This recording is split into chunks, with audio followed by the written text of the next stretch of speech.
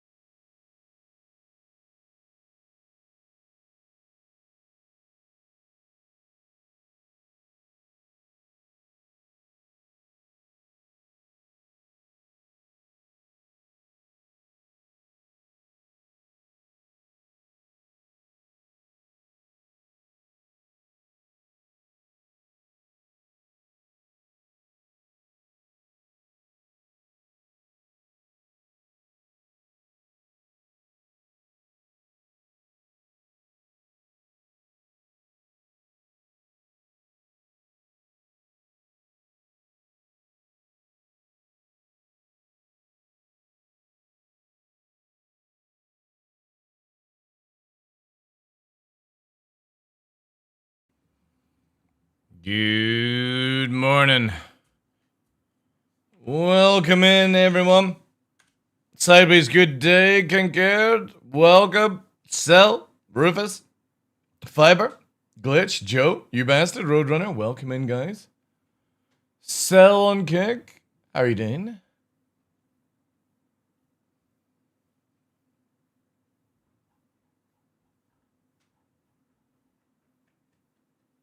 Nebula, welcome in. Good morning. Good morning.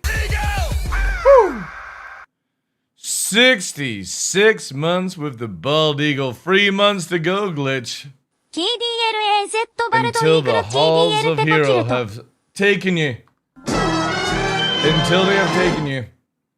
Welcome in, guys. Welcome. Hope you're having a good weekend. I was off yesterday with Nova's what's it called? X-rays and all that jazz. It was very successful. However, I am a little bit later on than I wanted to be, even though I am technically on time. Just he was sick on the bed last night, so I was just getting all of it cleaned up for him this morning. And it was fine. It was just like all like meh after all the anesthetic and stuff like that. Oh, it's actually the 21st today, isn't it? You can't get out of the room, Nix. You really need to start becoming a more sensible dog. You would think you would fucking learn by now. But no. He's gonna sit behind me. Nix is in a huff, by the way. Hey, Capitan, how you doing, dude? He's in a real fucking huff because everyone's giving attention to Nova. And then he got in trouble this morning for stealing Nova's food whilst I was in the toilet. Cheeky little shit.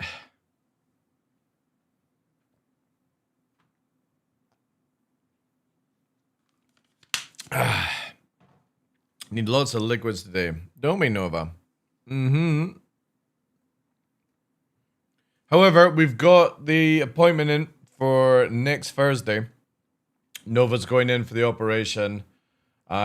Huge success so far on the GoFundMe. We're saying at 600. And there's a few donations that are starting to look a little bit sus, though. As in, they're not clearing, if you know. You know, I'm having a look. Yeah, there's £771 that are being processed. And it's only from a certain name as well, so I hope we don't have people trolling Nova stuff. Because that would be pretty fucking shitty if somebody's doing that. However, I do have their real life names, so if they start fucking around. But yeah, £771 that are being processed. Everyone else's just instantly went through, so very sus.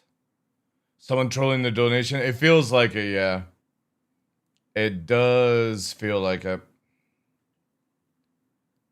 Because I've got the name of the person who has done 2 donations that tally up to the total amount that's not clearing. So, we'll see. Easy to report them? Yeah, I hope so. Because again, like, it'd be pretty fucking shitty if you're trolling a dog's operation, you know, just to get at me. But we'll see. We shall see. But yeah, it's booked up. And, yeah, we'll see how it goes, yeah. It could be, yeah, hold on, yeah. I'm not saying, like, it is malicious, but obviously it is a bit interesting. Hey, Matrix, how you doing? Yeah, fingers crossed. So it's paid on credit card. So I have 4 weeks to pay it off. So obviously we're going to be pushing the donation drive as much as possible. If I'm looking at it here, if that goes through, we will just be, because obviously, like, they take a cut as well. So, God, can they please get a fucking dark website, man? Holy shit. The fact that you don't have a dark mode for a website is terrible. Really terrible for GoFundMe. Let me see if there is. Go fund me dark mode.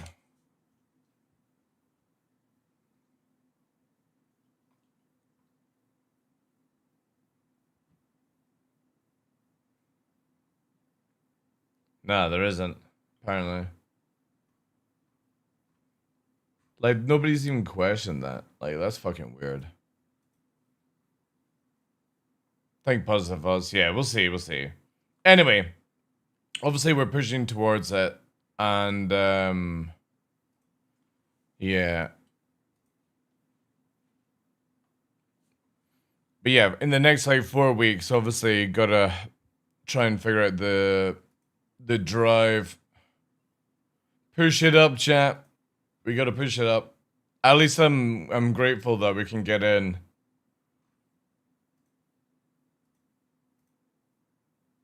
Next Thursday, or this coming Thursday. Hey Simon, how you doing? Matrix, welcome in. Zero Clue, welcome.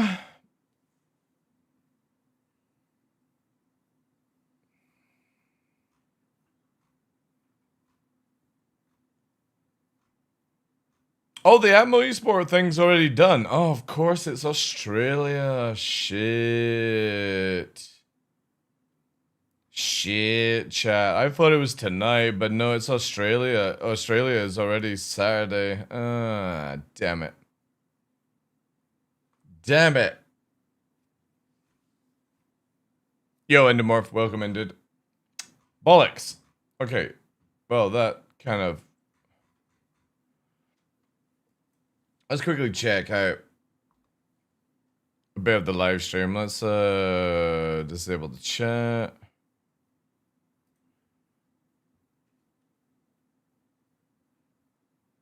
Let's skip on. There we go. A little bit more. Thank God for live shows, right? Skip, skip, skip.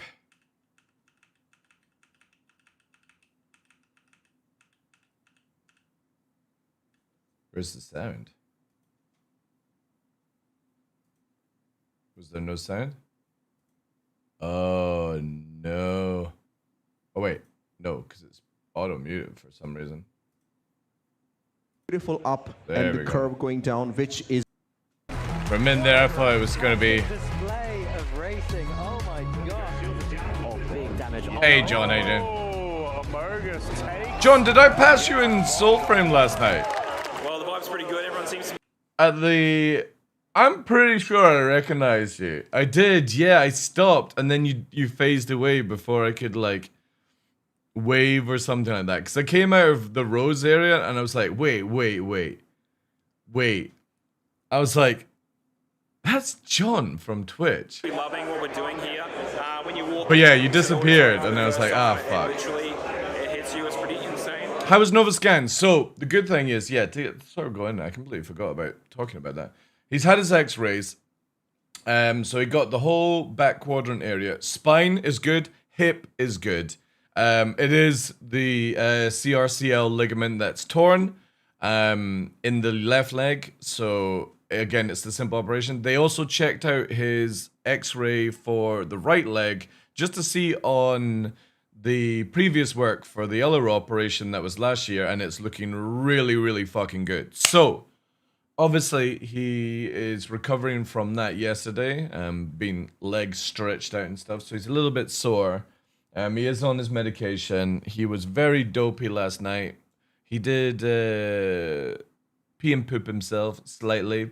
Again, as he gets older, he seems to be getting affected by the anesthetic a little bit more and stuff like that. So he needs a little bit more old man tender care when it comes, but obviously really good. We've got it booked in for Thursday. It's paid off by credit card. The total was £4,500, which is so it's on credit. I have 4 weeks to pay it off. If the but that covers the X-ray that was yesterday, the operation, the medication, the overnight stay, the extra liquids for drip, because obviously he's a bit older and it's good to flush out his system a little bit more. Then the following X-ray after 12 weeks, just to make sure. So it's like a package deal, but we still managed to get it down by £200 because obviously, like, yeah, we were in literally 5 months ago, so they were like, we'll give you a little bit of a deal kind of thing. So it was £200 off, making it 4,500 for the total package. And if there's anything else after that, like say for example he needs emergency work, it's all covered by them and stuff like that. Like say it had to go in, right? It is yeah. Anyway, that's it booked in. The GoFundMe is saying at 2,600, but obviously there's a little bit of issue with there's a bit of clearing that's not going through. Nearly £1,000 of not being cleared. So it's very interesting. Anyway, obviously what will happen is the GoFundMe is going to keep running for obviously the next 4 weeks. And I'm going to be pushing it as much as I can, chat, because again, like, it is on credit. And if I don't pay it back, it's going to obviously start gaining interest and stuff like that. So if I can get at least half of it paid off as soon as possible, then that sort of reduces the amount of interest that it would be and stuff. So we'll push for it. We'll keep going. I've got some hardware that I'm going to look into sell. Like, I think I'm going to sell some old graphics card and stuff, but that might take a little time to shift. So again, we'll see how it goes. And then, yeah, then we'll see what the recovery is like, and that obviously we'll find out, how the operation goes. I'll drop him off on Thursday morning. I'll probably stream on Thursday. I won't stream on Friday because I'll have to pick him up, and yeah. Hopefully everything goes well on Thursday. Again, there's like a 90% chance that it's successful, but obviously you got to remember, old dogs. Sometimes they go under anesthetic and they just pass away, and I don't foresee that happening, but you've always got to look at that it could happen. Anesthetic these days is incredible when it comes to humans and dog, or human and animals, so it's a very, very small chance, but obviously you've got to go in with it with that mentality. And then obviously it will take a couple of weeks for him to be here recovering. And then he'll be able to go out after a couple of weeks for like a 5-10 minute walk. And it's again back to TDL recovery, therapy classes, which he loves. He loves my therapy classes. He doesn't. And hopefully in 5 months' time, we should have zooming around Nova, isn't that right? So yeah. Yeah. Yo, Blasty, thank you very much for the 17 months on Kick. I appreciate it, dude. Thank you. I don't know how Kick works, to be honest, because I'm not 100% sure people are actually sub for that long. But I think it generally takes into account when they subbed and then unsubbed kind of thing. Because it's very interesting. But yo, thank you very much for that, Blasty. Do appreciate the resub. I think it's automatic as well, so you may not be here. But yeah, that's really the sort of stuff. Again, keep pushing the !Nova, retweets, massively helping out, and yeah, well, we'll see how it goes. Yeah, from day one. Yeah, well, to be honest, I think we got monetized on Kick on day one as well because you guys were so amazing over there. Obviously, guys, make sure you're checking out Kick, !Kick, whilst you're live over there. It does massively help, as when you're lurking with it unmuted and all that jazz. it gives us money over time because we are verified, partnered with them as well. But yes. Looks like it'll be probably like a little bit of a quiet day as well today. A quiet day. I also never got a chance to test out Evocati because I was just too tired, so yeah. With Soulframe played it non-stop. Yeah, me and Tuff played it last night and catching him up to like where I was and stuff, and yeah, it's really cool. Yeah, I couldn't be happier. Honestly, I'm pretty. Thank you, Zero. Thank you, Rodon. Team, they killed it. Everybody's trying to do their best, and basically, yeah, we see, obviously. I mean, that's the plan.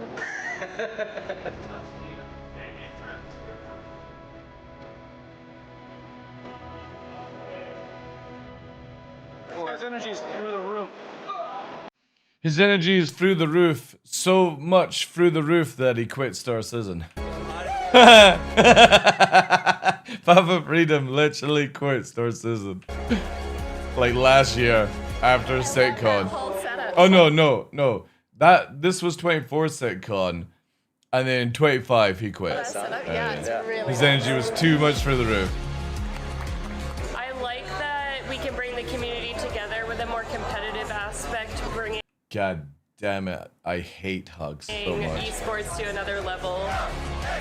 Like, firm handshakes, chat. To be here, wow, what to say? It's an experience, you know? I think it's the peak of my career, like Razor. The peak of my career. Racing for Star Citizen.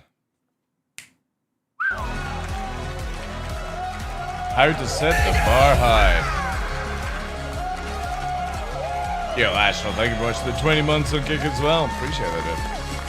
I'm just so How can anybody hate hugs, you monster? Because you have no idea who the fuck you're hugging. Like, firm handshakes.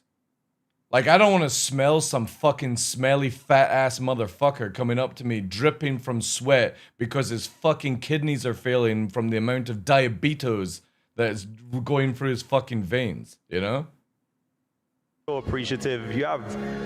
That's why I don't like hugs. Like, if I'm gonna hug my mother or hug a fucking partner or something like that, that's a different story.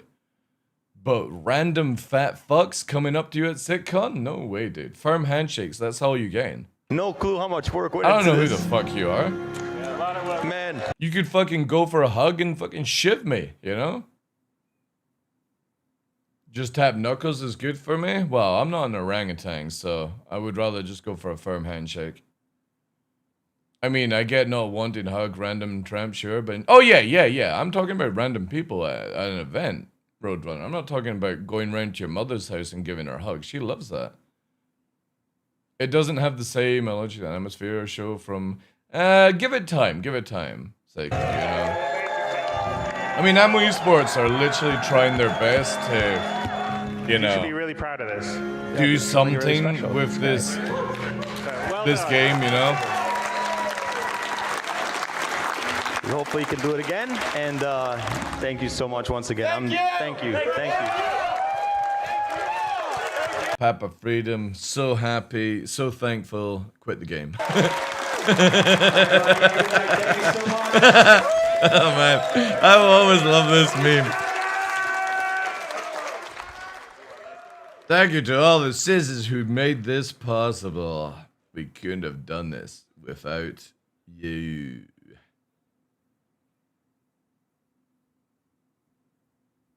Wait, is that it?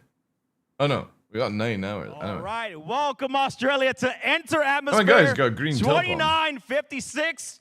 My name is Crucian. You guys saw me in the Carl, video, good but afternoon. I just want to first of all welcome you. I'm going to be introducing my partner here in a little bit, but before that, we've had the pleasure of doing these events for this is the third one now. We did it in LA, we did it in Manchester. All right, we're gonna For us skip. to be asked to guess. I'm skipping checks. I'm not gonna. This is a bit of a step up. I do like the green top, but free fair. it's a little minty, you know.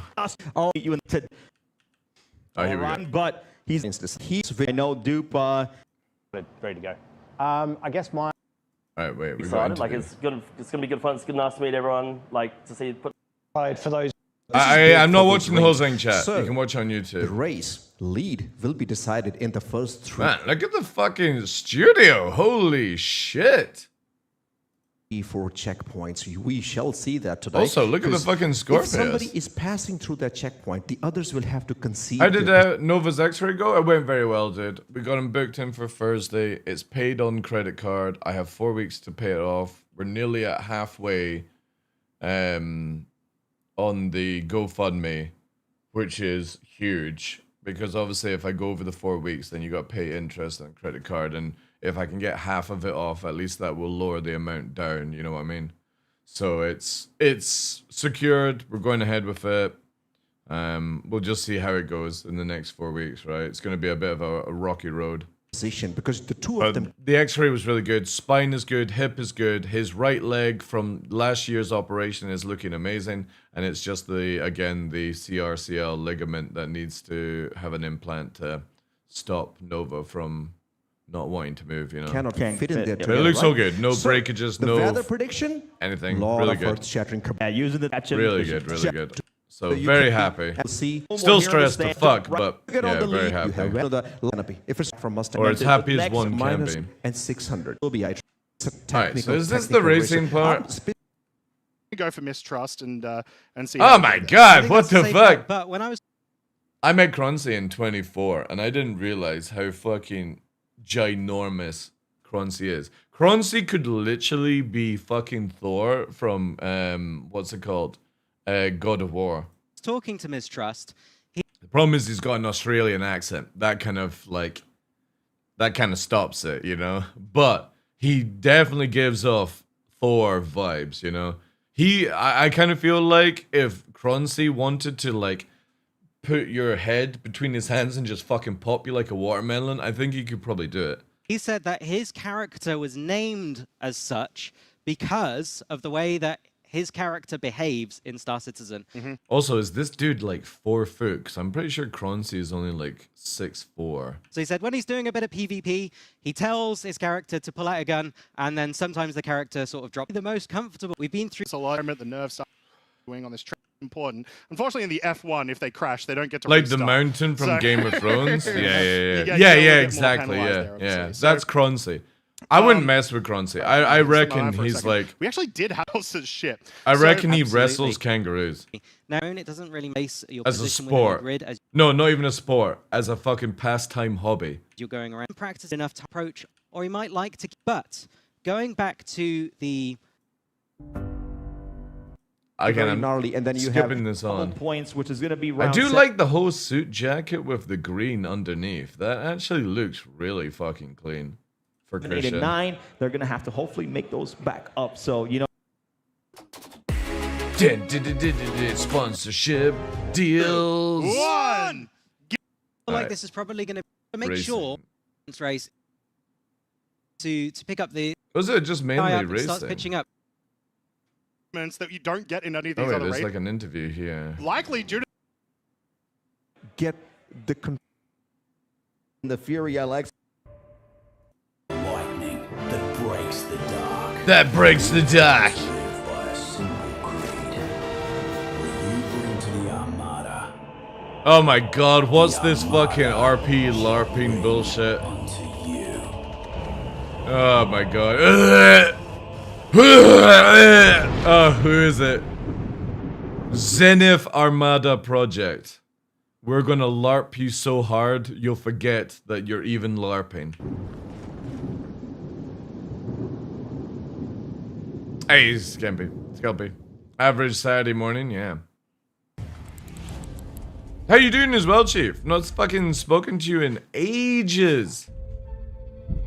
How's life with you?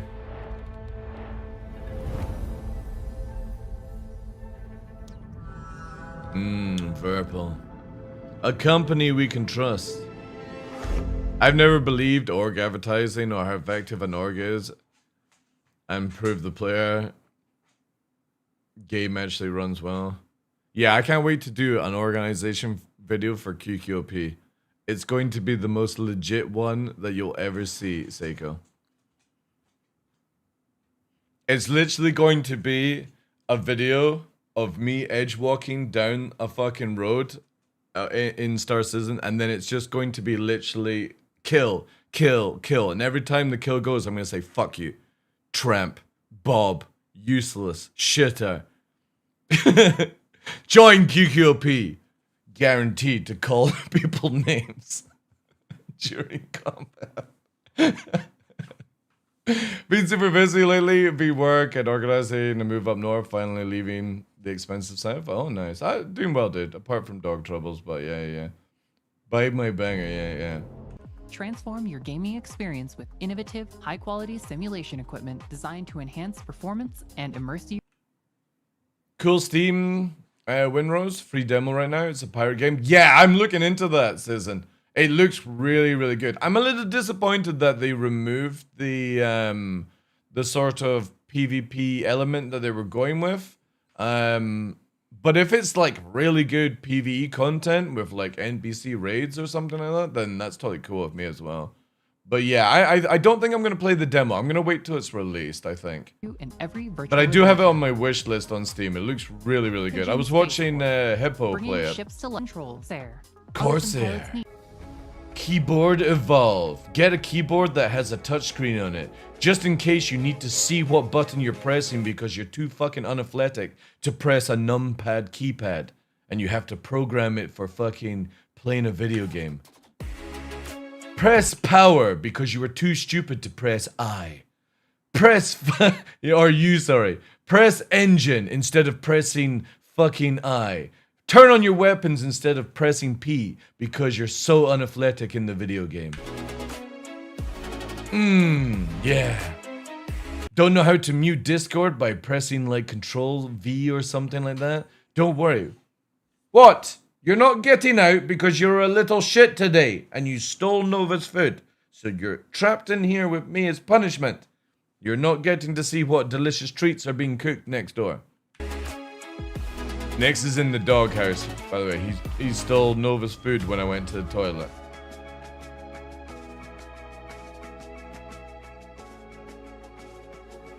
That could actually be pretty cool if they didn't fuck up the design and put the thing on the left side of the keyboard.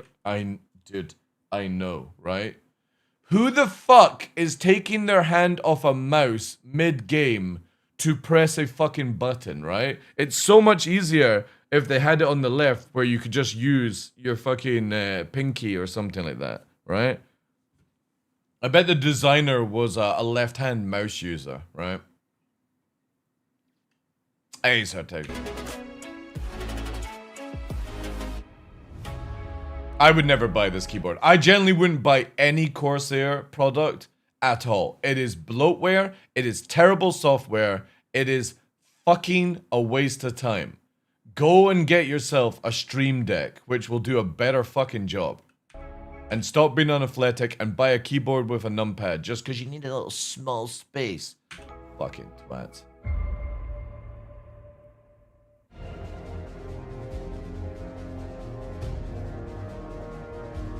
Wow. MTS. Don't give this product to DarkLaw. He'll turn it into a fucking standing desk. Sorry, Monster Tech. We gave DarkLaw one of these rigs and the cunt turned it into a standing desk. Just because he could.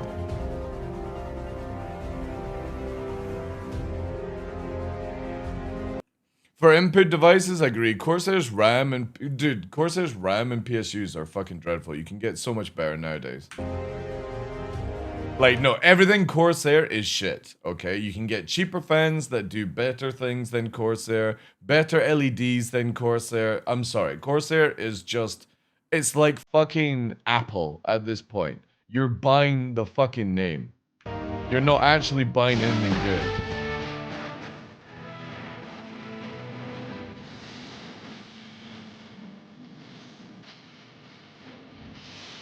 Purple. In Cox we trust. I used a Corsair keyboard and it capped out pushing W and SC to hit 3 times, went back to...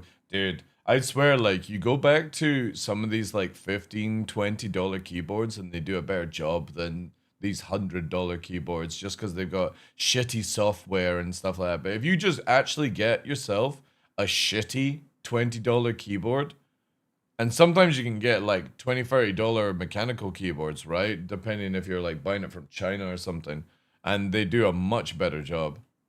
And like the keys don't scrape. It's the same. I've got a Logitech one here, which is cheap. Now, obviously, I'll say like the Logitech G502 mouse is really good. But the problem I have with Logitech keyboard is the paint or the plastic scrapes off the keys so fucking easy. And I don't even have long nails. You know, it's just really, really bad.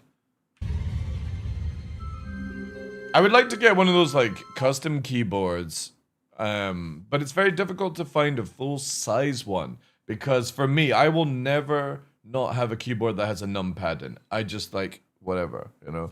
Don't moan. I swear, you keep moaning, I will make sure you have no food today, and I'll show you what fucking starving is like.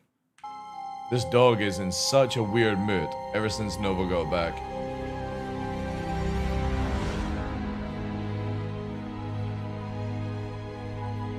Wow.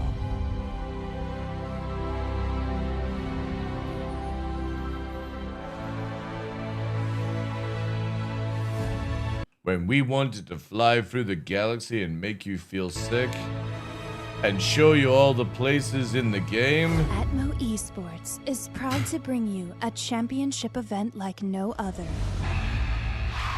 The System 7. System 7. This exciting rally circuit pays a Drive again. I'm not memeing on Atmos Esports. They do a wonderful job. I'm memeing on the fucking game right now when it comes to driving around on land. homage to Earth's Drive classic around rally and in Formula really One broken champions, physics. pushing drivers You think you will enjoy driving? Don't worry, we're gonna and their make it where you teams to the hate it. absolute You'll go limit. back to Across some of fucking the Call of toughest Duty terrains Warzone and Stanton think it's a has to good offer. driving model. Qualifying teams will push through 7 individual races. Here at located CIG, across we'll the go system out of our from the way to isolated give you moons the of Crusader shittest to the driving bustling experience city known centers of to any Houston video and game. Microtown. You'll even think Harry Each Potter race, is a better pilots driving will control a experience. featured vehicle from the rugged Drake Dragonfly to Drive the across fast unathletic 100 land, feel like there's no weight in your car. Watch as your fucking dragonfly flies into the stratosphere because we have no fucking idea how to do physics. navigate perilous terrain and conditions. Full size? Not so bad, Right, personally. everybody, welcome back here to No, I need a full Atmosphere size. 2956 here in Sydney, Australia. I think it's time for our panel, but before that, I want you guys to give another round of applause to our ship racing competitors who put on an amazing show. Very patient with the issues we had. Give him some love. Christian's all gonna right? start I breakdancing. appreciate it, but Or beatboxing, I should say. you know, Australia is far for me, not for you, for me. But we brought some special guests. What do you mean? You literally just go the opposite way. If I'm in Scotland, I've got to fly all the way across, like Asia and co to get to fucking Australia. You just need to fucking, if you're in LA, you just go across the other way. You're And, there. I'm very happy Easy to peasy. introduce our first guest of the night for our panel. It's going to be Tyler Whitkin. Wow.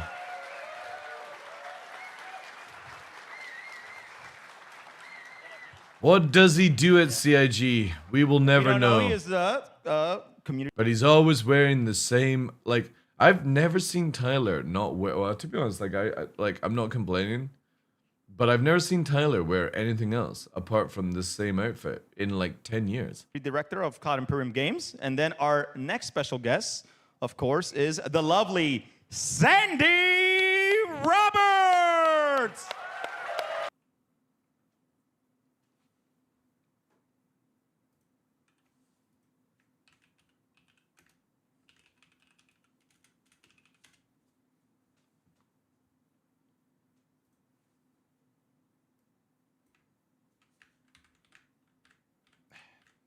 I mean, is technically right, but also I'm pretty sure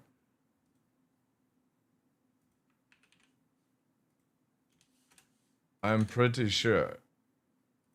Oh no. Okay, I take it back. She has actually updated to Sandy Roberts now. Okay. Okay. Because I was about to say, I'm pretty sure she's still registered as Sandy Gardner, but there we go. There we go. It is actually legit. Good, good, good. Okay.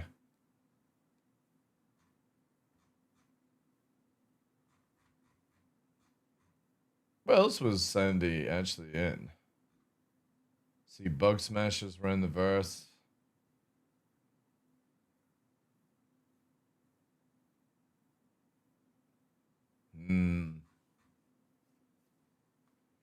The Perception. Welcome to New Babbage. You can go left around the map instead of right? Of course you can.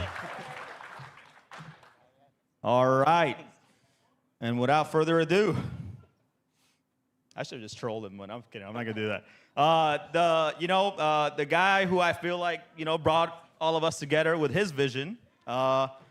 We have the one and only. Hey guys, it's me, Chris Roberts. Yeah, Chris Roberts. Yay. Oh god. All right. Here we go.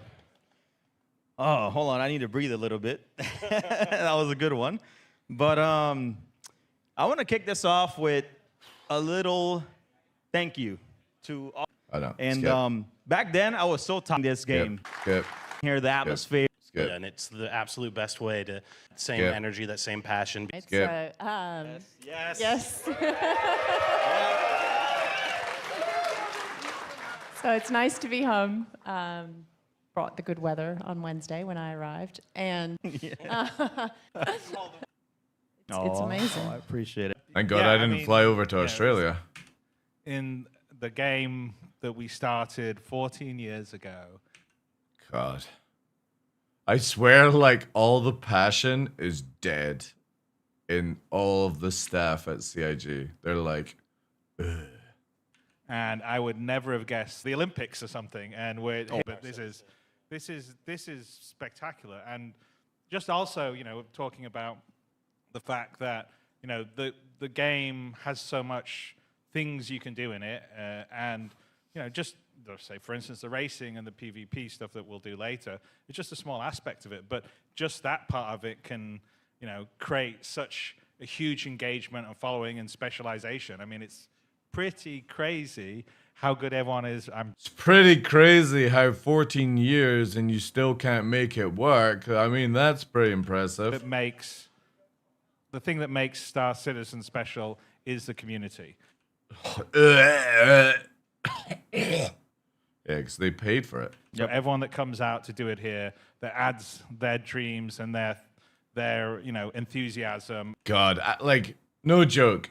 I bet you, like, if you're a brand new backer, you fucking get a fucking hard on at this shit, and you're like, oh yeah.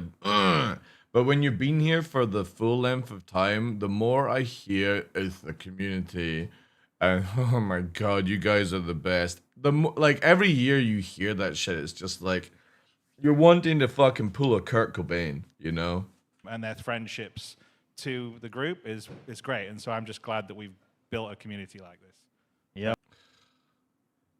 Yeah. This team is incredible. That's all I can say. This team. I agree. Chris, I'm gonna keep you here with me for a second, right? Because I know the vision, and I've seen over the years, been playing this game since 2015. A lot of people don't believe me. Somebody asked me, "Do you even play?" Yes, I do. Okay. Yeah.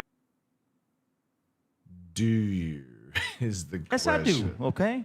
I was in that hangar module. I couldn't even get out. I blew up, and then I exit the game. So, it's tough. So sounds about right. Yeah. The racing aspect of it's flying around. Everyone really just starts to. Originally was. Put the microphone closer to your fucking mouth, Chris. If you don't have a strong enough voice, the microphone has to go closer.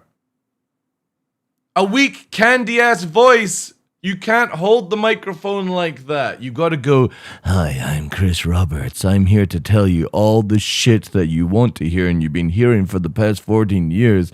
But, yeah, it's gonna go on for another 10 years because I'm making too much fucking money." Found a cool place on Daymar to build it out. And so for me, does that stuff happen and do what they want to do inside? Did with the races. I'm not sure if you know. Dude, Christian knows how to use a fucking microphone. You guys saw those. How about you, Sandy? Like seeing this whole competitive. To do up before I came out here, and he said that he had joined because of the next great Starship. Oh, fuck Seeing, me. I would. A long time ago, Sandy told me before we did our crowdfunding and Kickstarting, said the key is going to be putting the community together, and that was one of the reasons why there was the website that was done before we even announced the game, where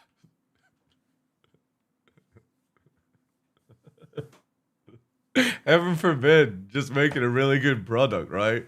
The key is putting the community together. So we'll fucking gag ball them up like fucking gimps. And we'll just fucking prey on their emotional weakness. had the golden tickets, and I think we had about Oh, wow. 40,000 people sign up. It's been in the DNA of Stars Today. More, my beautiful wife was the one that was like, that's what we got to do. So there you go. TMI. Let's give Sandy a round of applause. That was good, Chris. Points for that one. I must be lost, chat. Like, the fuck is this, right? The fuck is this? You get these fucks to fly out to Australia at the expense of backers, because you guarantee they ain't spending their own fucking money, right? And it's like there's nobody in the audience, you know? Like, it's fucking ghostly hollow quiet. Trying to get some brownie points. How about you, Tyler? Tyler, you are the director of community, and you spend a lot of time. I just want to say that I don't know how he does it. Does what? Chat, what does he do at the company? This is one person that, I respect everybody, but... What does he do? For myself, I do a lot, and it's because I love this community, and that's why, Tyler does so much behind the scenes, and, like coordinated what? with Chris and Sandy to bring him out to Australia after, like... Oh no! Heaven forbid! Yo, fucking Tyler. It's me, Chris, your boy. The fucking backers are paying for you to go Australia to this event where we can bullshit some more bullshit. Do you want to go for a couple of weeks in the fucking sun? Good day. Put some shrimp on the barbie. Go and see Mick Dundee. Oh no! Let me check my fucking invisible schedule. 12 years, and we were pushing for it so much, but Tyler... by the way, we're going to go around Asia soon as well. Would you like to do that as well, again, and meet all the Asian community? They fucking foam out the mouth at this shit. You've seen our events, you've been to our events, but like being here in Australia with almost 500 people here, how does that make you feel? It's incredible. I get paid to have these feelings. They're not really mine. You probably can relate to this because I know you work your ass off. It's that it doesn't feel hard when you're surrounded by this much passion and this much camaraderie. Like I know how much that you put into this event, and I know every moment was worth it, and that's how I feel with everything that I do. I think it resonates with the entire team at CIG, not just the community folks. Everybody, is building this because it is the game that everybody's always wanted to play. I think that. What game? Guys, it doesn't work. You can't call it a game if nothing fucking works. Doing it alongside the community is just a gift that we're... I get paid to have these feelings. They're not really mine. Yeah, dude, that's what it is. Really grateful for. Guys, I'm super grateful that Star Citizen keeps paying my fucking bills, I'm glad I get to sit in my office and fucking, look up cat images and shit like that. Every day. All right. Well, I'm gonna go into some game questions. I think that's what some people want. Some to game questions. Yeah. When, Chris? When are you going to hire a competent team to finish this game? It's just a gift that we're incredibly grateful for every day. All right. Well, I won't ask. By the way, that was the first. He was saying, question number one. He said, "Hey, can I ask about Squadron release date?" Oh man. As you guys know, I got the same answer. Soon TM. So this was I like this question because obviously the game.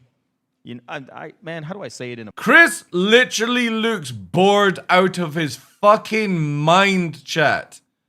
When the CEO of the company that is making bank every fucking year of people's fragile fucking minds and hopes and dreams is rolling his fucking eyes, sighing, and his posture check is terrible because whoever the fuck thought these chairs was a good idea, I don't know. Alright? Because who the fuck wants to stand for or sit for fucking 30 minutes in Australia's heat on a fucking bar stool in front of fat fucks, Holy shit, like. But for him to be like, look at him. Chat, look at the slouch. Look at it. Sandy's got proper posture. Tyler is flaking, right? But look at fucking the Hobbit. Humpty Dumpty is fucking about to fall off his little chair. But look, watch the eye roll here. I like this question because watch obviously, Chris Roberts. The game. Look at him. Man. Looks up to the ceiling. How do I say and fucking rolls his eyes. Posture checks. Looks like he's about to fall asleep. So goes in with his fucking Peter Griffin laugh. My question, and you guys can answer or both or anybody, but if you could wave a magic wand. If you wave a magic wand, would you make it where you could keep the money and fucking cancel the game? So yeah, man, that would have been a great question. And solve one of the community's biggest pain point. What would it be? Jesus Christ. Sandy is just like, fuck me. Anything I say here, yeah, Bull and Ash is a creation. Sandy's like, anything I say here, I'm going to be crucified on fucking line. Especially by that bald Scottish ginger guy. I bet she says that as well. Could tell me, Tyler, what you think would be a big pain point. I mean, I can just tell you as the community guy, for me, I'm most looking forward to everything surrounding social tools.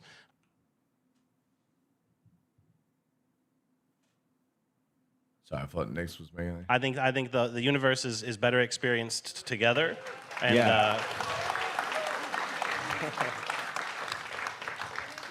I will second that. Yeah. Oh fuck me. I think everything related to. I would be like, if I had a magic wand, I'd replace Chris with somebody that knows what they're fucking doing. To grouping, to being able to communicate, to being able to... Yeah, we don't need the game. We need better community tools. That's it, chat. That's all we're fucking missing. When the game crashes to desktop, ships don't spawn, items don't fucking stay, people lose fucking things, exploits after the sun. We need community tools, right? Heaven forbid we have free solar systems. We have so much content in the game and it barely ever works. But don't worry, we need to be able to fucking DM your girlfriend that's actually a dude in a fucking video game. Yeah. Get to your crew quicker. Everything related to that, I think, will not only help, events like Atmo, but just bring people together. And for me, it's all about... Great, because that's exactly what I want from a video game, to be brought together by more fucking imbeciles. Making friendships and connecting. And heaven forbid I want to be able to shoot at an NPC that doesn't fucking 360 spin around, T-pose, and fucking shoot me through the head before I can even fucking look at him, right? Tools are top of list for me. Or a snake that comes out of the pond and doesn't look like a fucking wiggly worm inflatable tube fucking thing, right? That actually does its job instead of fucking barfing lightning in random directions, hoping for the best, No, let's have social fucking things be improved so I can go up to a player and say, how are you enjoying this shit game? Because clearly that's what we need. Awesome, awesome. Any other answers? Right, Chris? No, and we are. The social tools are a priority, and we're working on them this year. It's Benoit's #1 project on his team side. So, awesome. Yeah, I would say that's probably. I mean, it's kind of hard. I mean, there's a lot. I'd like the game never to crash.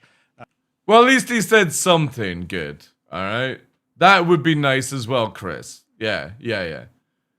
I'll give him that. At least out of the 3 fucking coconuts, we got one sensible response there. I'd like to have more players playing online. What, so it can crash more? The dynamic server meshing will happen a little later on this year. No, it's not. Benoit literally said we're only getting quasi meshing this year, Chris. So you don't even know. You don't even know what your staff are saying. Dynamic server meshing's next year because Benoit was like, we want to go and test quasi, whatever the fuck quasi is, right? They make up such weird fucking names as it is. So there's a lot that I'd like to do. Yeah. We want the performance to be better. Yay! Which is something that we're working on. All right, I'll give Chris a lot more respect now. At least he's saying fucking logical things instead of Dunderdorf and fucking Mimic. Actually, a big push on Squadron, and the gains and benefits of that also will trickle down onto Stars. Will help. But yeah, I mean, my list is... Is this dude over here the fucking security guy?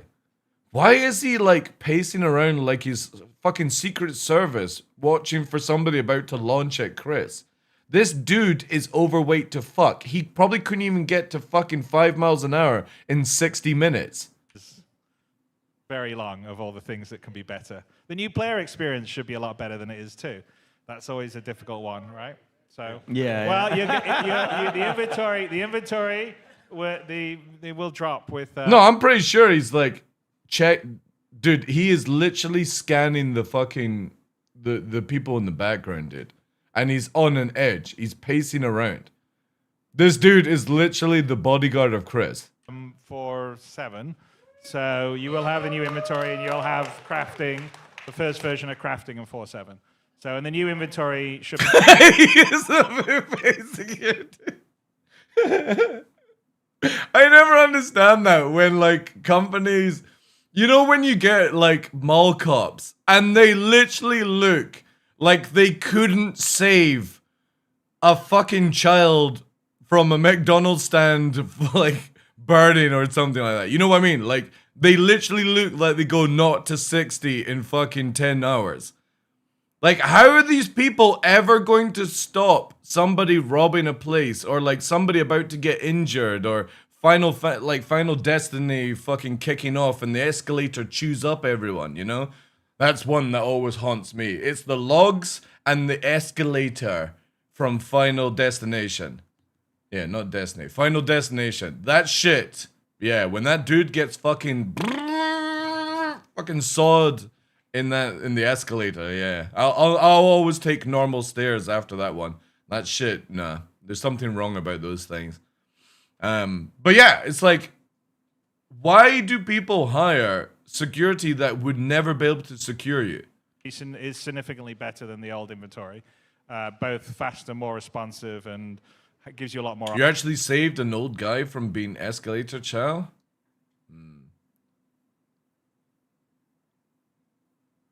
Are you being gooning at my fucking shiny head? Is it because it looks like a cock? And you're... Or are you hoping that if you rub my head, it's like a fucking genie lamp, right? You're gonna get free wishes? I hate to tell you, Cupcake, you ain't getting free wishes for rubbing my lamp. You know? Options in terms of managing. But I appreciate it. I have a theory the fat cushions, the movie, the higher chances of survival, fat guys in front of me. Chris reads everything. Like at all hours of the day, like page I bet he's got some 38 of nunchucks Spectrum. What, the security guard?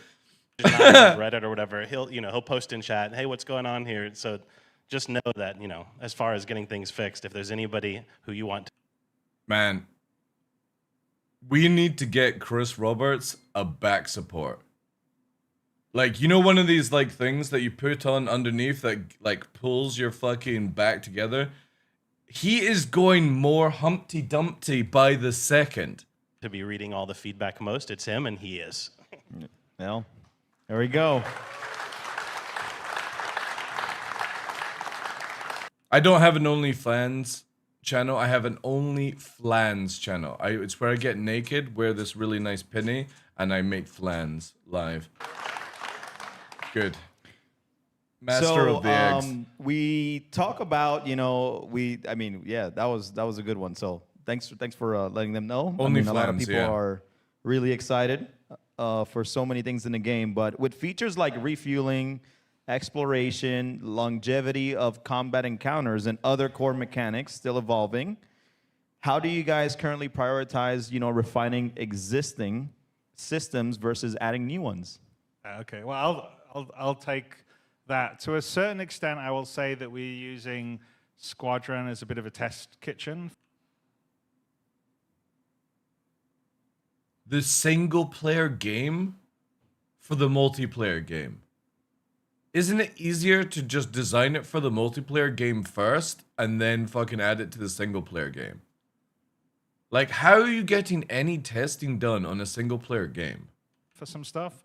So one of the things that it's hard to do in Star Citizen is sort of experiment and play around with stuff because it's an active live game. What?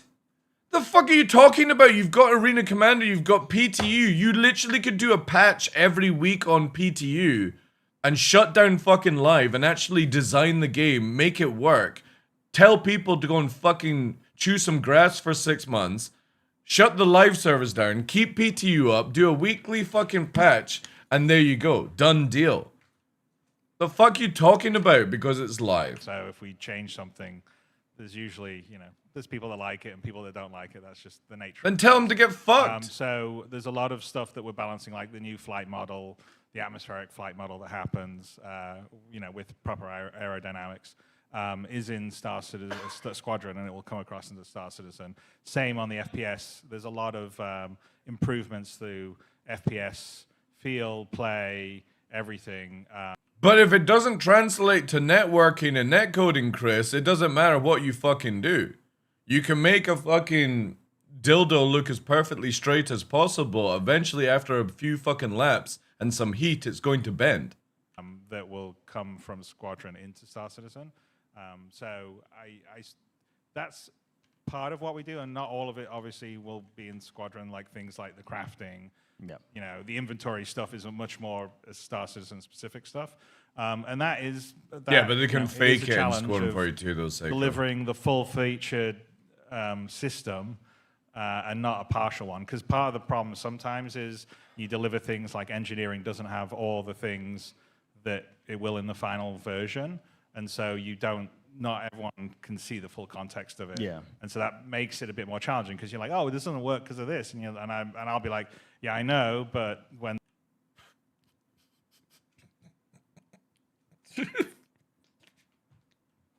Fuck. This is not going to work. And the fucking CEO goes, I know. Wait. And so not everyone can see the full context of it. Yeah. And so that makes it a bit more challenging because you're like, oh, this doesn't work because of this. And I'll be like, yeah, I know, but when these things come online, then it will all make sense. Right. We've got square wheels on this carriage. It's taken a wee while to get to the fucking ending. You know, if we put round wheels on, it might just work. Oh, I know.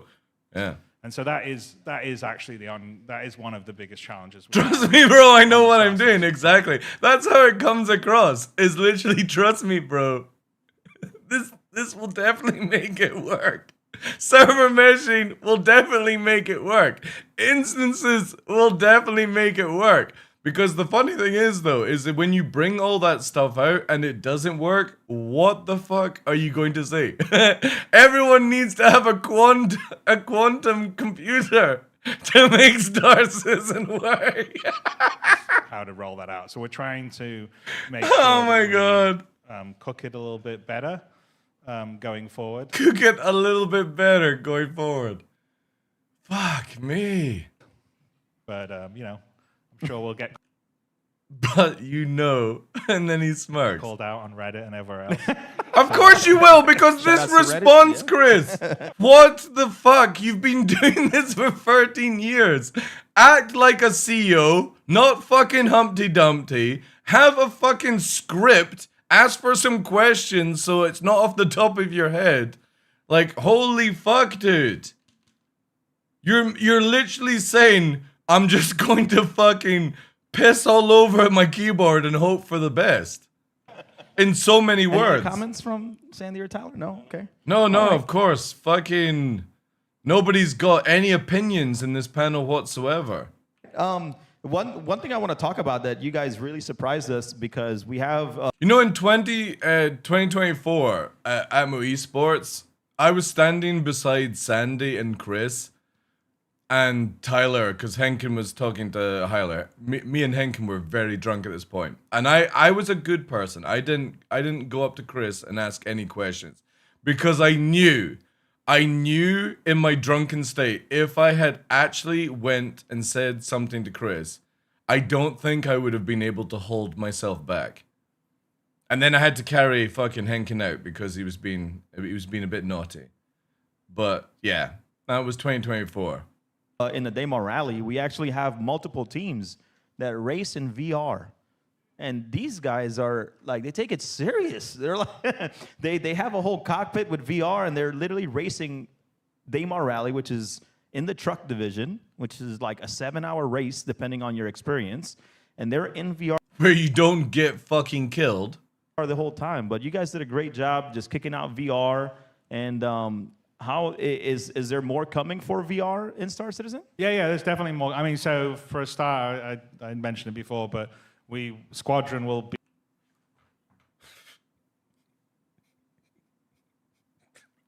Why, chat? Why does every Star Citizen question come back to Squadron 42? Please, just answer the Star Citizen questions. I don't care about fucking Squadron 42. Be fully VR supporting too. Oh, wow. So you can play that, which is. Has Chris even played VR in Star Citizen? The fucking words are ginormous. The UI is completely off. You telling me you're gonna have this fucking sorted for the launch? Gonna be pretty cool. Yeah, that's there's the face right there of, oh shit. Maybe I shouldn't have fucking said that, you know? Yeah. Faces always speak, chat. Yeah, it'll be very cool. You can reach out and touch Gillian Anderson.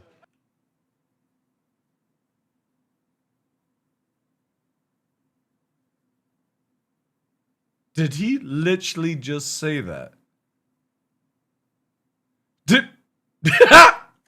Chat, did he literally just say you can reach out and touch Gillian Anderson? Too. Oh, wow. So you can play that, which is going to be pretty cool. Yeah, it'll be very cool. You can reach out and touch Gillian Anderson. Not inappropriately. But I just want to be sure you know we're live, right? Yeah.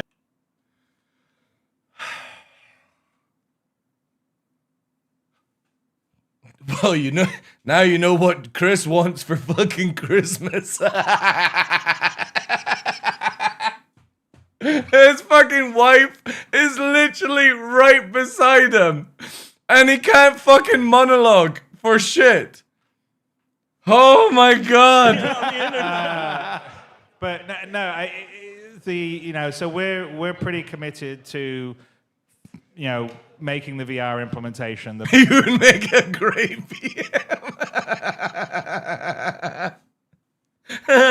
Oh my god. This is amazing. We've seen in gaming for any game. I mean, I think already, even the experimental mode, Yes. just the nature of Star Citizen, the fact that it does so much detail but also scale, VR is kind of perfect for it because, you can walk up and actually see the feel the difference of an Idris compared to just getting into a Hornet or something like that. And you also can get up close and sort of see all the detail that the ship artists have put into the ships or the environment artists have put in the environment in a way that on a flat 2D screen you can't. So that part's really great.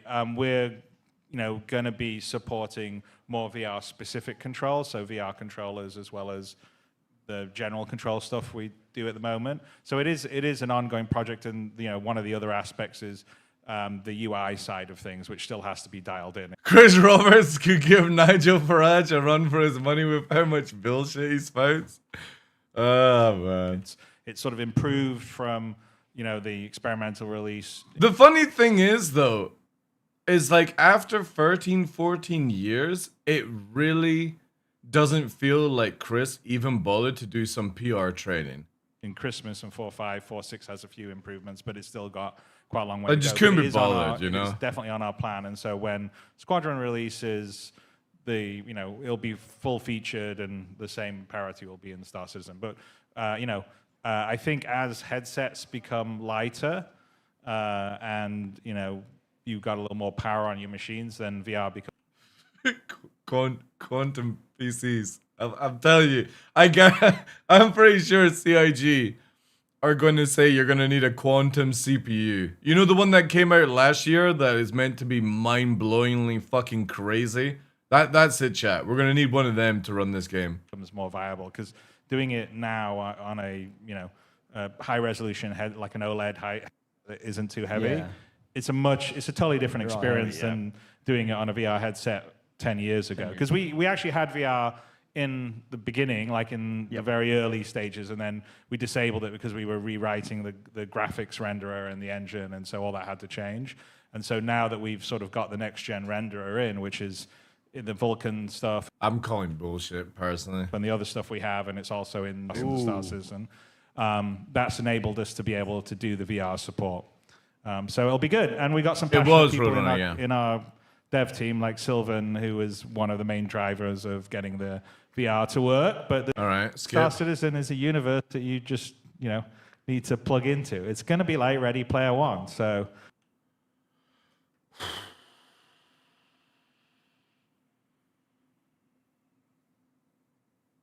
it's got to work first. That's what we're doing. Okay. All right. Some next level. Any comments? I mean, have you guys tried VR? Yeah, absolutely. Yes. Yeah. Yes? I have. I thought it was really incredible. I wasn't such a fan of the FPS part, but the flying was second to none. That was... I'm a big Have you VR played fan. DCS? Have you played Microsoft Flight Sim? Have you played Elite Dangerous? So I jumped on it pretty quickly. Yeah. Oh, that's awesome. Yeah. I know you own like the Quest 3, I think is what it is. The day before I landed in Australia, I walked all the streets around the hotel in VR just so I would know the neighborhood. Oh man, that's a good one. That's a good one. Yeah, I think VR has been pretty great. I don't have a headset yet, but I'll definitely get something soon. So, thank you. Appreciate it. So, well, less ship racing and dogfighting, and the reason side of either dogfighting or racing here in LAN events. That's a good question. I don't know. I mean, it depends on what you would be able to do in a sort of short, like game mode setup is what we're talking about, right? Yeah. Huh. I mean, there's a few. I mean, it's still kind of dogfighting, but I kind of wanted to. We pitched a capture the Idris mode that we were going to do in Arena Commander a while ago, and I'd like to try to get some more combined stuff where people can. Fire the fighters, fire the big ships. What do you mean, like Theaters of War? Back in 2019? Yeah? Be a boarding party and 3 years' time, it was 10 years ago. It would have been 10 years since Theaters of Meme. Do that and all work in concert. So that is something that we've talked about, and we're building systems to help enable that. I mean, like for instance, just even the, on the engineering, which is still very basic, but, what you should be able to do, and these are plans that we have, is that like the hollow globe in your Idris, you could have someone be sort of the combat information officer, and it could be like, okay, click on this enemy ship. Chat, why is Sandy looking in such a way where she's gonna off Chris Roberts. Like this look is just like, it's like pure fucking hatred. Click on this, and then you and your fighter would get the target on your ship, and you would go, okay, this is what they've told me to go and attack, and you'd be able to sort of direct your fighter group, and you'd be able to specify, okay, go over here and board, and so have a whole sort of combined like kind of arms game mode, which would be very, very cool. And then you could either do it in the PU. It's like fucking 5 minutes of scowling at somebody. Just acting naturally, or maybe have also a sort of supported game mode in Arena Commander. 2 years ago at SitCon, they said Theaters of War was coming. Yeah. Funny enough, we just as like Organization 2.0 in 2014, and we're still waiting for it.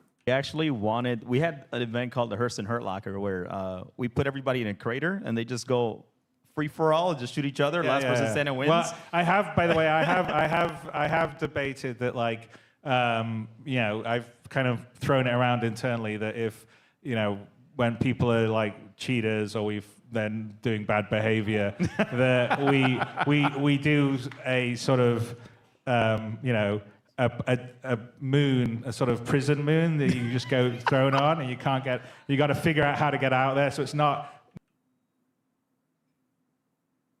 You mean like Aberdeen, Chris? Right? You mean like Clasher on Aberdeen, right? Thrown on the moon, and you've got to figure out how to get out. You mean like what Clasher?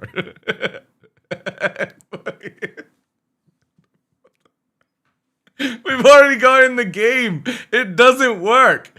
You either have to sit out your timer, you have to mine the most shittest materials, and if you try to do the escape puzzle, it's so wonky that you'll end up smashing your own PC from frustration. One step more. We already have it. It's just there's like crazy, you know, creatures, everything. It's you know. You want to send him to the It's like Shadow there was a movie like that. I can't remember. I think it was maybe No Escape or something like that. It was where you just get dumped on the planet, and then you got nothing, and you've got to survive. You mean Pitch Black? Or fucking Riddick? Or Riddick Free? To get off. Oh, man. So we may do that at one point, but it's long, you know, it's on the list of a million ideas that we have of fun things to do. Chris, we already have it in the game. It's called Clasher. Oh, man. Look at sending people to the Shadow Realm. That's good to call it. How about you, Sandy or Tyler? Any other like modes or events you guys would like to see outside of dogfighting and racing? I mean, it's not underneath the Atmo banner at the moment, but there are some other stuff going on. Like I recently attended an in-game fashion show, which was quite interesting.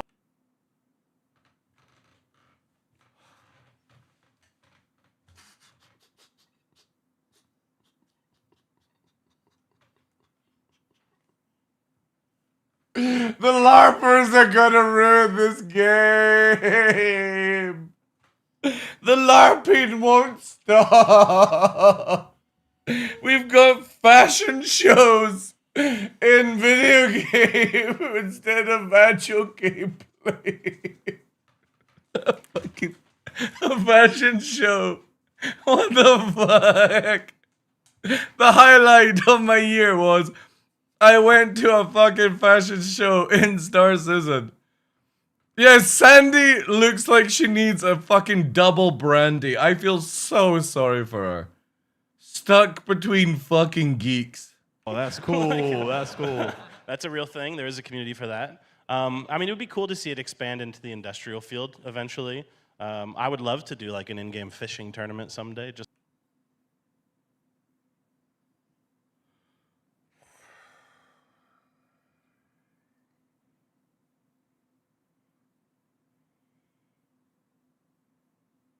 Because that's what Star Citizen needs, right? Is a fishing tournament. It just I did say fishing's after 1.0, but we do have fishing on the list. Otherwise, otherwise I get blamed for feature creep. I mean, honestly, it's you guys. Or every time I go, someone goes, "How about some fishing?" Or "How about this?" I'm like, I'm not the only one that's guilty of feature creep. It's relaxing. How about you, Sandy? Any thoughts come to your head about any other events? Oh, I don't know. I don't know what other. Yeah, these guys kind of went for it. Tyler took the fashion one. Yeah. Sorry. I should have left that one for you. Oh, man. Did the fashion one include doing? Wait, does CIG really give money we pledge to this guy, or is he working for free? No, they're all hired by the money that we pledge. Everything you spend goes towards these guys getting shipped around the world to give us this fucking mouth garbage. Where do you think the money comes from? Their fucking lifelong, you know, what's it called? What's it when you put money in and you get money out when you retire? What's it called? Pension, that's it. Yeah. Makeup and stuff, or was it just? Oh yeah. It They was, had yeah? like categories. It was themed, Oh, like wow, hey, cool. come out and be spooky and come out. It was like, Yeah. I didn't win. All right, well, I'm going to get into a fun question. So, what is one community meme that you never expected to still be around since the beginning of Star Citizen? I mean, soon. TM. No.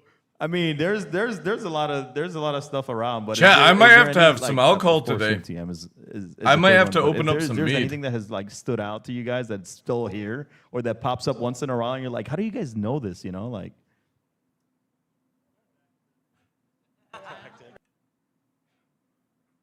What's the fucking combination of IQ between these three?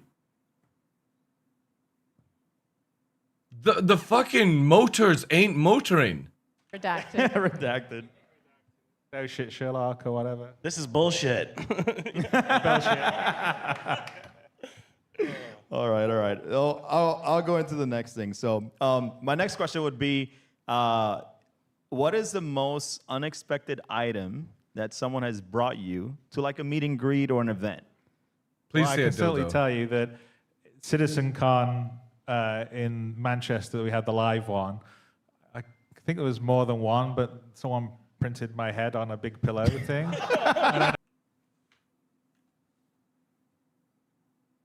Uh-oh.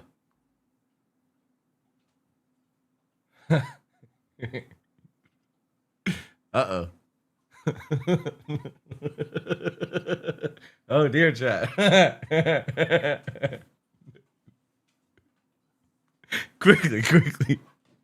Quickly hide the merchandise. Quickly hide the merchandise, chat. I may have been intercepted. We'll see. If you saw, and they were waving around. Yeah. And then so I don't know. I think I took it home. Yeah, you did, and you put it in the I closet. put it in the closet. Wasn't me. And then I opened the closet I'd never give him any of my merchandise. and started screaming. Yeah. But I also occasionally I was like looking for stuff. I opened the closet. Oh, what the oh no, it's my own head. So that I would say that probably is the one that takes the biscuit for the. Well, Chris, luckily you don't watch my show. Because if you did, you would be constantly seeing yourself. Yeah. Oh wow. Looking back. If you look at the CitizenCon footage from 2014, I think you'll see someone like waving around in the front row and stuff. It's That like wasn't me my because I was head on passed a sort out of from being round too pillow drunk. thing. And I think there was more than one too. You're just lucky it wasn't a body pillow. Yeah.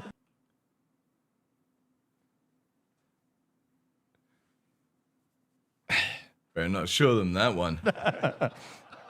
If you want to get rid of it.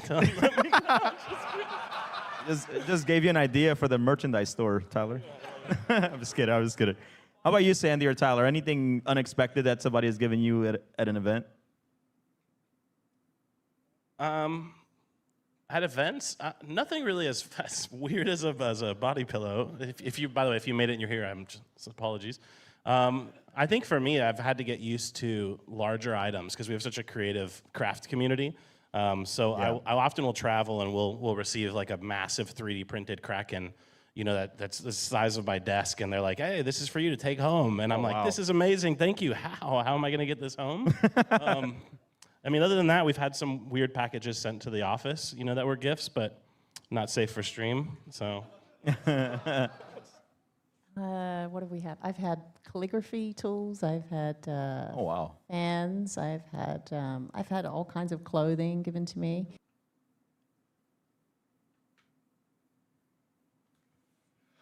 What sick fuck is sending Sandy Gardner clothing? I bet it's like a fucking dress or something like that. Cancel delivery. Bitch doesn't like it. All right. I had every brand of vodka bottle given to me. We had like I can't remember. I think Aaron got it. It was like a massive box just filled with meat. It was like a whole leg of a cow one.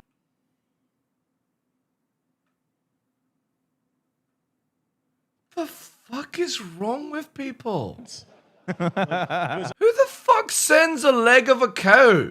It was on Twitter. I'll dig it up. But that was an interesting one. I mean, we got a survival cooking kit in Italy. What was that? Yeah. That was a weird one. Oh, yeah. We've had 50 Philly cheesesteaks show up to the office because I said I'd never had one, and so then there's just this whole office. Wow. To be honest, that's not. I've never had a Philly cheesesteak. That sounds actually kind of cool. A shout out back to 2015. There was a guy who delivered a keg every week to the studio. That was appreciated. That's pretty dope. He doesn't do it anymore, so the role is open. It's probably because he's dead. If anyone's looking. or he fucking quit the game. Oh man. We tapped it. Yep. All right, you got a couple of questions Tap the left. beer or did I you just want tap to talk him? about just community, these community-driven events. Like, how has it been seeing this evolve from, since I would say 2014 all the way to now in 2026? What do you mean 2014? We skipping a couple of years? Events, like, how has it been seeing this evolve from, since I would say 2014 all the way to now in 2026? Like how has the whole community event evolved? Seeing this, blown up so much more, and how does it make you feel? Well, amazing. I mean, I will say that I think the first time that we really sort of realized it was when we went to Gamescom and announced the Hangar module. I think that was the first one where we really sort of got a bunch of people together, which was, when was that? Was it 2013? Is that when I organized it under the train station? It was under the train station. Oh, wow. And, we'd done really well on the crowdfunding, but it was still, you didn't have the same sense of this was 400. Tough. Also, I'm pretty sure Chris Roberts is the stunt stand-in for Humpty Dumpty, the way he sits. 500. I can't remember how many were at the. It was quite a lot of people at the. No, we pushed 1,000. Okay, 1,000 then. Yeah, exactly. Like, who the fuck buys skinny jeans these days? So then I'm like, holy shit, 1,000 people.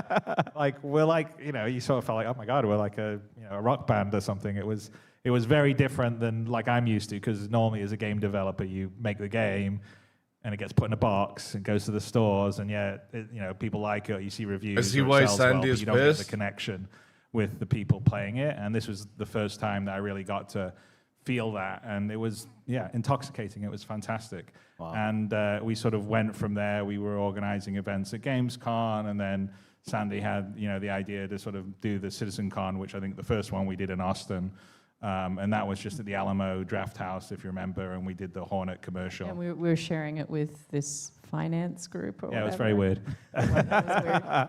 And then Like, it's what Star and it Citizen? it's grown to like what we had in Manchester with 5,000 people, and so and the thing that's amazing about it is the ability to meet everybody that's so passionate and loves the world that I'm building, the rest of the dev team's building, And honestly, for me, it's the sense of a shared passion, because I know that everyone here, they have their idea and vision of themselves being in the world the same way I do. Because when I'm making a game, I'm normally making a game going, this is something I just want to play, something I want to be inside. I'm not making a game going, this is the 5 things I think should be in the features, and this will make. Holy fucking tangent. Just answer the fucking question. Like, we don't need a fucking life story. Make sure everyone likes it. I'm just basically making a game that I think is cool, that I'm going to be in, and hopefully other people do. And so it's very, very. I'd be ripped as rewarding fuck to if I had just- his money. So would I, dude.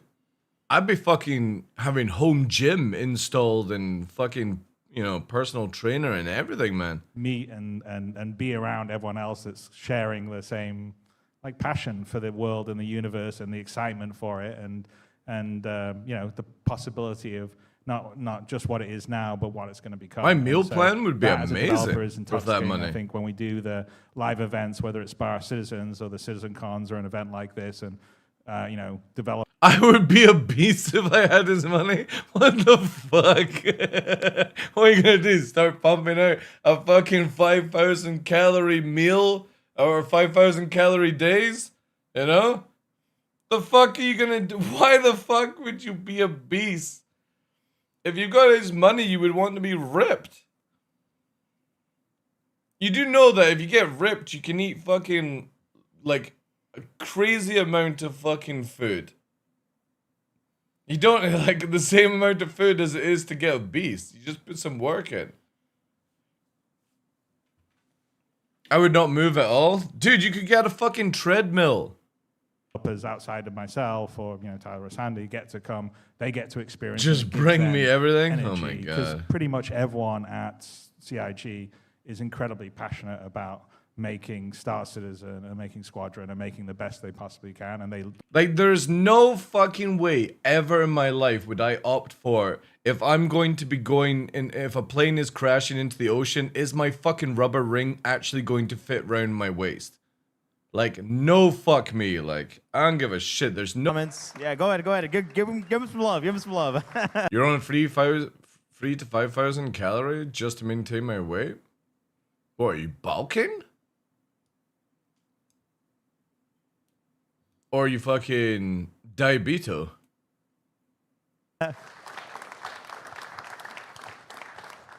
Well, we do have to close it out because we have to get some dog fighting happening here, which is my favorite thing because that adrenaline is amazing. I will tell you, when we did Fight or Flight, we do a big online tournament. Yeah, you can get these really, oh, you got a fucking, one of those superhuman metabolism things, right?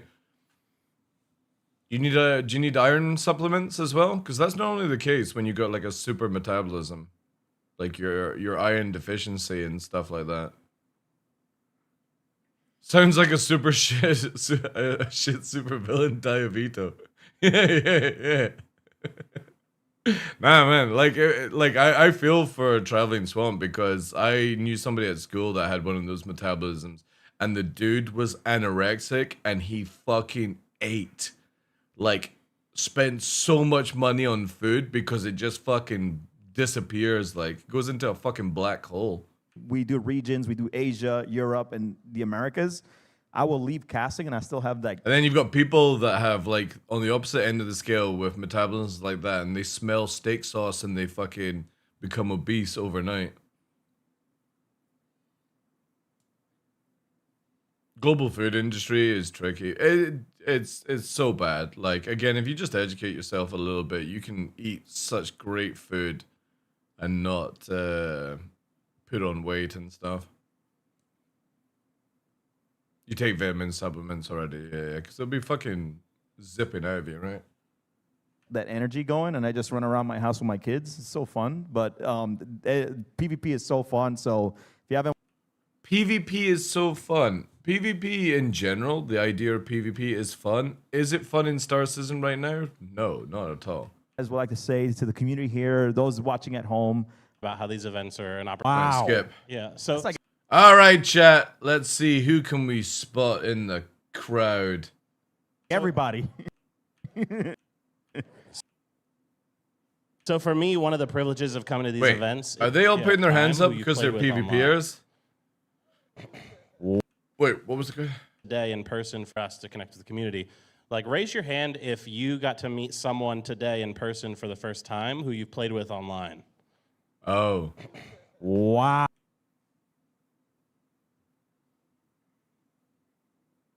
Ow.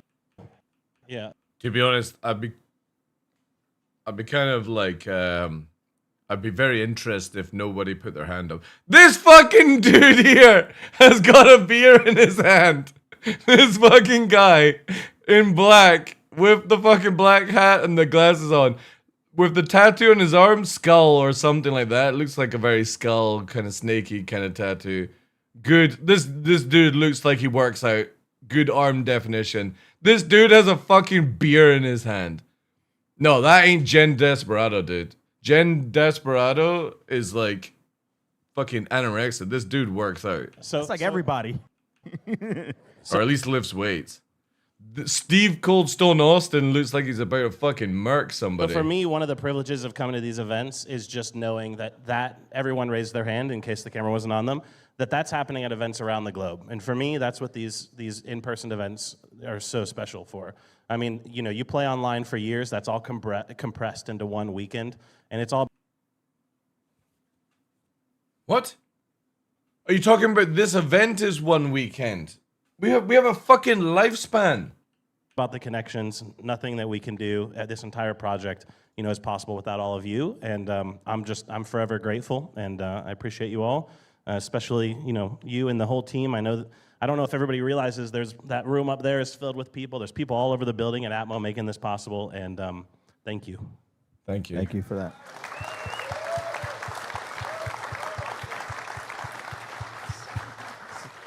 Sandy, you look nervous. No, I'm good. I'm also very grateful to the community and For paying my it's wages? I've made many friends over the years, people who have helped me through the more difficult times that I have had. Wait, is she Australian or is she putting on an Australian accent? Throughout a decade. Wait, is Sandy Gardner actually Australian?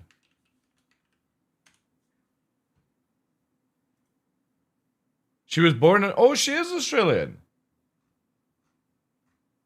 Does that actually say here? Oh, shit, yeah.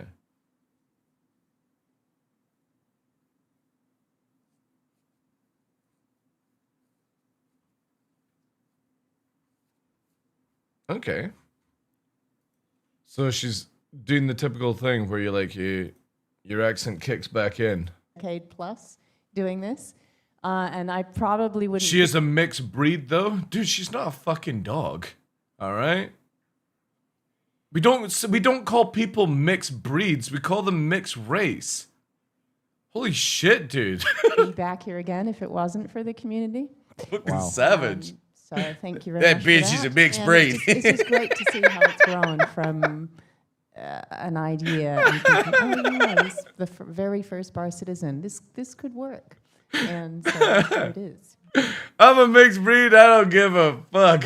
Dude, we don't call people breeds. We ain't different breeds. We're fucking different. It's no different type of human. It's not like...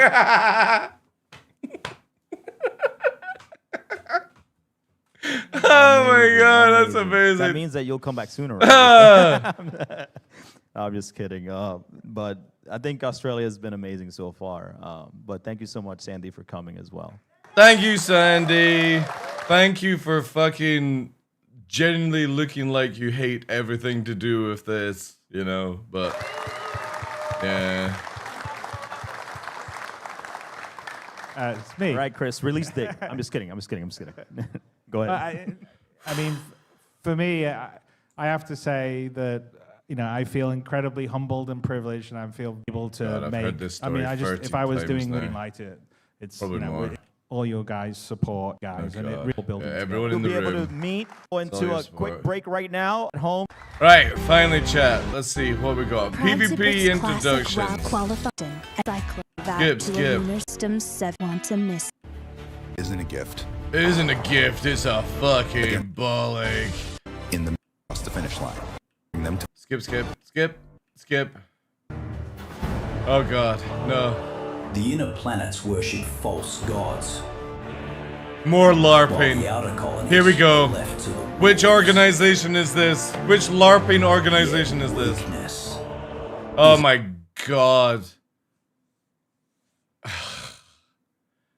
Fucking. If this is a fucking mercenary organization using pirate gladiuses, I'll like. Ugh. The choice. And we choose strength. You choose strength. Alright. The sacred thunderbolt is no force idol. It is a force that is You're called the Sacred Thunderbolt. No fucking shot. The sacred thunderbolt is no force idol. It is a force that empowers if you survive.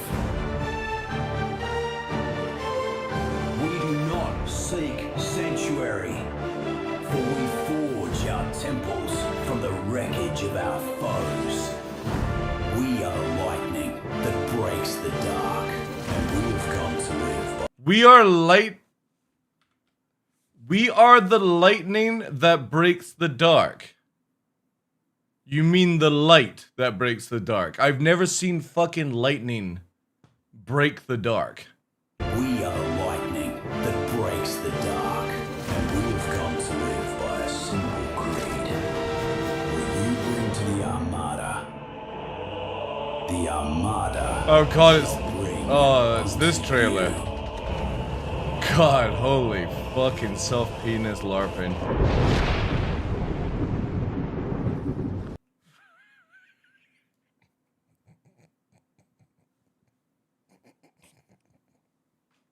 Oh my god. What a fucking shit show. What a fucking shit show. I could wipe their entire FPS team without breaking a set? Yeah, because you just don't play Star Citizen. Simple as that.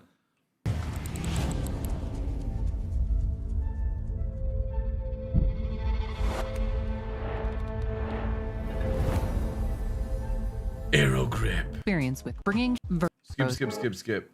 Is that the only organization, like... Did somebody actually pay Atmo Esports? Because obviously you've got Monster Tech, you've got Verpal, you've got Corsair. Did somebody actually sponsor that video for their organization? They actually paid money so that everyone could lap up that barf?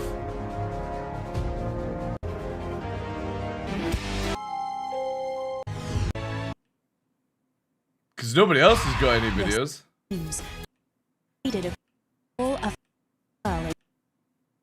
Force the races. Get your across the fueled by stand across the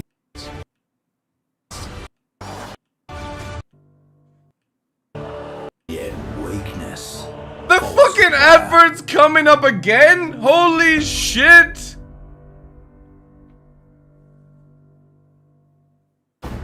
The United Earth Empire. The United Empire is rotting. Is rotting. It has become decadent and weak.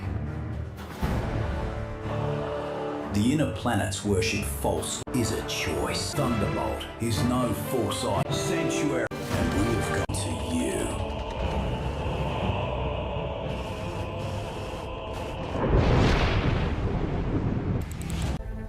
with bringing Fuck me. Some days I wish the internet would just disappear, chat. I think mankind has had enough of the internet now.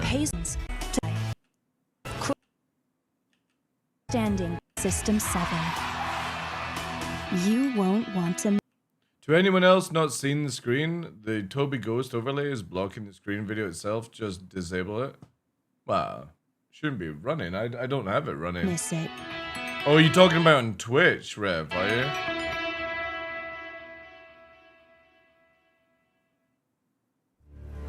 We are Atmo Esports. Yeah, because I don't think I've got Ghost running. No, I don't have Ghost running, so... We set the bar. It's a Twitch, light. yeah. That is why we're here. I can disable if it's a Join parent us issue. in conquering the most unforgiving manner. Fuck me. Are we gonna go round for the adverts again? It has become decadent and weak. The inner planets worship false gods. For fuck's sake! How many times are we gonna have Zenith Amado Project fucking peering? Keyboard. Did they just fucking quit? 3 times the adverts. It's like fucking 50 minutes. Did they all go off on a fucking shrimp break?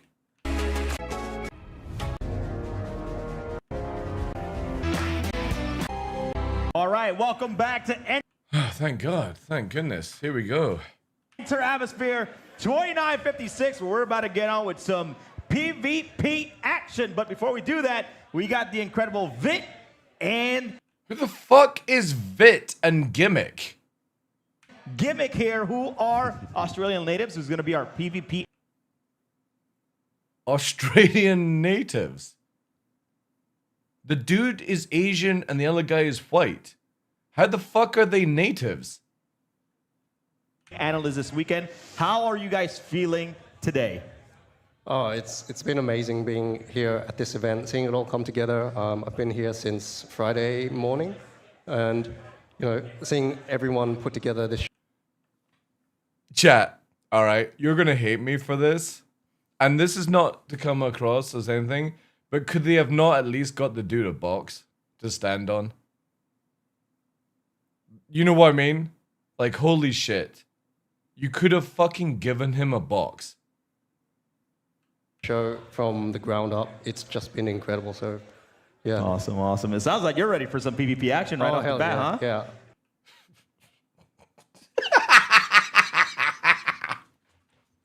Wow, the enthusiasm! It's just rioting! Yeah, all right. Gimmick, how you feeling, man? How's the event been for you so far, especially coming to your hometown? Yeah, no, I mean, we did this in Manchester last year, and now when you called me and said we're going to do it in Sydney, I was like, no. Dude, it was in 24. We didn't do it last year. There was no CitizenCon in 25, right? The fuck? Can you guys literally not even remember the fucking dates? No way, that's sick. And what a venue to do it in too. Yes. Awesome venue. And yeah, like Veet said, to see it building up from the ground up has been, seeing that swell has been awesome to see, and being part of it, very grateful. Well, I just want to say thank you and to the rest of the Zap guys who's been here representing, showing out and helping us. Shut up, Cough. Shut up. Why are you so culturally insensitive? Because I hate people fucking calling people what they ain't, right? All right, there's a big difference in saying you're a fucking native when you're not, right? It's like Tough saying he's a fucking Native American. He ain't. He's renting the space, you know, on stolen land. Well, yeah, look at the flag. Zap's everywhere. Zap's up and down, and I think we're going I fucking hate that. Call them white, call them Asian, call them Australian. Ain't fucking call them natives. They ain't walking around in the outback with fucking bare feet going for the didgeridoo, right? hear a lot of Zap here in this fight because we got a lot. They're fucking townies that work in a city. They probably ain't seen a fucking funnel web or shit all, like, right? The guys on the stage. And don't call them what they ain't. Well, I mean, just so you guys know, these two here are the finalists of the Fight or Flight Championship back in Manchester in Inter Atmosphere 2954. And they took third place. I mean, I'm just going to blame it on jet lag. But, I mean, third place out of all the countries and all the regions that you guys place against. You guys, you know, it's a great spot to be in. And I know you guys had that whole first initial experience. And now you're here as the analyst. So thank you guys. Chat, those Scorpius models look really fucking good. I did not know they were that big. That is a juicer. I can't remember the company. It's like one of the Asian companies that does it. But that is looking really good. Plus, I do like the box that it looks like it comes with. Holy shit. That's all. Like, I like, just fucking slide that Galleon 100 SD off the fucking screen. We don't want to see that shit. That Scorpius is looking fucking cool. Thanks so much for joining us on the desk, man. Appreciate it. But we're here to talk about PvP. And our first team we're going to be talking about today is going to be Team Bland, which is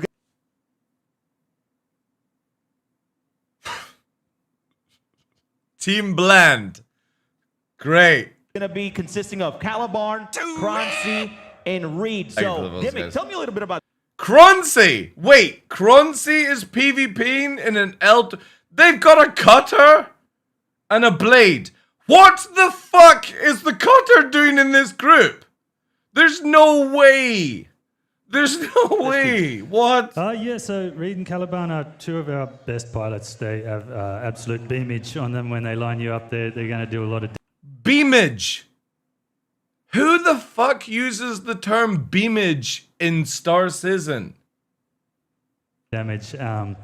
Croncy is, I mean, Croncy's Croncy. We all know Croncy. Croncy. Croncy is Croncy. Wow. Is good value. I don't think he's practiced very much. So, come on! Give Croncy more fucking hype, you absolute shitters! Like, I mean, that's going to be the same with all of the teams, right? Like, some of the streamers have practiced more, some haven't practiced so much, and seeing what goes on there of how they keep their streamer alive is going to be fun to watch. Awesome, awesome. Any notes on there, Vit? Yeah, I played with those two guys this morning and afternoon while they're warming up and getting their setup done, and those guys are deadly. So, anyone in a cutter. This guy is deadly in a cutter. The fuck are you doing in a cutter? One who tangles with these three in the middle of them is... Why is Croncy not in the cutter? ...going to get shot really hard. All right. Well, we're looking forward to that. Our next team is going to be Democracy Manifest. It's going to be Gondor, Lens Nation, and Pialo. So, Gimmick, break this team down for us. Again, Gondor is one of our best pilots. Is in a Perseus. Oh wait, no. This is favorite ship. Oh, let me take it back. Okay, I've just read it now. It's not what they're using just now. It's what their favorite ship is. Okay. Whew. Restored. He's very good, and Pia also is no slouch. Not bad, He's very chat. strong as well. And I was gonna say, what the fuck are you doing in a Perseus? They work very well together. Lens, we've all met Lens today and love Lens. He's been practicing a lot, actually. He's been doing one-on-one trainings with Pia, and Pia's been getting him up to snuff. So I think they can have a pretty strong team. We'll see how it goes. Awesome. Any last thoughts there, Vit? Yeah, so we got from the Zap side the contrast between a new player and a veteran. Gondor, he actually taught me how to fly. Yeah, because Croncy's favorite ship wouldn't be a wolf, would it? It would be something mining, I would imagine. Initially, many years ago, all the way back in HVC. Whereas PLL's a bit of a under the face, name? So nice, I'll check that out, because yeah, they're like fucking two sick. great I know they're players like who are, $200-300 fucking spending a dollars, different but it amount looks of like it's time on the worth game, it, man. so, yeah, really looks good. Awesome. Well, we have our. I love the case. The case that looks like it comes with it, or whoever fucking got it, like the rounded wood edges, the nice buckle on it. Like, it looks really sick. Next team coming up, which, by the way, I would love to see the foam as well. That guy's a gem, man. Wait till y'all see that interview. It's gonna be a good one. Yeah. But our next team is gonna come up. Is gonna be Team Aftershock, which is gonna be Torch, Meth Bushwhacker, and Yogan. So, Gimmick. Why is everyone's ship like a wolf or an arrow? Does nobody have any fucking opinion on anything else? What about this team? How you? But he is going to more than carry his weight.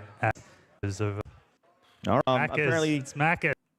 Crazy Sig in a Mustang Delta, or at least we've got some diversity here. Oh, it's Gen Desperado in PvP. Macca's. Okay, my bad. I'm sorry. All right. Yeah. This is interesting. Yeah. And in sec. Thoughts on pilots there. We'll see how. Introduce. Oh. I don't even know what the fuck to call these shorts, but no. No man should ever wear shorts like that. What the fuck am I looking at?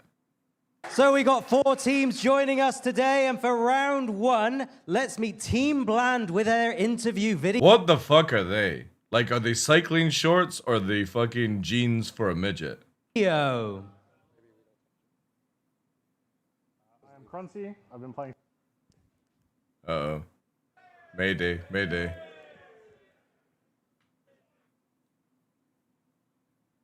Maybe his legs got hot and he needed to breathe. Well. So for Team Bland, we have Hey! Paragon, Reed. Sounds completely gone. And while they get seated, let's give it up. Let's make some noise for our second team, Democracy Manifest. We'll bring them up on stage and we'll do the videos after.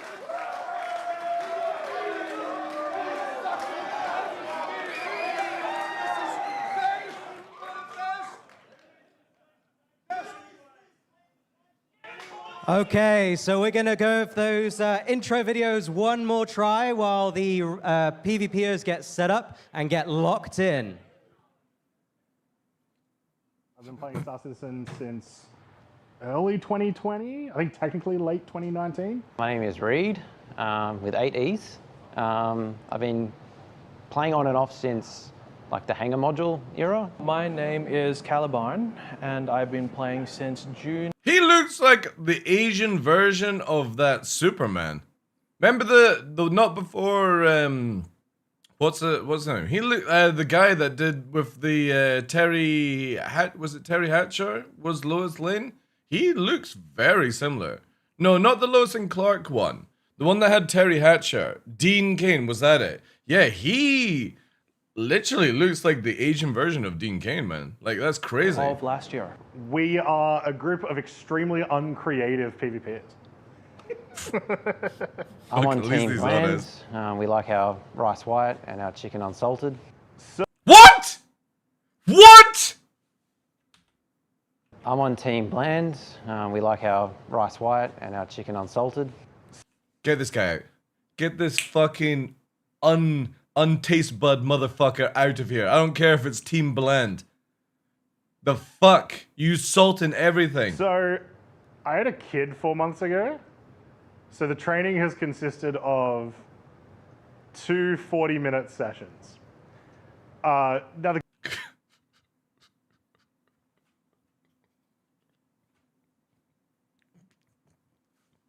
Why even bother at this stage? good thing is, my teammates are cracked. They are fantastic, they are amazing, and they're looking to carry me. So my favorite combat ship is the Cutter Rambler. I just really like the fact that it's got 2 sides. All right, so no, they are actually saying their favorite combat ships. Okay. Has 2 guns, and it does VTOL mode, and you know, like you can live in the thing. So yeah, like it's got everything that you really need. Combat ship, gotta be the Saber. My favorite combat Why is it the L-21 then? ship is probably the Blade. Quite like it.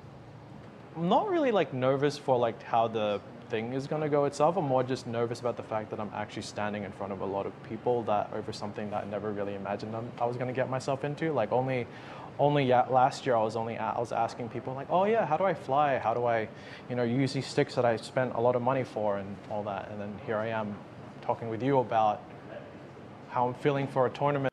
Guys, Torada's mocking Quentin's death with his friend on Discord, and he's the subject of a huge shitstorm on Netflix. Be aware that this guy...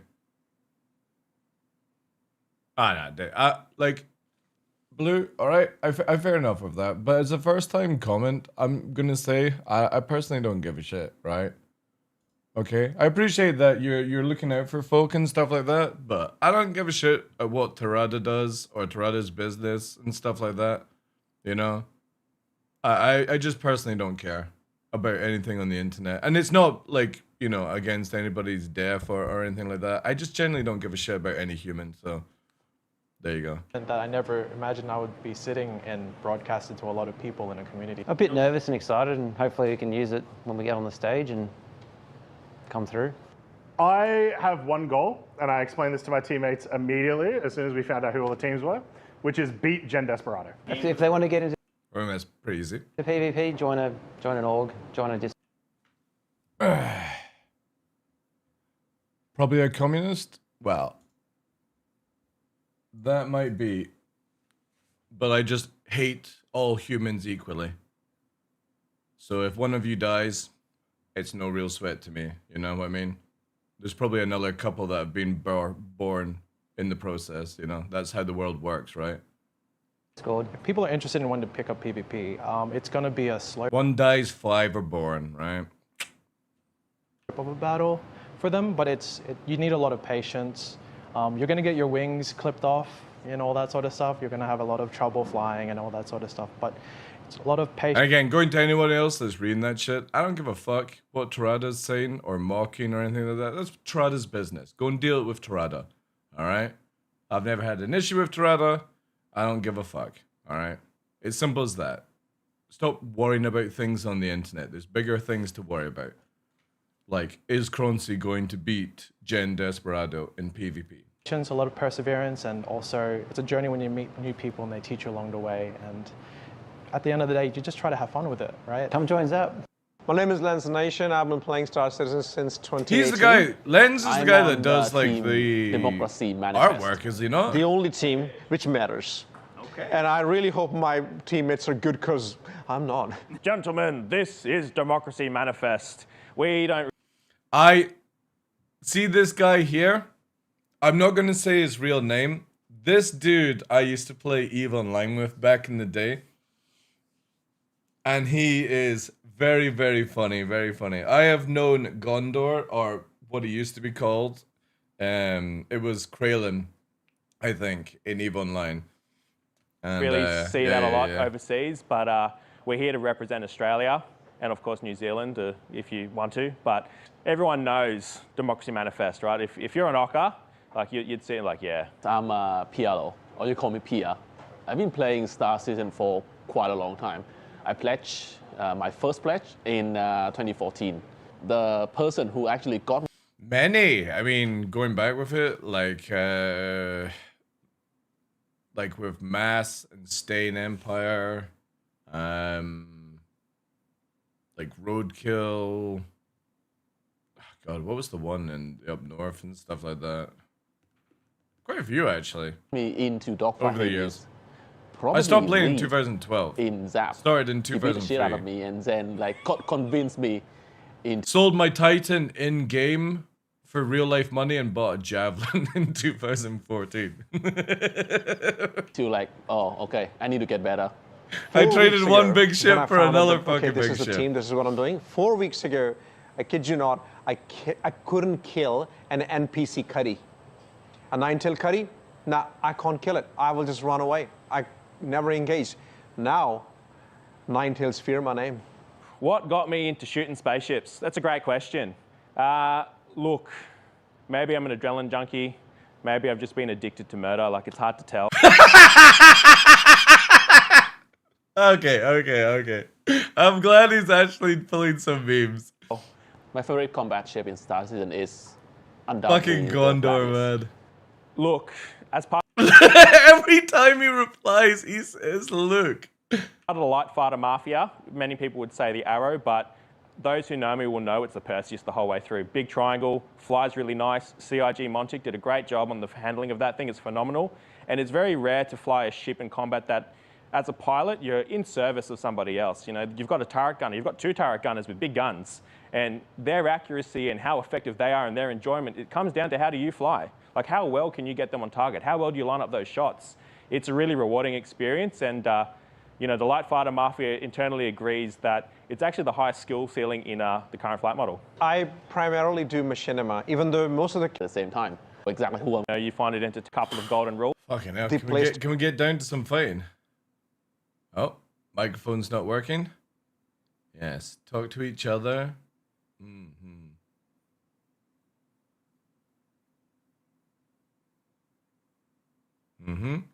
Yep.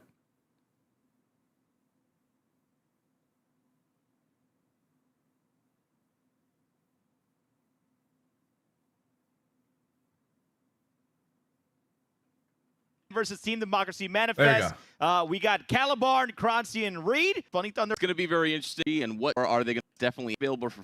It's definitely capitalized on. I'm excited about. Well, we did Calabar and Guns. And what ships you sticks? The thing with the skip. That one team might be even picking our favorite ship, the Santuck Yai. Santuck Yai. Panthers typically it's the teams, right? You know, using the blitz, those resources, get long-term engagement. But after a while, you can clutch. It's very maneuverable, very dodgy. How long is it taking to get to the first fight? 7 hours in. We've seen Razors too, and using it to get. Also got Master. Get this. You know, they have to every moment. PS of time. I'm just wanting to see what they fight like. You'll see that this is going to be what. No, thank you for allowing us to turn off those resources. Each other that happened. You know, feel like we're ships. Ones I think we're a ship. Can they focus fire quick enough to get those shields down? God damn it. Not allow them to disengage. And then it goes into ad breaks. Oh my god. Now, if they go and use nap mode, they can get away a little bit. But then you're risking, the further you go out, now you're leaving your teammates alone in a 3v2. That's not a very good situation. So I think some of these fights, like you said, will go pretty long if the teams are working at it. We're going to see a lot of those skirmishes as well. So when they're moving in, a lot of teams will likely be coached not to use boost in the initial engagement, maybe to move in, try to get those trickle damage in, a couple pecks here and there. What the fuck is going on, chat? Where the fuck is it? Shield health matters, right? So anytime you take a damage, and if the enemy can capitalize on that, and was the fight not on live? Pushing and pay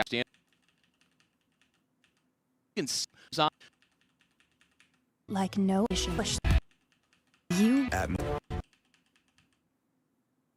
skip. Is it just like an hour of fucking adverts? force pilots to thread the door. That the finish line.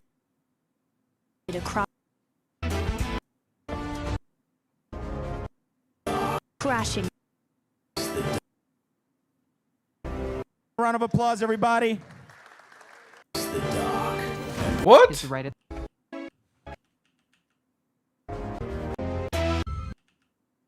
to bring everybody to definitely, you know, it's been almost 12 years since Chris and Sandy came, so we want you guys.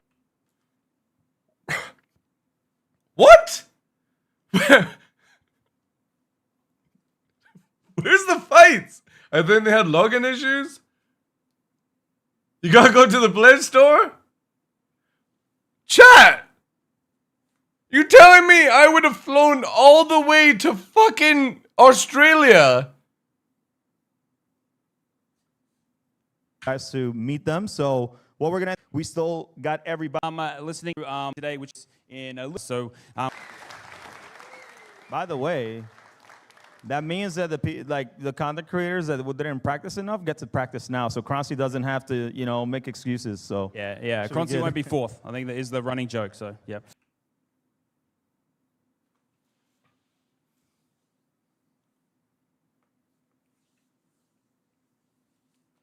And remember what I was saying earlier on, where they were like, we're hoping to fix the social element of the game? Here's an idea, Tyler, Sandy, and Chris. Why not just fucking fix the game? If a live event doesn't go ahead because of technical issues, that might fucking tell you what needs to be done, right? That kind of tells you. But don't worry, let's add a social element to the game, because I can't wait for people to VoIP when they can't even turn the fucking game on. Yeah, so what we'll do is that Holy we'll shit, bring up man. once again, we're gonna bring up Sandy and Trophy. Give him all your weird gifts, don't worry. Round of applause. All right, we got Blowtorg, Wayne DC, Mistrust. Who the fuck are all these guys? We got Iceman and Ant5. We're gonna get you your medal. Pass it on to. Oh, congratulations, 5. Thank you. All right. Them, but touch the medal. Who the fuck are these? There you go. All right. Holy shit. Did this old guy just walk in and fucking put a t-shirt on? It's fucking pissed. All right, guys. Thank you so much. Come on. Oh, sorry, you were hiding back there, man. Start it off. Let's go. Lens Nation, Pialo, Tor. You get to practice more, like I said. Yeah, yeah.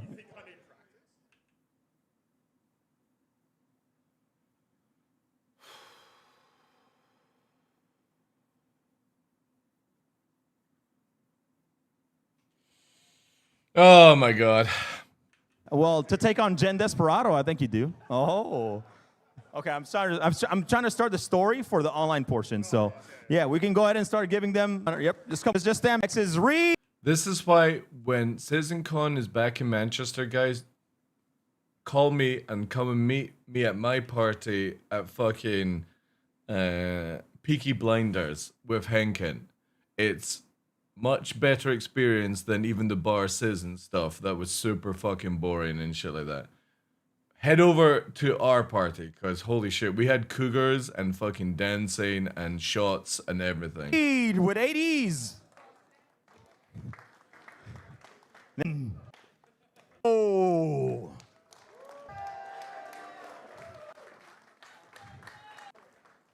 A full tournament. We'll give more details that out on our socials. We'll post it out. We'll make sure that you guys know. But for their efforts, their hard work, can we give them one more round of applause, please? What effort? What work? It literally fucking went through the memes at 7:24 and at 8:48, the end of the tournament. Where? It was literally 2 hours of adverts. If you had been watching the live show, you would have seen the fucking Zenith Amada video like 20 fucking times. Where the fuck was the tournament?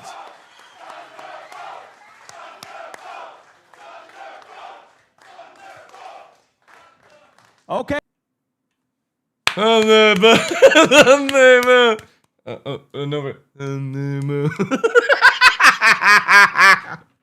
Hey, Zap, thank you, guys. Fucking nerds and fucking geeks, man. Holy shit. Thanks so much. Appreciate it.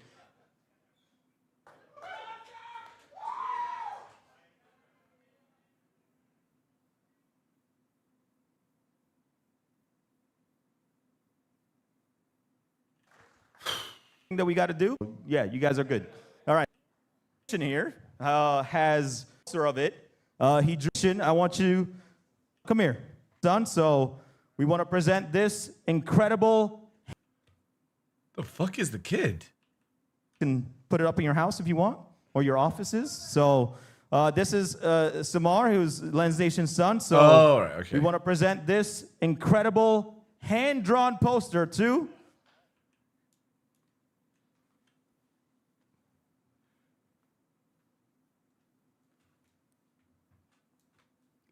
Let me just.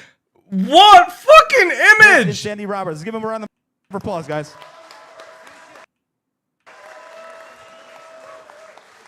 Stay.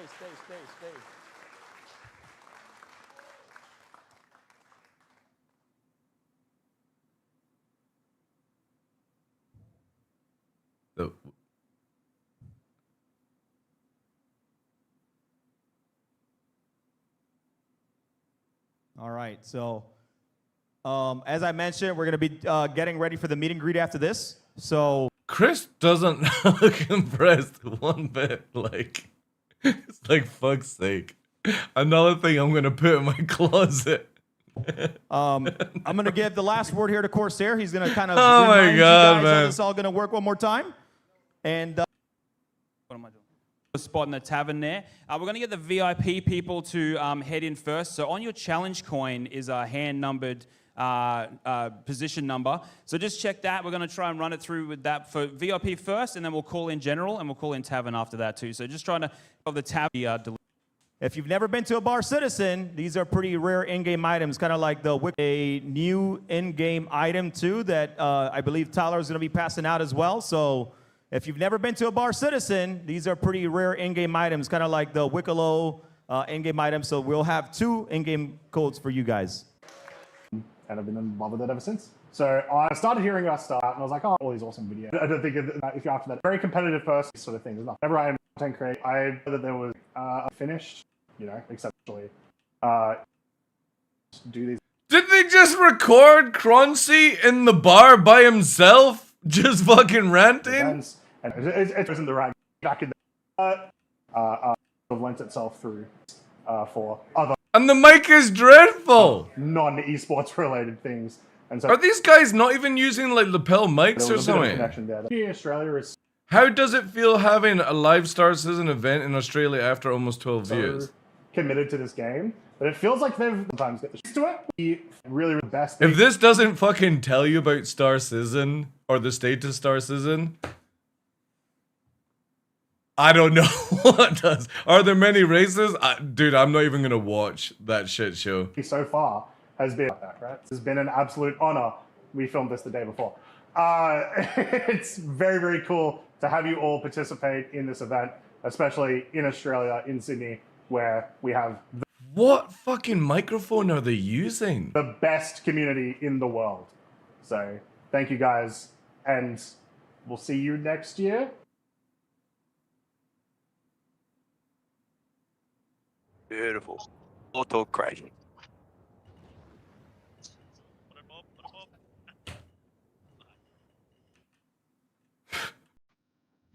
What the fuck is this ending?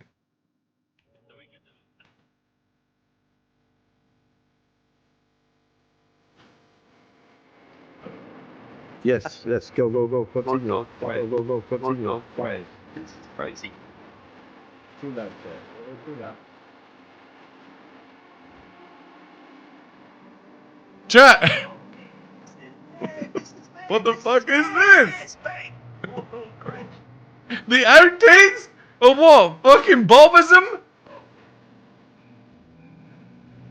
Or is this peak racing? The fuck is this at the end of the live show for?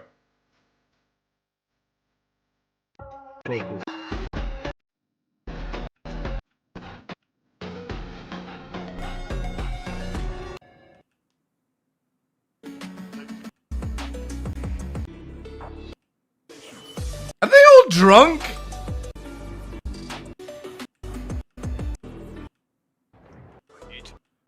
What the fuck is it? 8 minutes of fucking shittery!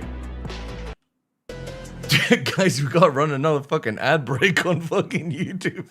We're fucking throwing this shit, this video, for 8 minutes so we get that fucking ad out here. What is this? And I bet you just fucking turns off. Watch. Here we go. 8:04. It stops at 8:08:15.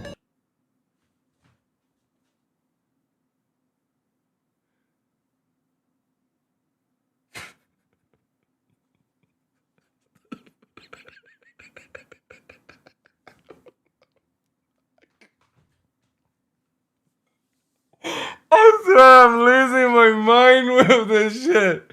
What in the utter fucking bonkers have I just watched?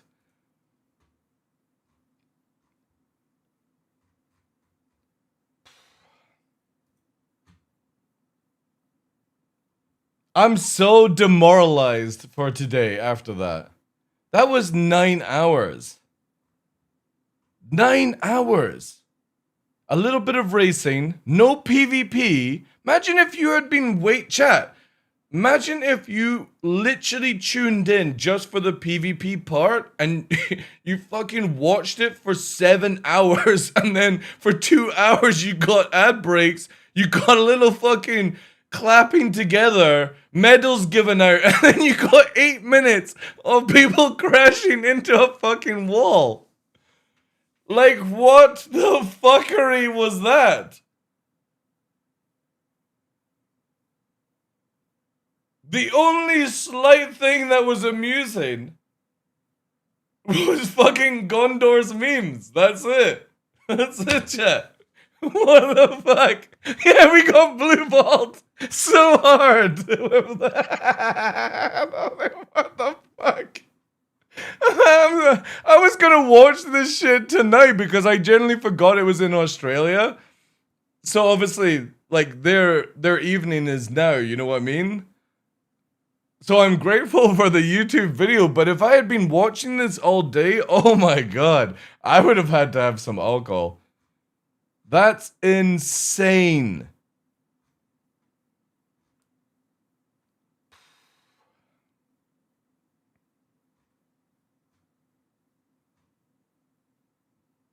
Fucking hell. Absolutely insane.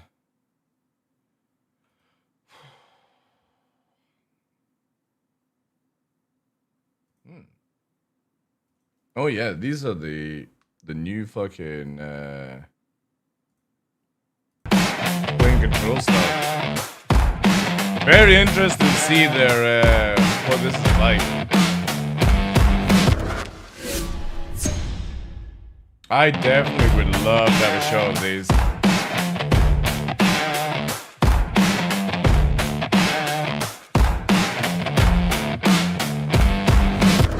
How much are those pedals actually? Where are they here? Oh yeah, because this is the brand. It used to be called Wing Wing, now it's called Wind Control.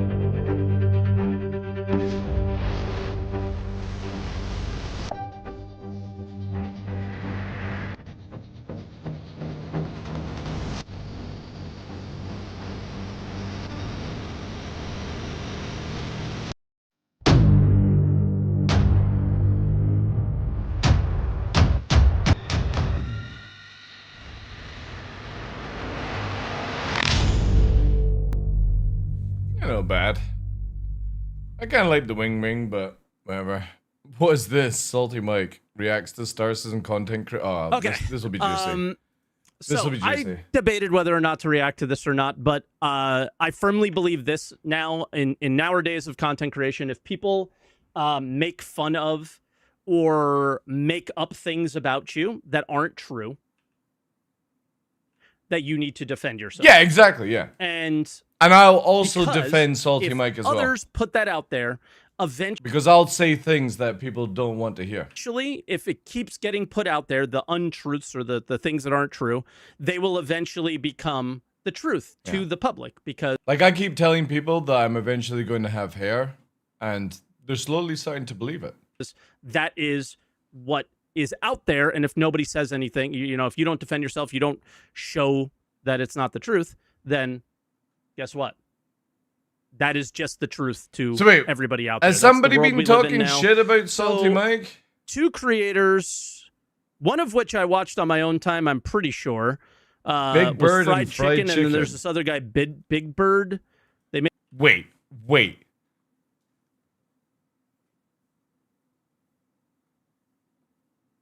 You're getting roasted by somebody called Big Bird and Roast Chicken? a YouTube channel together. And the title of this is Star Citizen Content Creators Make It Make Sense. And apparently their whole spiel is they're super positive and they don't say anything negative, constructive. Oh, some of those type of people. Oh yeah. The ones where the ones where they would get a fucking anal beasting and say they enjoyed it. Criticism, positive criticism only. It's like a second channel that they kind of threw together or something. I don't think it's the YouTube collab minute of it. Right, skip. How they have their ships, like all their starter and small ships, they have like upgrades. The dude is called Fried Chicken, biggest bird in the verse. It's the stuff like that that makes it still worth it to drive those ships. To be honest, if he actually painted his hair red and wore a yellow outfit or like a yellow hoodie, he would be Big Bird. Pilot those ships. Oh, hi. Yeah, we were talking. Salty Mike had a video about it. Salty bastard. Salty bastard. Salty man himself.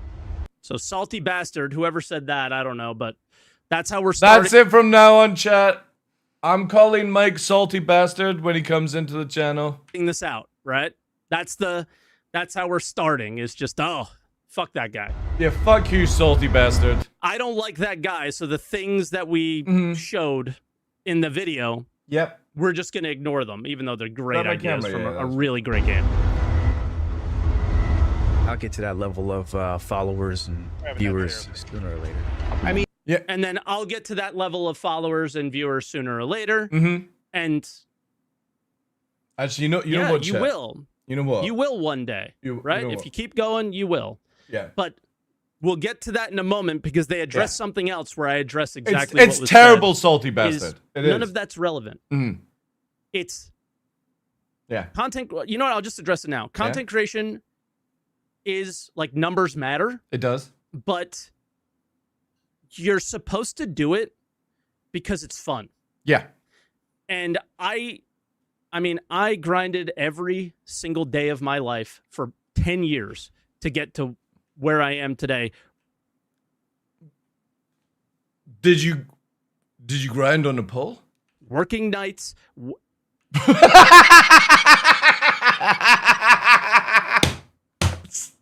Salty Mike confirmed stripper grinding for fucking nights. Taking a nap, waking up, streaming, going to sleep, taking a nap, waking up, working every single day for God years damn and years it. and years. It's a hard life to right? be a stripper, And Salty. it eventually worked out, and it was great. Yeah. But the one thing I didn't talk too much about was my sub count, was my viewer count. I can't even see my it's viewer advertised. count right now. You literally have it over here. It's right there. None of that stuff matters because if you focus too much on the numbers, you forget to stream. Yeah, you forget to exactly. be entertaining. You forget to have fun. You forget to interact with the people that are there for you. Right? Exactly. Probably for you. Hot take. Even though I don't particularly enjoy that kind of content, it still is useful to have people that view the negative stuff to help potentially light fires under developers. Like, what an astronomically weird thing to say. So, I in agree. case you can't hear it because they have their game volume at 10,000 and their mic volume at 0. These fucking pathetic streamers. Can't The do thing audio. that he said was, it's good to have negative creators to light fires under developers. Right? Where it's the word negative and going right to that is just a weird thing to say because it's not about being negative. Mhm. It's just about pointing out a flaw, an issue.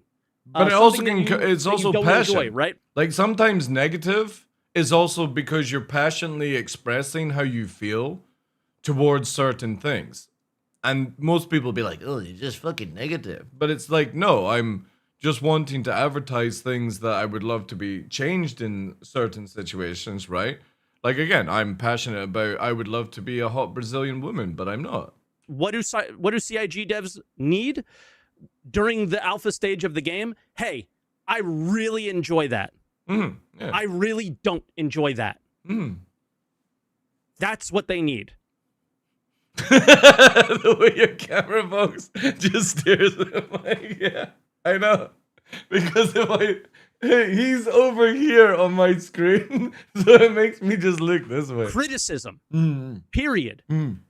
Constructive, right? I guess. Whatever. Yeah. Just, hey, I don't like this. I do like this. Yeah. But people think their audience only wants to hear positivity. Yeah.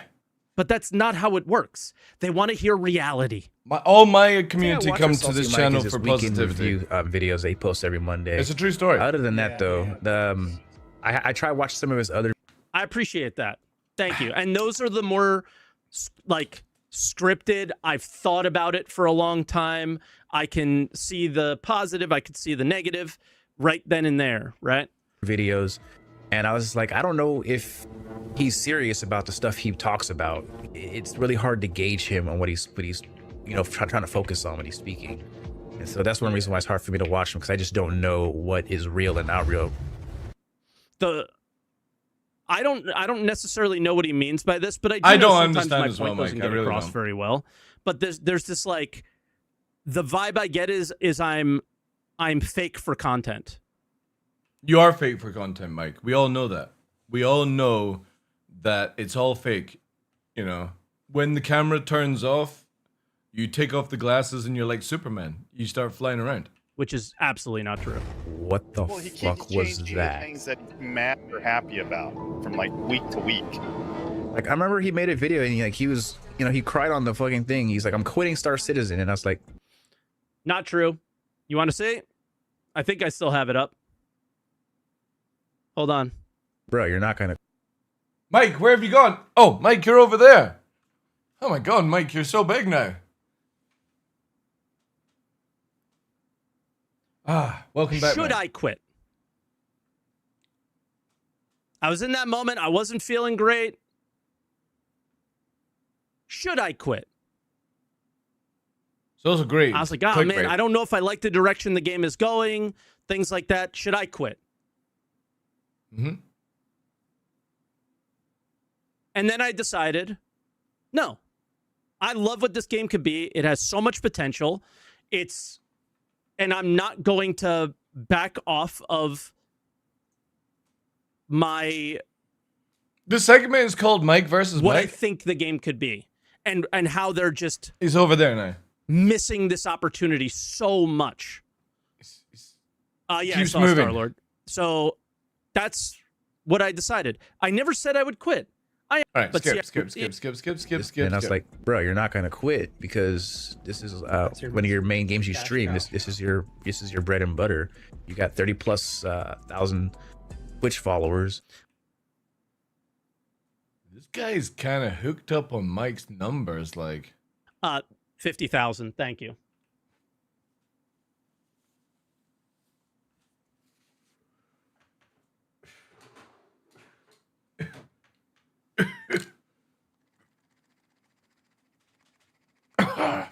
Mike shake waiting. 50,000.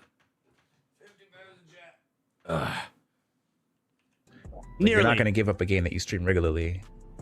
Like, come on. Yeah, it's just like saying no to money. I would just go back to dealing poker. Guys, I was making $100 an hour dealing poker. Mike, can you go back to playing poker and I'll take 10%? Just asking. I'm here doing this because my wife suffers from bipolar disorder, and when things are tough for her, it's really nice to be able to be home and not be an hour away. Oh, what a fucking nice husband, chat. Oh, can we get some ahs in chat? Oh, see, look. There we go. Like I said, he takes the glasses off and he's no longer salty Kent. He becomes super Mike. You know? I was making $100 an hour dealing poker. I only had to work 3 days a week. Yeah, but he loves his wife, 14. That's good. That's good shit. Like, guys, I wasn't working at McDonald's before this, okay? Like, what's wrong with working at McDonald's, Mike? This is not a better job. This is a better job because I sleep normal hours. I have a life. I get to take my dog out. I get to be there for my wife. Like, holy shit. You know what I mean? Like, I don't need this. I love this. That's the difference, is I love this. I just do not have enough speed, man. What should we call it? Well, one thing that got me twisted too. You guys know who Enterprise is? Wait, are they gonna like attack Enterprise? The dude is fucking harmless. He plays drums and fucking has like 20 gazillion cameras. Yeah, and he's always smiling. So correct me if I'm wrong, guys. Fried Chicken is the guy who does the, like, because I watch this guy's videos all the time. This is the guy that does, well, I don't think he's made many that came on my feed, but when they have, I've always watched them, and I probably should subscribe. He does the tier list for FPS weapons, right? Love this fucking guy, but he wouldn't know that. You know, like, I love when there's a shitty feeling. With him. Yeah, so he's the bearded musician dude. He twisted me the wrong way too.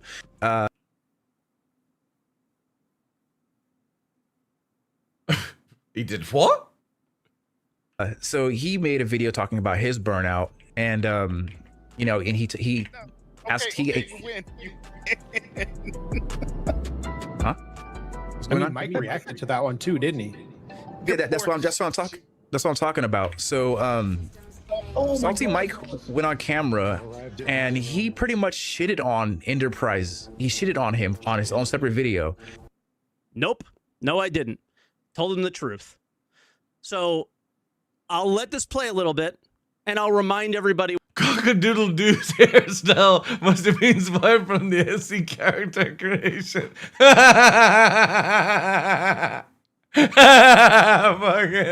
cock-a-doodle-doo. What I said. I fucking love that word. Views. The first thing Ron's just crying about his views. That's such a good You're word. goddamn right. Don't talk about your views. No viewers give a fuck about your views.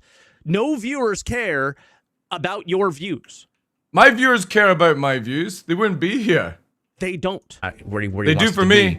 And then he goes on camera. They love with my him, views. and They they're love like, everything like, that goes through my fucking weird brain. What backwards type of thing is this? Like, how are you gonna go on camera with someone who just shitted on you? Because that's the world, fucking cockadoo. All right? I say. What was he called? What's the rooster called in Toons? It's got such a cool name as well.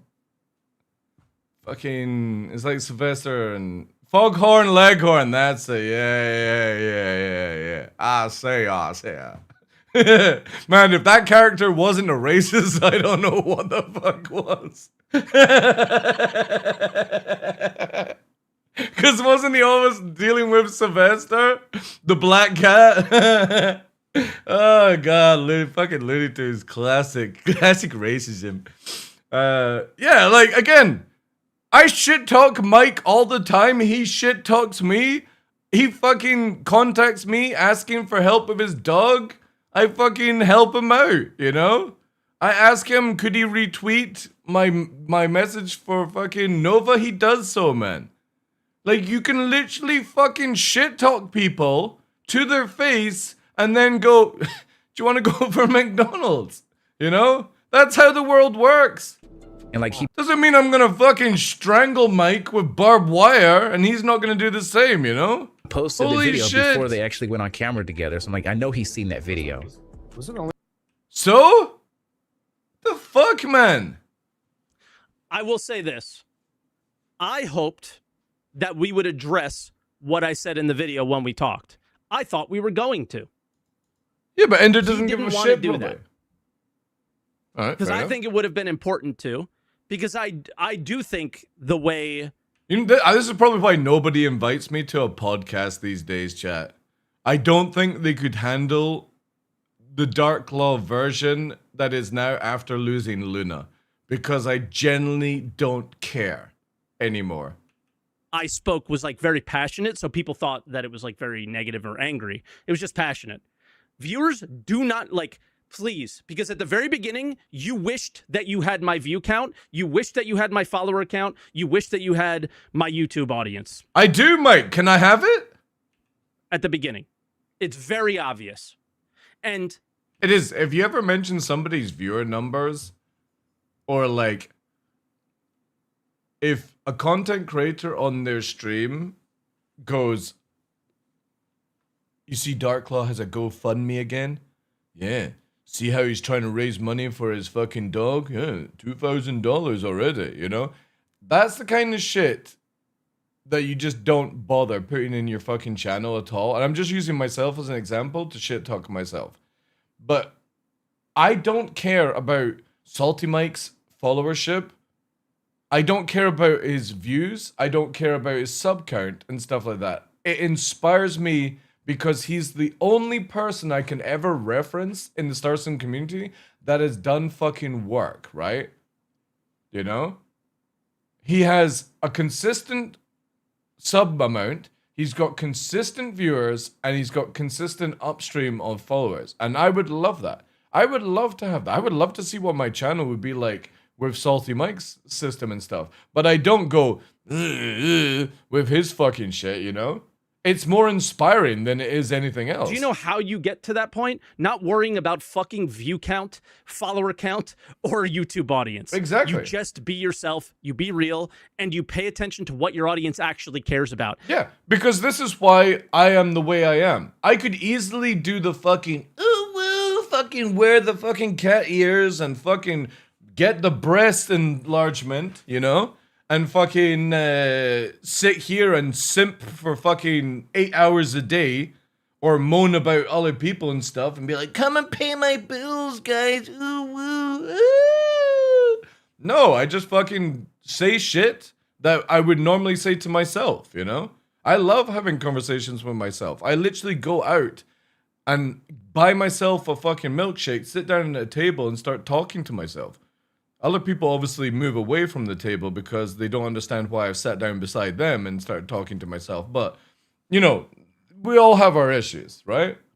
And one thing that they absolutely do not care about is your fucking bank account.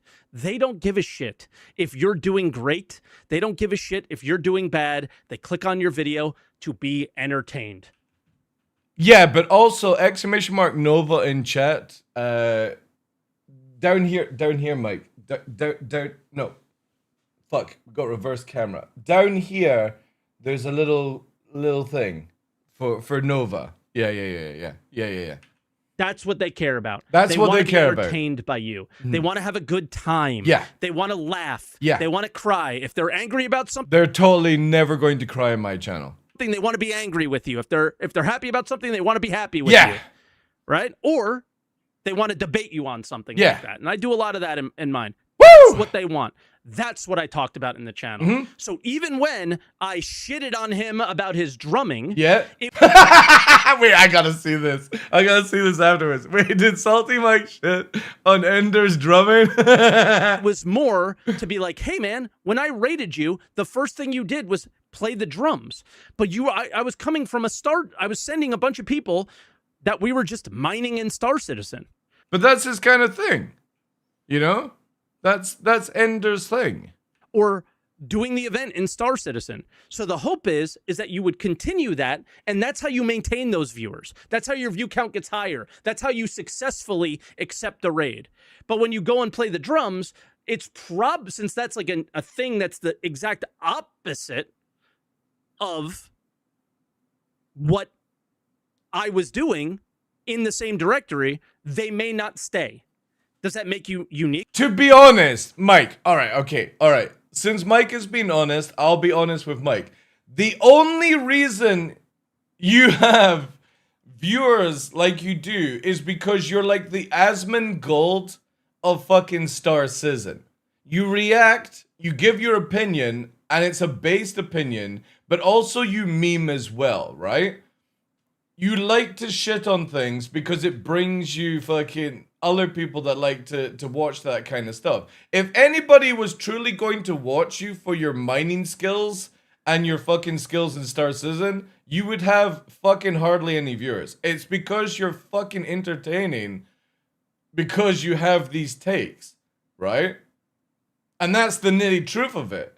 Ender, on the other hand, he likes to play the drums because maybe it helps with other things and stuff like that. So if he wants to invite people into a little drum session and he loses his fucking viewers because of it, then whatever, man. But again, I don't think you could ever really criticize. I'll go on this with Mike. I don't really think you could criticize people for like how they want to deal with raids on their channel. You just don't raid them again. Simple as that, you know? The thing is though, is when Mike raids me, right? I fucking love it, because it gives the channel a little boost, but 80% of his viewers instantly fucking turn off because they don't want to see somebody that's fucking masculine and good looking, you know? And that's fine. They want to rot back into their fucking dungeons from where they came from, you know? But the 10% who are already fucking viewers of my channel stick around and we have some banter and we look good together, you know? So it's there, you know? When Mike raids you, it's not like you're go mine. Exactly, yeah. So it's like, you know what? I'll side with Ender on this, or like I'll verse Mike on this one, where I'm like, yeah, you should just sort of like not care, you know? You just don't raid people like that afterwards. And I raid Mike because he massively supports my channel. I like to support Mike. I think he's a really fucking cool dude. But I'll always fucking say my opinion, even if it hurts somebody or fucking burns a bridge, you know? Because I would rather always be honest with somebody than fucking agree with somebody for the sake of it. I kind of feel like, yeah, you know what? I don't think what Ender does on his channel is really like up for even a debate. You know, if you don't get the raid reaction that you're looking for, just don't raid again. Simple as that. Does that make you different from me? Of course. Will that excite a couple of people? Yes. But most people are going to leave. Most people leave on a raid anyway. Yeah, but if there we you go. kind of stick to the thing that I was doing, then more might stay. I'm gonna call It was you. advice. Wait, I just see It's that not note so shitting far. on I'm gonna people, call it was you advice. 15.2K. Holy fuck. Like 2 or 3 days ago that they did that video together. Yeah. No way. Yeah, it was like right next to each other. I'm thinking, so Salty Mike goes on, he shits on you, and then you guys are buddy buddy. I'm like, that makes.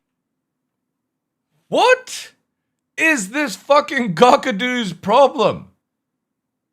You can literally, like I've just done, shit on Salty Mike like I've done because I'm giving my opinion. It doesn't mean I fucking hate Mike or I want to see him disappear off the planet, you know? I'm just giving my personal opinion. I'm being honest. And if people can't accept honesty, then what the fuck is going on? No sense. I was like, I don't understand it. I was like, someone explain it to me. I didn't understand it. He also did a react defending himself. And he was pretty upset. But you didn't see that, I guess. So... Man, what have I missed?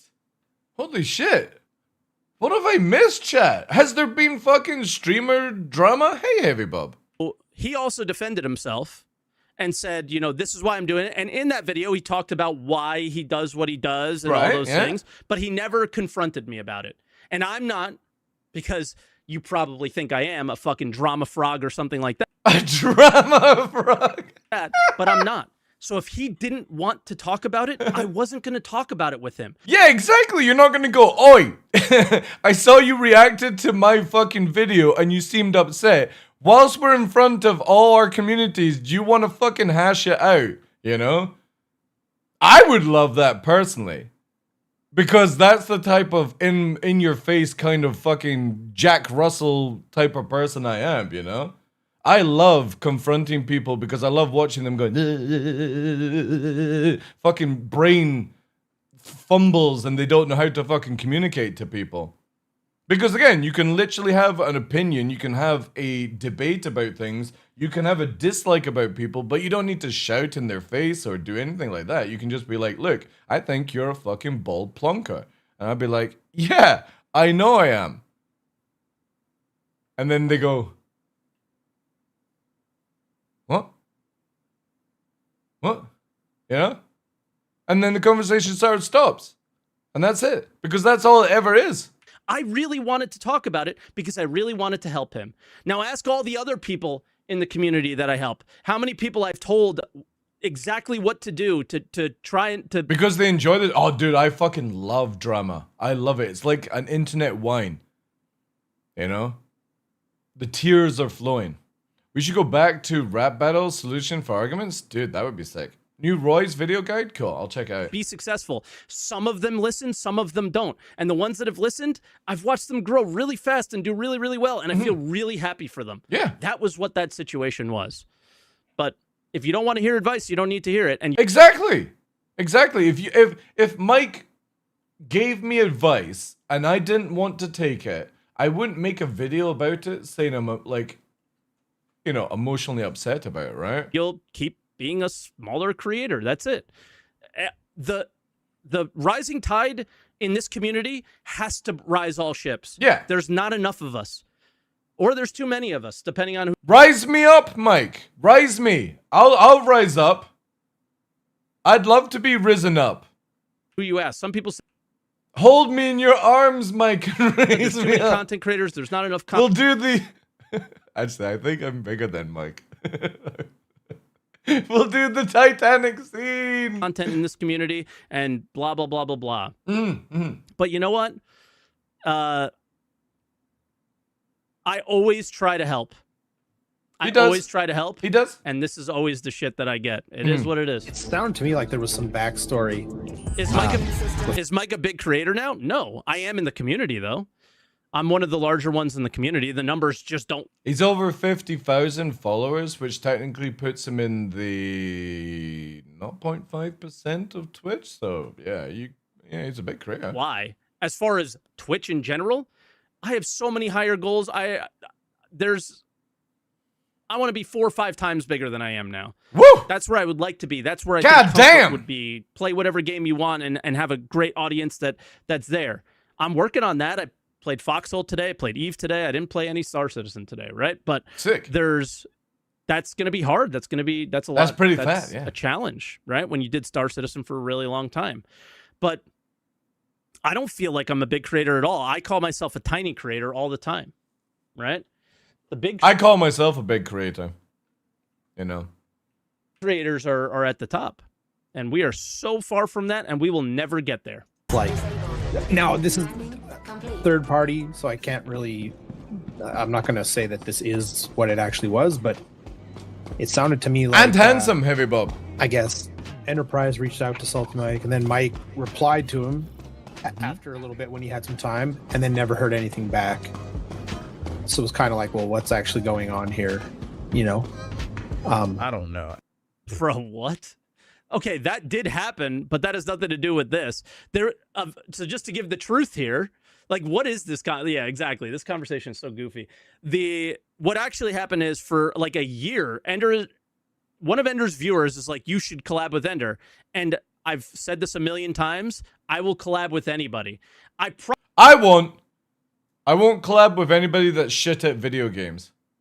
That's not a dig at Ender or anyone like that. I won't collab with you if you're shit at video games. I don't want to see a fucking premature child rolling around their face on the keyboard trying to pretend they're a fucking gamer. Just not. Probably won't collab with these guys because of the mentality, even if they asked. But honestly, I'd be open to it. I don't want to, but I would, because I think it's important to just be real with people and tell them how it is. Right? So if they wanted to talk, I would be open to talking. Yeah. When I had... And you know, that breaks my rule when we game with Cyborg Angel. But you know why I like playing games with Cyborg Angel? Because she literally has a potty mouth and she fucking says shit about me the same as I'm allowed to be an asshole to her when she's an asshole to me.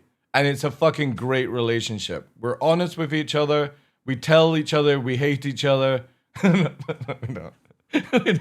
But you know what I mean? That's the only time I accept anybody, because and I've told her this so many times, she is terrible at fucking video games.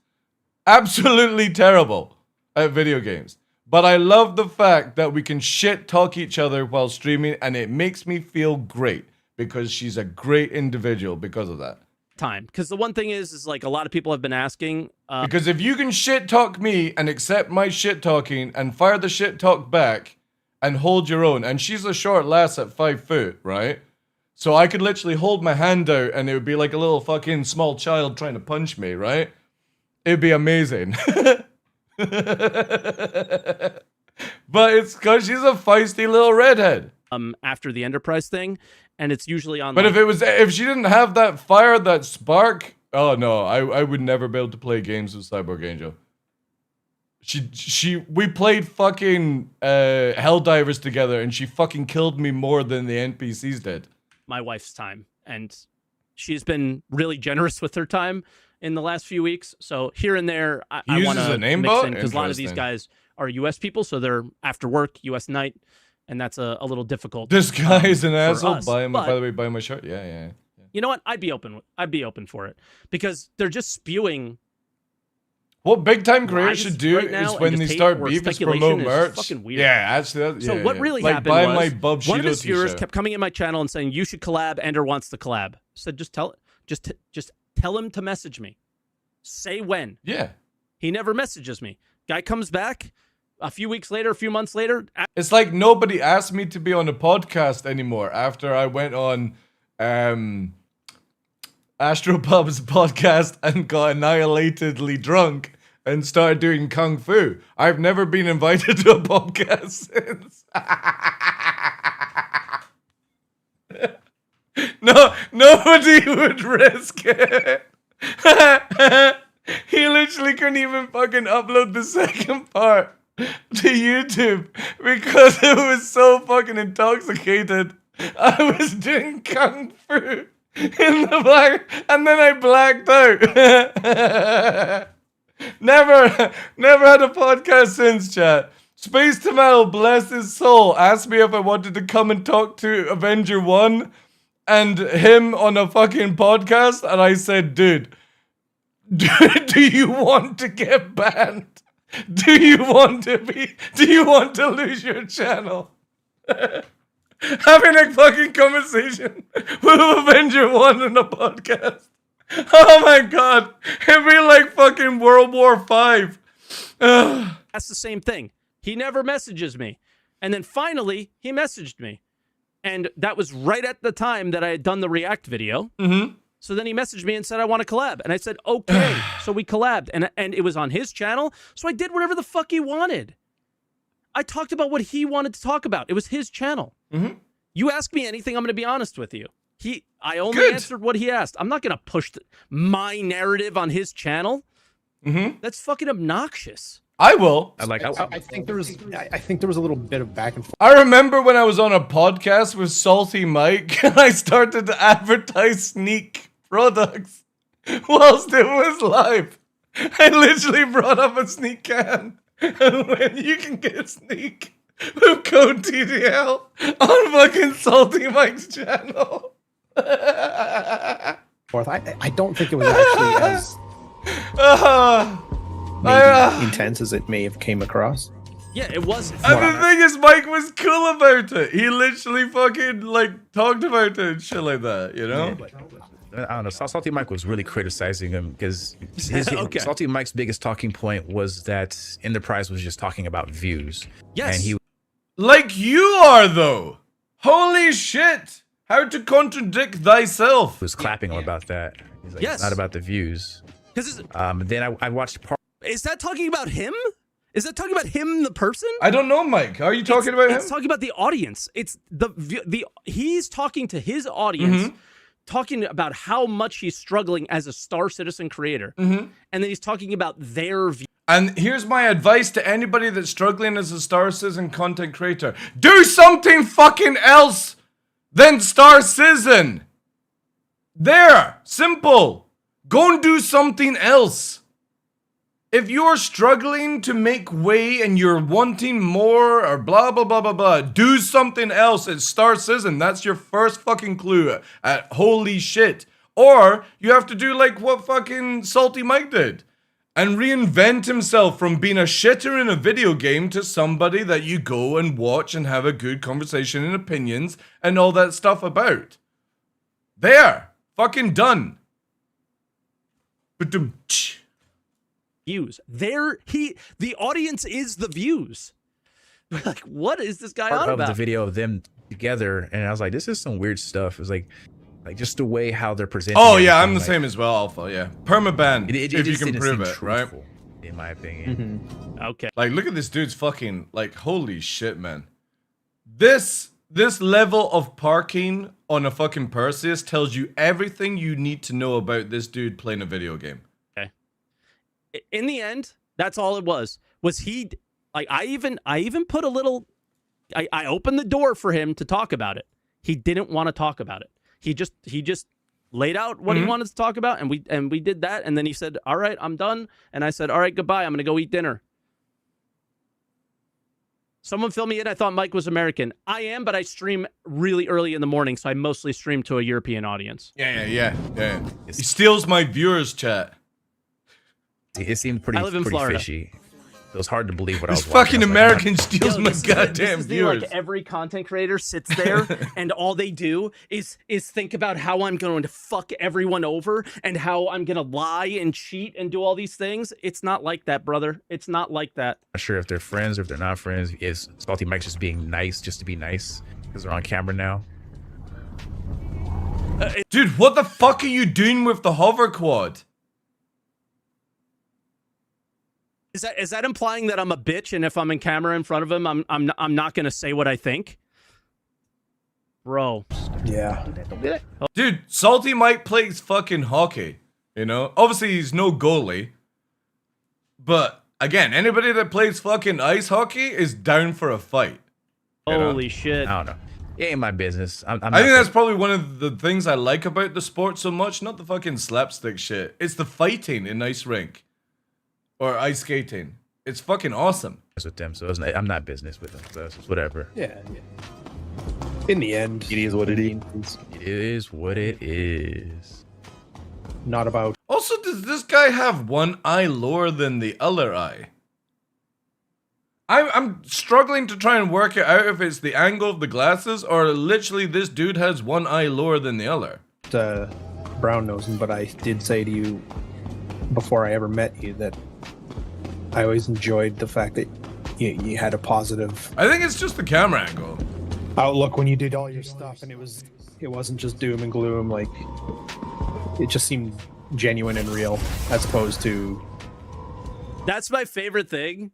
Is only positivity is genuine and real about this community. Have you ever noticed that? Yeah, being positive in the gaming industry is a 100% uphill battle because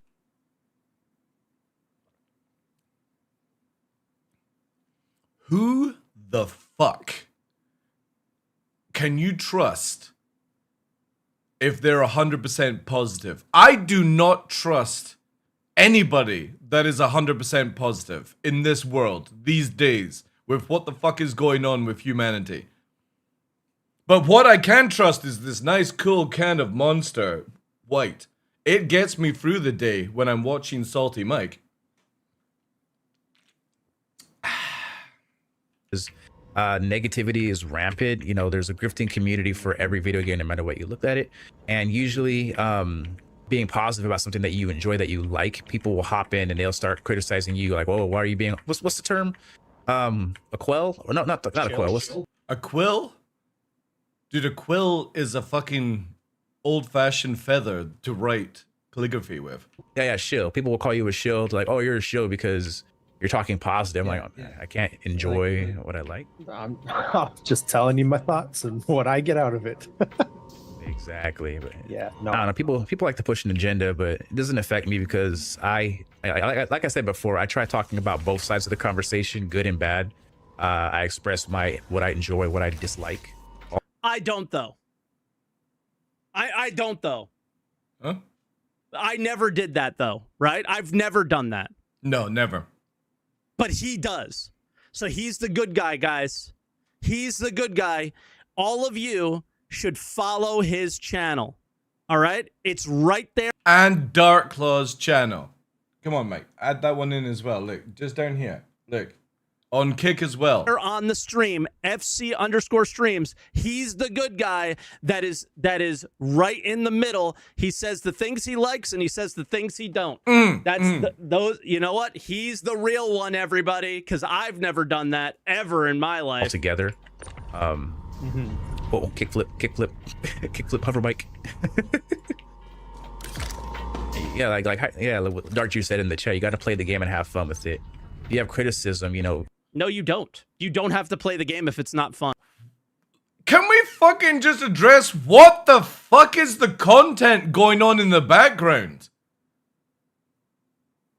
We are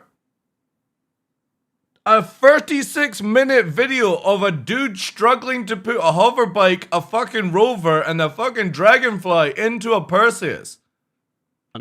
You don't have to pretend it's fun if it's not fun. But there is a really good opportunity as a game that is coming up to be a content creator in and make a lot of money. Yeah. Like following TheDarkLaw at www.darklaw.com. Buy TheDarkLaw's merchandise today. So if you create an audience that's fun, So like, let's be honest. I'll do my own speculation here. Are you doing this to make money? Are you being exactly? Oh no, me. Oh no, I'm not positive. Positive to grow an audience? I'm fucking A negative. Perhaps. There's nothing wrong with that. Work for Burks. I'm not being negative to grow an audience. I'm being negative because Burks grew an audience by being fucking super positive, and now we've got realistic Burks who plays fucking Armory Forger, and I watch him play Armory Forger than I do watch him play Star Citizen.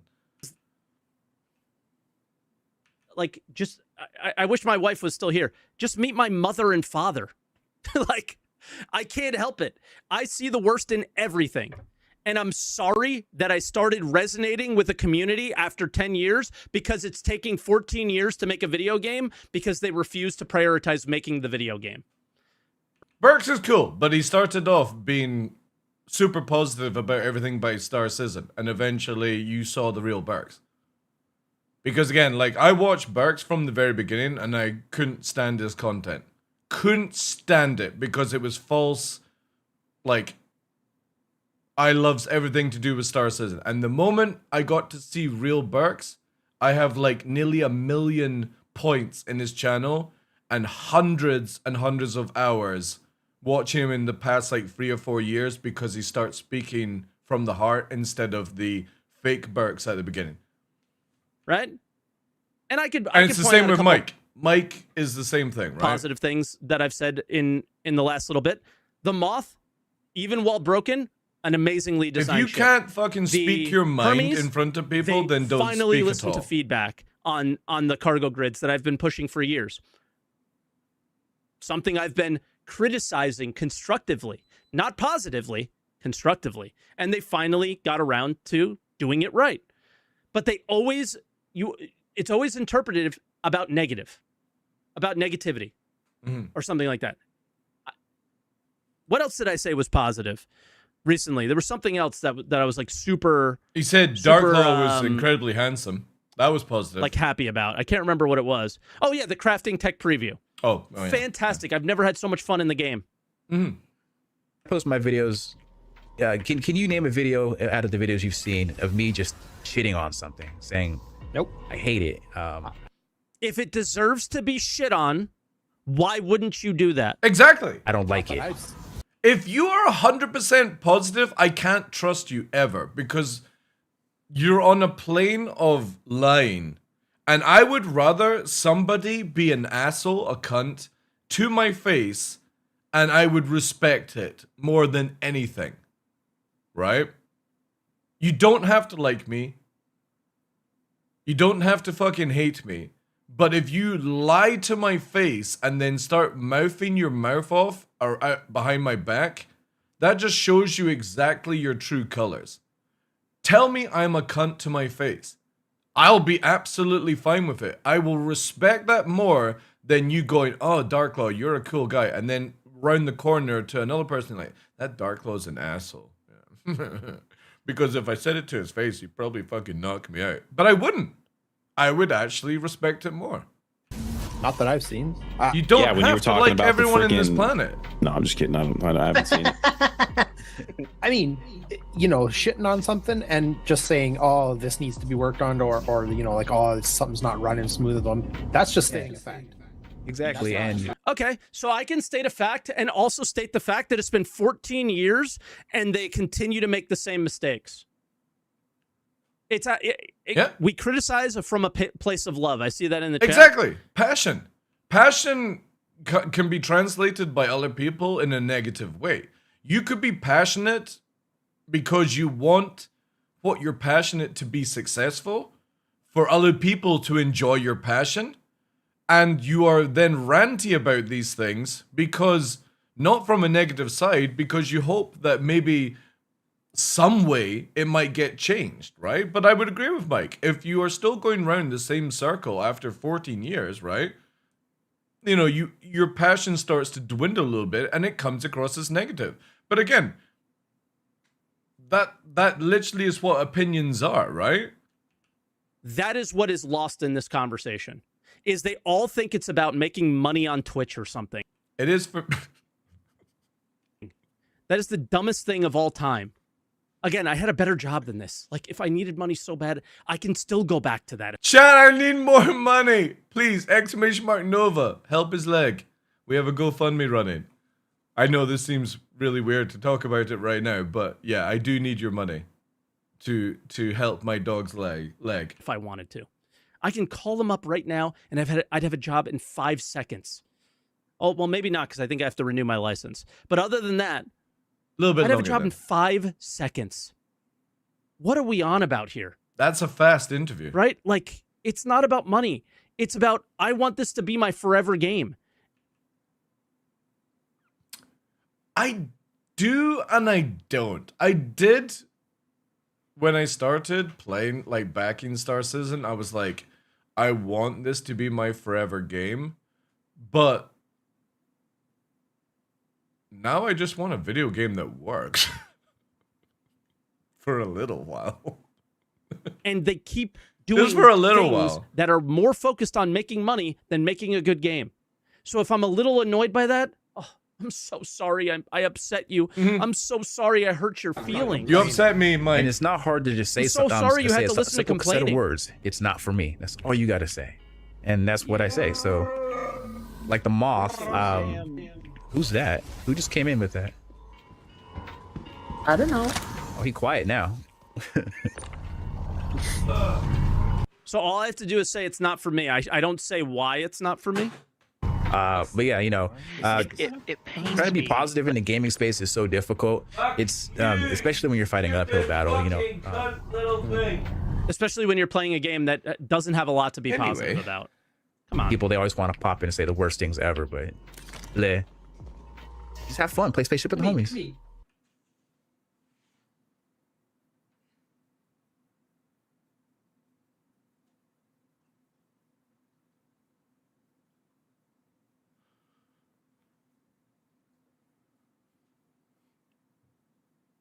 Who the fuck says that? Who the says AI will make your forever game in 10 years? I hope she's Japanese looking.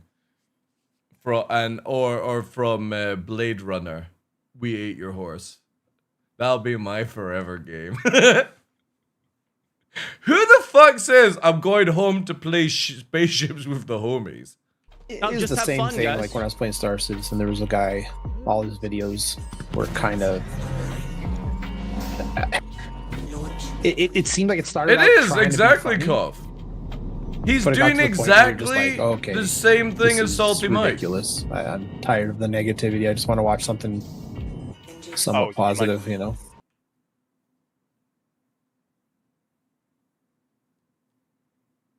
Dude, we are humans. We are built around chaos and misery because we get off on it. And you want positivity in your world? Get a fucking Bible. It helped for Avenger 1. Yeah, I mean, you just gotta be happy. Like this is one reason why I like to watch Raptor Spirit is because whenever I watch his videos, he's always smiling. He's always happy. Cause he's happy! Can you not be a shit talker and fucking give your opinion and be happy at the same time? Here's the thing about content creators that you gotta understand is the most popular ones and the ones that do the best are the ones that are the most I've disappeared! passionate. The ones that care the most. I care. In every subject. I care about every subject. The ones that are obsessed. I'm obsessed. That's it, dude. Those are the ones that resonate with people. And if you just want positivity, I see a lot of people shitting on these guys in the chat. There's no need for that. None. If that's what they want to hear, and that's what they want to hear. Oh, I'll shit talk on everyone. I'm not shit talker. Shit talkerist. Everyone should be shit talked on. That's okay. Then there's going to be creators for them, right? Because there's going to be creators that think like this, but they can't think that they're going to grow to the size of people who are just genuine and honest and real. To be honest, to generally grow now on any platform is actually just luck. And if you go viral. And that's how it has been for like the past 5+ years, is that the thing you should always aim for as a content creator is to find people of equal-minded, bald, ginger, and good-looking from Scotland. That is it, yeah. But it's like, I'm always wanting people that resonate with me. I don't want to ever, like, I would never be fake with people just to make money or get extra views. That's never going to be the case. Like, I can stream for 1 viewer who appreciates my stuff, I can stream for 1 million people. But the thing is though, is if I ever had like 5,000 people in the channel, I wouldn't be able to talk to people like I do right now. Would I like the money from 5,000 viewers? Oh, damn, I would like it. But I also like the fact that I get to shit talk with people and talk about things and have discussions, be it that it's either pro or negative, or you know what I mean? Like, yeah. And say their feelings regardless of how it makes other people feel. Mm-hmm. Right? If you go into something thinking about how you want to talk about it, hey, old man, how you thinking, doing, dude? deciding But you need to be entertaining what somebody. the best exactly, way to approach the conversation is. That's very difficult when you've got, like, when you're first starting off as a content creator and you've got maybe, like, under 5 viewers. And my secret for that is anybody that's starting off is get, like, an account on your phone and get your mother to log in on an account or something like that, or your, like parents or siblings, and just let them AFK. The hardest part is talking to people that are not talking. And that's one of the biggest things you have to learn as a content creator is you need to be able to construct a conversation just with yourself. Just so it seems like you're able to talk to people when they come into your channel. Because I have joined so many streams where I want to like raid them. So what I do, chat, right? And I've always been open about this. I don't raid people just randomly. I always scan everyone's channel, go in, see what they're like, what their conversations are like. And most of the time, the people that I don't raid that are recommended to me because like their friends are recommending, they're sitting there not talking at all.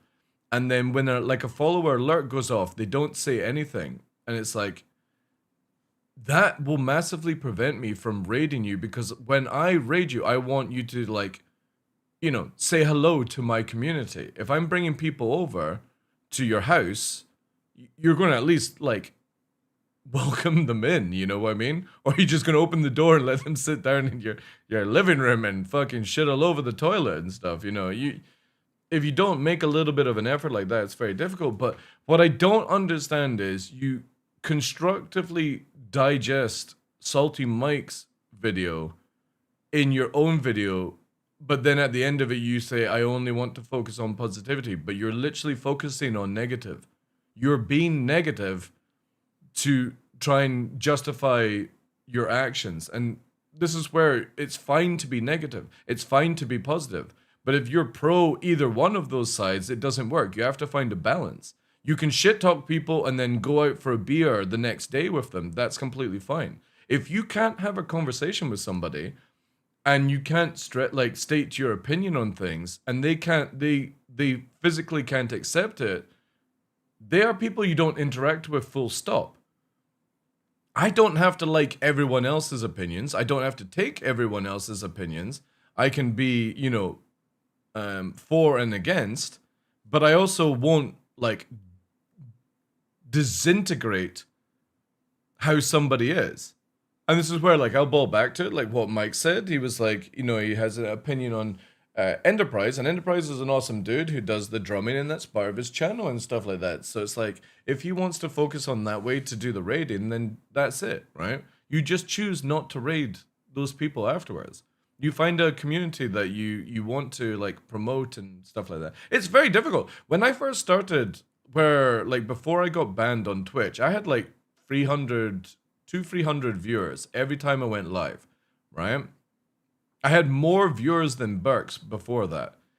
And I love to raid people, but you know, one of the biggest things that always put me off was when there was a streamer that had like 2 free viewers and we're going to raid bomb, and they had follower only mode on. And I'm like, so everyone that I raid over with has to follow you just to say hello to you.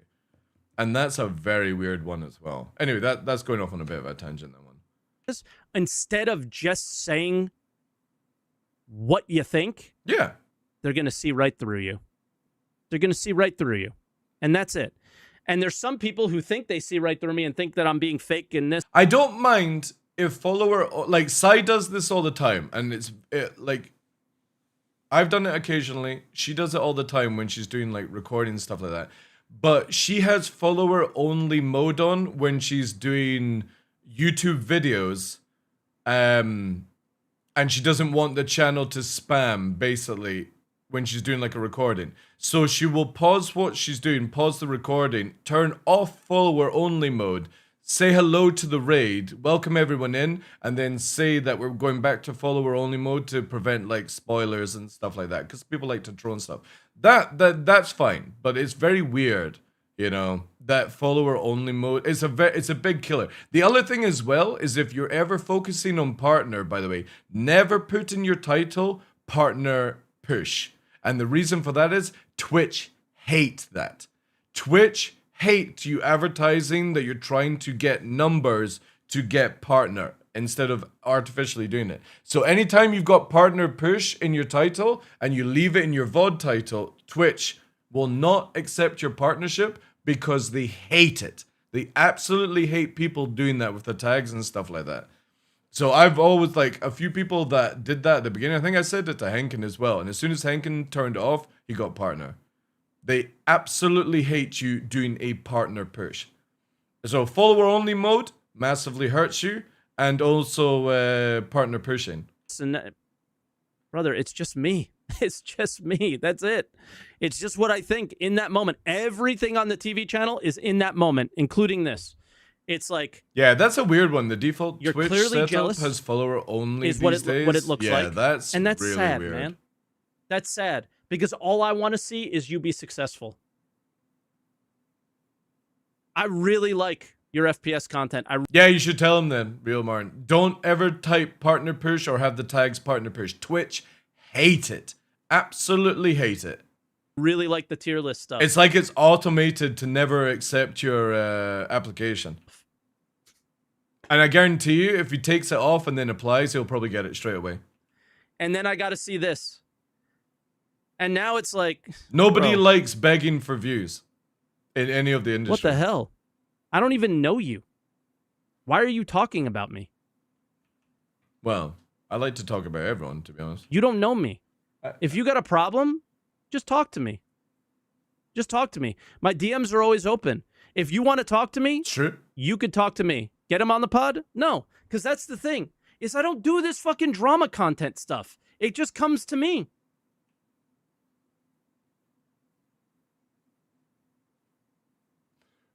Really?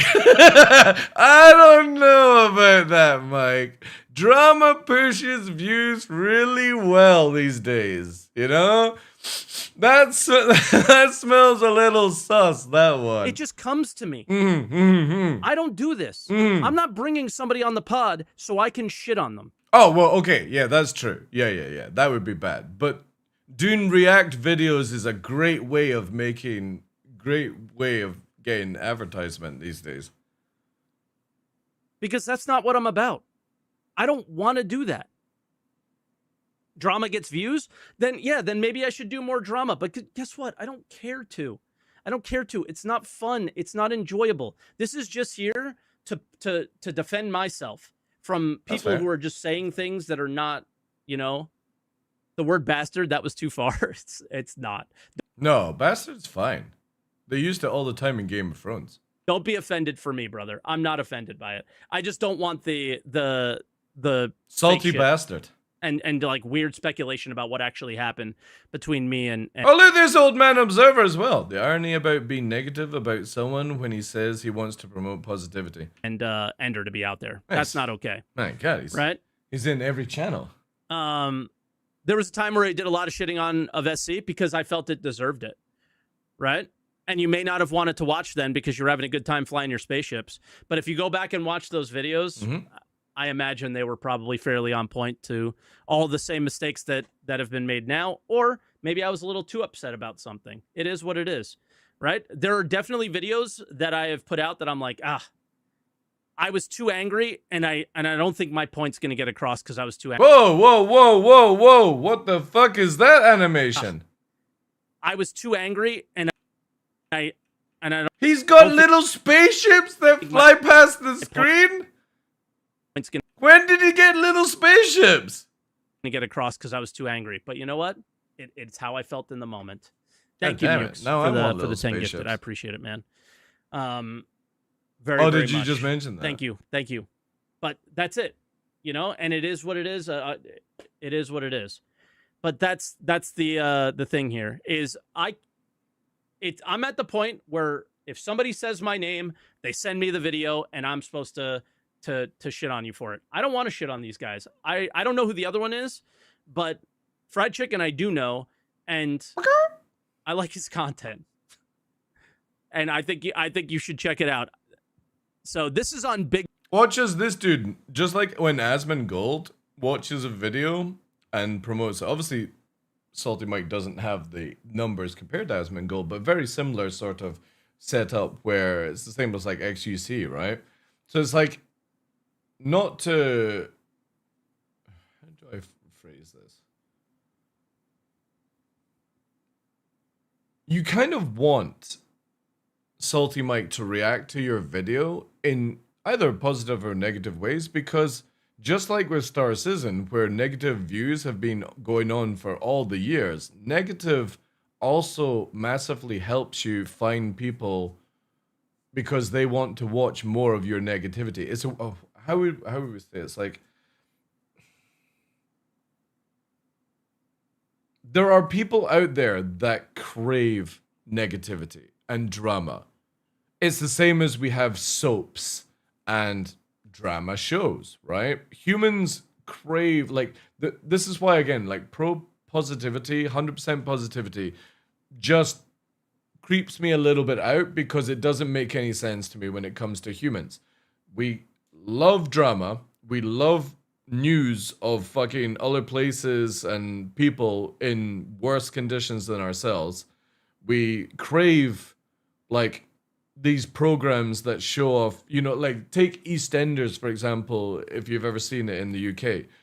Not one fucking week is there somebody not being like stabbed or no marriage or anything like that, you know, or murdered. And it's just every week it's just negative, negative, negative, negative. Somebody gets married in one of these shows and then they're dead a fucking month later because they got run over by a blind kid using a steamroller. You know, whatever it goes through these days. Humans crave that. So again, it's like, it works in a positive way to have negativity. Bird's channel. Or no, I like Big Bird. I don't know. Are they the same person? I have no idea what's going on now. I think it's Big Bird is the one that makes the videos. So here's what I'll do. I will link this video that's like at the end of his. Then your main channel is not going to help. Reacting to Ender, this was the exact opposite of the reaction of... I'm interested to see what he said about Ender, but also I don't give a shit. I know. Unshowered every fucking morning and just I play feel videos like I'm on you. too late to Personal that life stage, you know? and what's going on in it. It is not about... and I hope they have massive success and grow less than me out there, and that's that. And just... in the video about Salty Mike, can you please remove the dust on your microphone? About the game, but we complained about there he is. Perfect. Yes, sorry, Mike. Can you clean your fucking microphone, please? Holy shit. Absolute slob. Absolute slob. Welcome in, Salty Mike. Welcome, Raiders. Speak of the devil. I know. Welcome in. We were watching this video, and it was romantic. It was really good. Other creators in the community about being all positive. I was talking shit about you. Yeah. I was. And then made a video about being negative about another creator. I just don't I don't understand how somebody who is pro-positive shit talks you about shit talking somebody else because you want to be pro towards them. It's like pro-shittery inception on the go right now. It's very weird. Very weird. But I had to, I saw it, we were watching the Atmo Esports, and then I saw a little video pop up in the corner, so I had to delve into it, and we kind of got lost in this video, but yeah. I was gonna watch the I'm very tempted to see the you shit talking Enterprise video, and then watch his reaction. But then, as I just said, I generally don't give a shit enough to watch it. You know what I mean? It's very, very weird. But I think you are right in defending yourself, because as you are, or as you come across as negative, I was saying you also are. People don't understand that if you're passionate about something, it appears negative, right?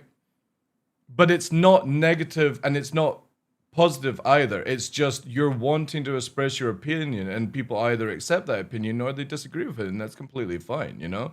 And as I was saying, is that you're completely in your right to shit talk people. I shit talk people all the same time, but it's like I said Psy is the perfect example, is where I agree with you. I don't play with people, because obviously we're going off on a bit of tangent here. I don't play with people in video games if they're shit at video games. But then it's like yourself and Psy are different, because we can have discussions and shit talk each other, and that makes it enjoyable experience. But if you can't have that experience, I would never play with people that can't play video games, because it just doesn't rub off on it. So I fully understand that, like when people are saying, "Oh, Enterprise, have him on the podcast or go and co-stream with him and stuff like that." It's like, no, like you shouldn't have to. It doesn't work that way, you know? Like you'll click with people and you don't click with people, but you should never force upon these things. When the game doesn't provide, drama will. I love drama, but I am a massive shit talker, and I'm a dramaphobe, if that's a right word. Like, but I also like to discuss this because I'm a behaviorist, so it's like I love to see how people react. And I'm not saying that I'm an expert in human behavior, but humans behave very very like animals at times. Anyway, that was what I was saying. Peach, I'm out. Okay, bye.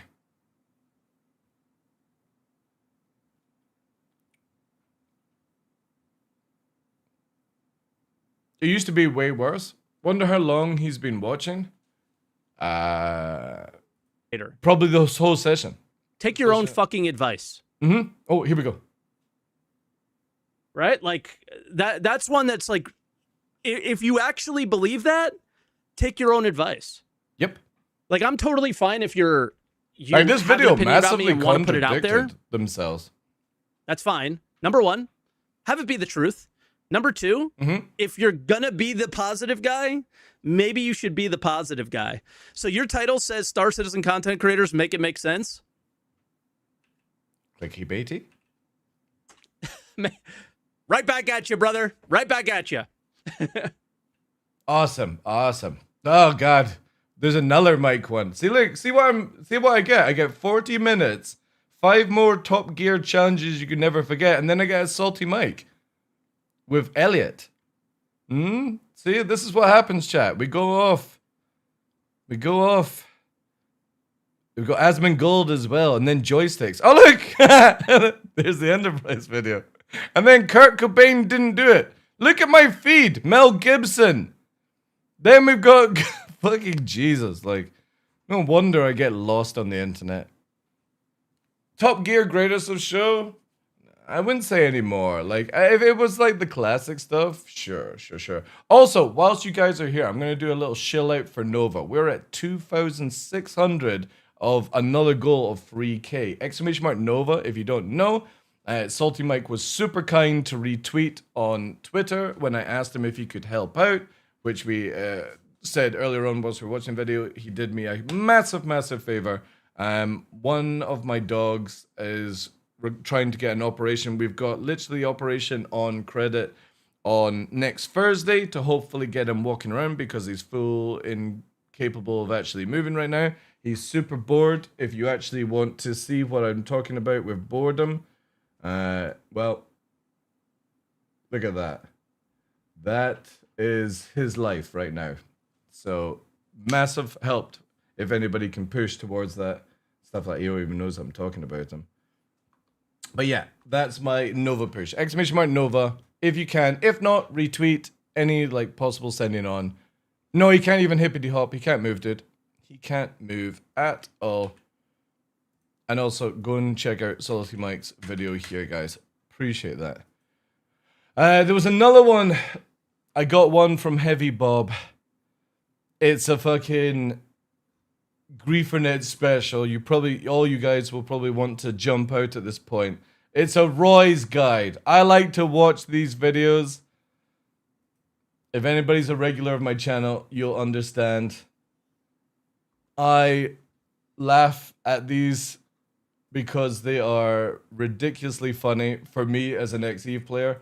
When it comes to anything, just in case you're new to my channel, I don't condone anything that you do out of the game. However, the stuff that Griefernet does in the game, as an XEVE player, is very, very tame, right? So that's my take on it. What anybody else does, regardless of who you are, what organization, if you ever take it too far and you do stuff out of the game, that's where I have a no-no, right? But yeah, we're gonna. I've got a direct line with CIG, and I can submit some stuff too if we get it all together. This is about Daymar Rally, apparently.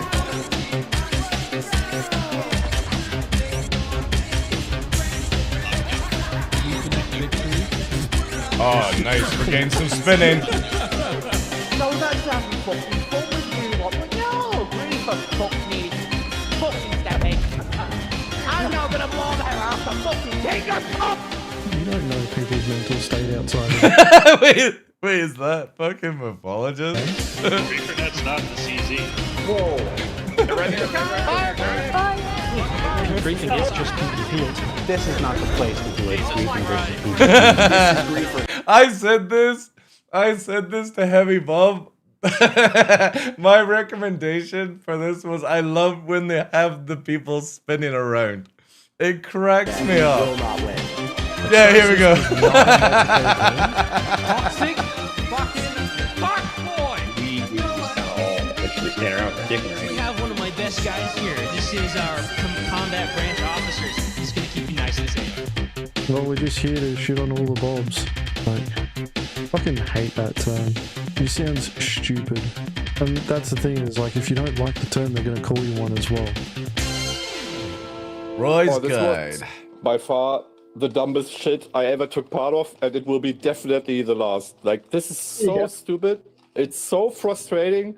I like imagine, because, you know, I actually thought we didn't prepare well, but for this shit show, you cannot prepare. Imagine we have trained every day, like some teams actually did, how super frustrating this would have been. Like, I mean, we were more or less relaxed about it, right? We did our part, but we didn't train every day. There were teams which trained every day.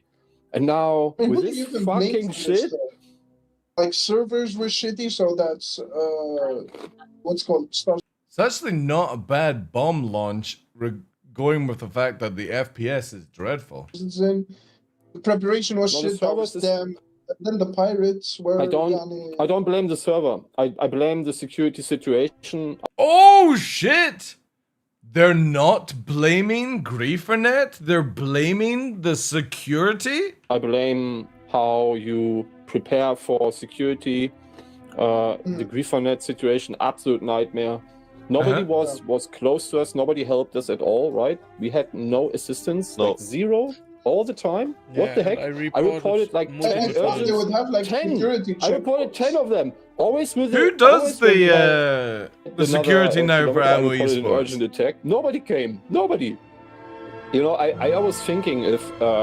You know, I was thinking if Griefernet actually brings in the piece of sauce to the event. Wow. That is making it more, spicy. Holy shit! So somebody literally saying that they enjoy the bombing from Griefernet at Daymar Rally? Okay. But I agree. If like 50% of the teams are being bombed out of the game, it's like... Oh, a little bit of a complaint. I don't know, man. He's just spinning around in a circle.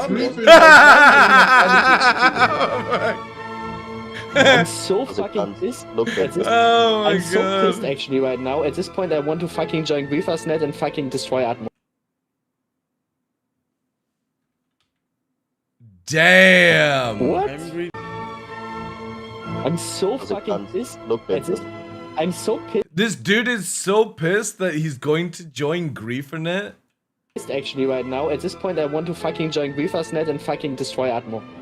Crazy. What? Man. I've always wondered this. Like, the security at Atmo Esports has always been terrible.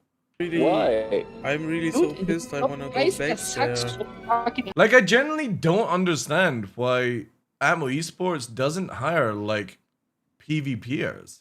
Hard. It makes me so mad that no security guy was there to help us. Again, it's very difficult this to actually defend. It's making me also very angry and very. I've said this many times. You can have like a Polaris with like 15 fighters defend it, or sorry, like a Perseus defend it with 15 fighters, and a torpedo's gonna fucking nuke it, you know? Sad in the same time. They hire 9 F-8Cs to protect against 100 GrieferNet. What? Hello, this is Roy from Roy's Guide. Hello, the Roy. show that comes once in a lifetime. And you're probably wondering, how did we get here? How did we get Daymar here? Rally is an event that was founded in 2018 by the Giga Larper Crucian of That's not how you spell Crucian. Atmo Esports. He created this event for one reason alone: money. At the time Oh, you're not shit talking Crucian. of Crucian's a its cool founding, dude. Crucian was a struggling content creator with absolutely zero riz, but Can't shit talk my boy. Crucian's fucking awesome, dude. big dreams of selling overpriced merchandise, tickets to esports events, and access to the Star Citizen Access to being Greek, Chris Roberts, Sandy Roberts, and Tyler Wickens. Woo! developers. And I went to, I was very motivated. I wanted to make streaming something. Kemi 60. Wait.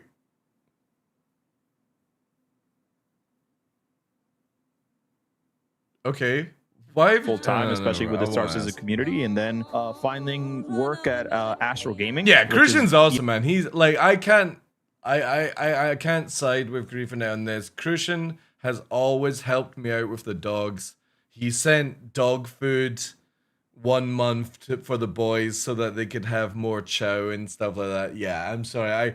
I will always be Team Christian. He's a really, really fucking cool dude. owned by Logitech, and I became, I started doing events. Is he a bub? Yeah, of course. All esports events, fighting game events, and then, and within 2 years became the esports manager for North America. And that's where a lot of my experience comes from. Hey everyone, Crucian here from Atmo Esports. This weekend marks a huge milestone for the Daymar Rally, the biggest community event in Star Citizen. This is our 8th anniversary, happening Holy Saturday, shit. January 24th at 1600 UTC. And you can watch live on our Twitch or YouTube. To celebrate, Streamer buddies. we're giving one of you an insane buddy. Star Citizen bundle. In The fucking the selling part. Yeah. Right? The fucking They're ads. We were taking the piss on the ads earlier on. Not like it was the fucking role-playing organization adverts for Atmo So Esports. why bring this up? Atmo Esports has a lot of stakeholders, both in the real world financially and with the hopes and dreams of. Yeah, no. Again, I wouldn't say too players. much. There's a on it. lot of risk in hosting an event where GrieferNet could happen. Oh, really? Exactly just happened. GrieferNet happened. So with that in GrieferNet. mind, what was the official stance of Atmo Esports when it came to player disruption? What if CIG told you they could make an instance for the Daymar Rally? Is that No. something that you guys would be interested in? We always want, we always want the Daymar Rally to be a part of the PU, right? That's what's in the lore. Good boy. That's what I want to hear. You make it an instance, then it doesn't, give people. I guess, I mean, if Pirates can come in that instance and then, make it feel like it's still part of the PU and the performance is better. Yeah, that's fine. That's completely fine. That's completely fine. Why not? But at the same time, I rather it continue to be, part of the persistent universe no matter what. And so the stage is set. Atmo Esports wants people to attack their event in the PU at Daymar at this date and time. But at GrieferNet, we don't do play dates. No play Mm-hmm. dates. No play dates. You see, I'm like hopping you. Oh, is She's that like, version? no play dates. No play dates. If we're going to strike, it will always be on our terms. But contrary to popular belief, GrieferNet's plans were a little different to what the community expected. In this never-before-seen declassification, reveal that GrieferNet was on hiatus over the period of January, and this was despite having ample access to the plans of security. Oh, damn, look at that. Force. The intel. We were there to watch the speculation, the plans, the intrigue. Some of you idiots even tried to infiltrate us, then went to Twitter to deny any involvement in security. You know, when it comes to defending, it's actually like 300% harder to defend the rally than it is for anybody to attack. And that's because I would agree on that to a certain degree, but again, it's actually more just mechanics than anything else. People, you know, unfortunately, they're not going to play fair. They're going to use exploits. They're going to dupe their ships. They're going to dupe, you know, capital ships. Dupe ships? They're going to dupe all this stuff, and they're going to do, you know, blocking, you know, respawn med beds. Like, people do a lot of stuff just to want to have the advantage and attack. It's always been easier, you know, for offense rather than defense, unfortunately. To quote Avenger 1, the only real defense is an active only defense. Real defense is an active. They're shrinking his face again. No. No.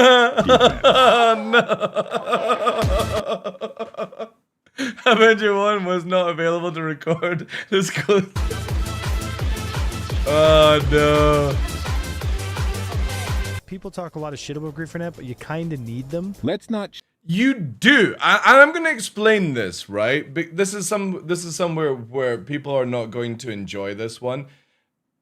GrieferNet, as be it that you like or hate them, most people hate them, but it does also show you the loopholes that CIG are failing to address with things. And I said this yesterday when we watched somebody ram somebody in Grim Hex to get a bounty.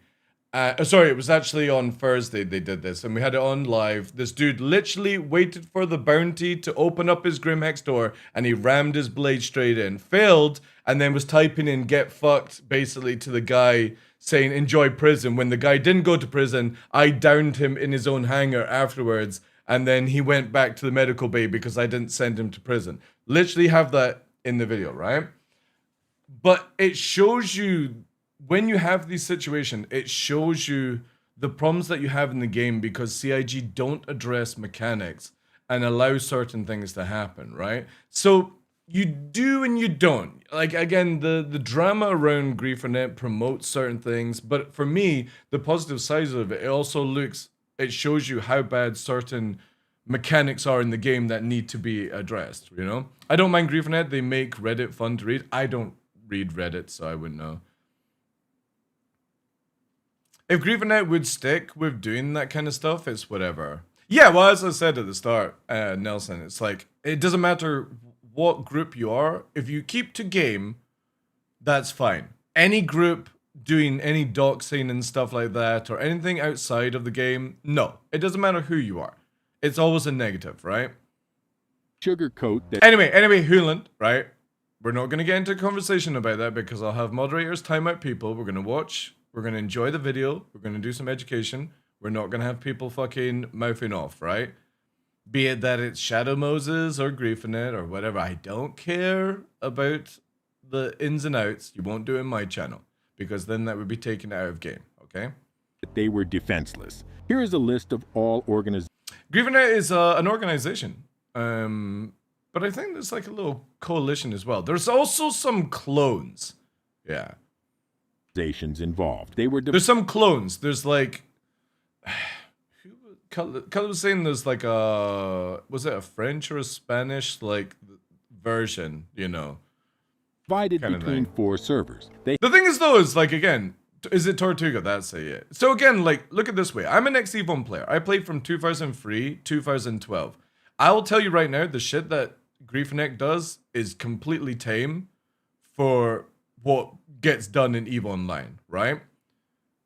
However, anything that's done outside of games, like, for example, EVE Online, Bob used to have barbecues, and the trolls and stuff would turn up to the actual live activity. And you know what happened at the barbecues when let's say like the Griefernet type of people turned up to the barbecue, right? You know what happened at these Bob events? Bob gave them barbecue and beer, and that was it, you know? So there, like, obviously if you're doxing people and you're doing shitty stuff like that, doesn't matter. Again, I'm not targeting Griefernet, I'm not targeting anyone else, but if you do that, you're taking it too far. But I can mention a few things as well regarding other things. It's just, again, keep it in game, keep it fun, friendly, and if you don't like it, you don't like it, right? It had the numbers. Each racing team was even allowed to have one fighter as an escort. Although, it's too bad that people like Moist Noodle were... Wait, is it Bulb Noodle? They were divided between 4 servers. They had the numbers. Each racing team was even allowed to have one fighter as an escort. Although, it's too bad that people like Moist Noodle were squandered as camera operators rather than security. Why have a medical team when med guns are a thing? Why have a refueling team if ground vehicles don't run out of fuel? Who was actually in charge of security? The head of security was Quantum Jump Medical. We are very familiar with these LARPer shit stains. They are not security. They are role-play security. Yeah, see, I never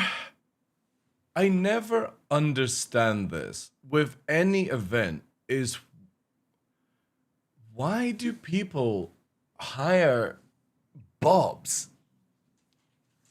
Like, flying above North Daymar, we are tracing Daymar Rally race held by Atmo Esports. Daymar Rally is also one of the larger events done by Atmo Esports, usually with about 4,000 contestants participating, and Quantum Jump Medical is the sole provider of all Atmo Esports events. This includes the Fighter Flight, Hertz and Hurt Locker, System 7, and the Daymar Rally.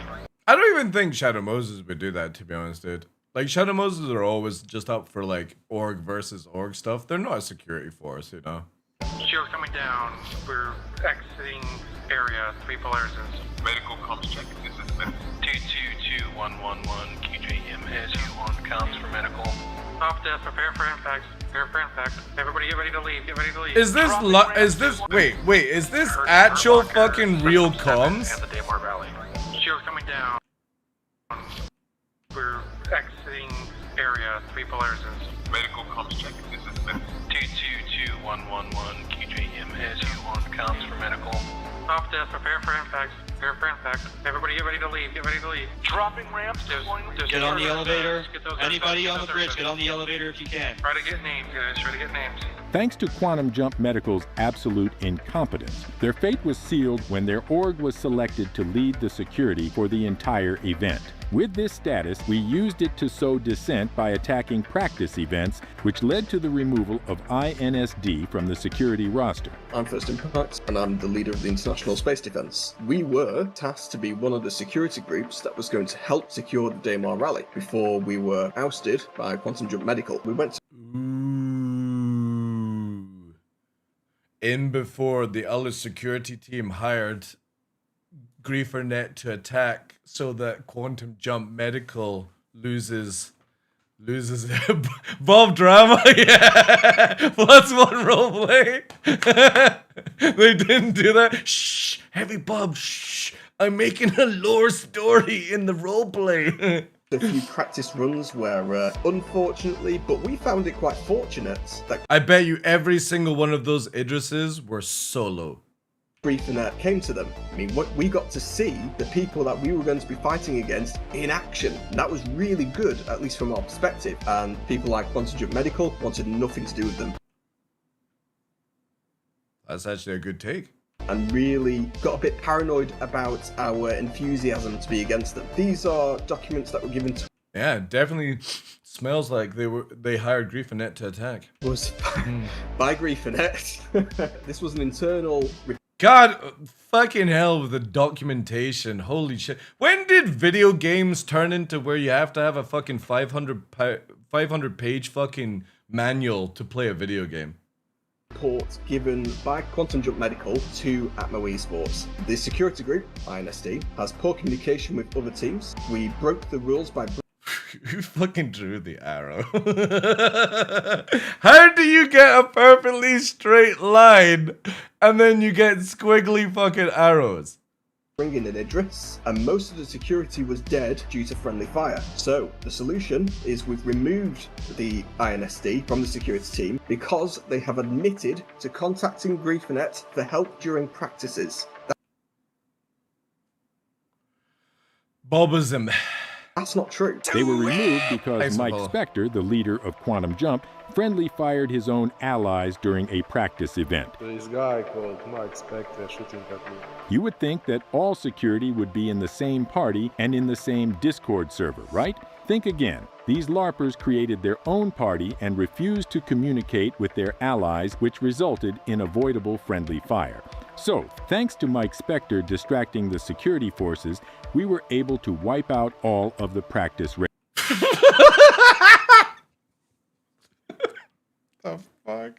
To avoid taking any blame, Mike wrote some bullshit that...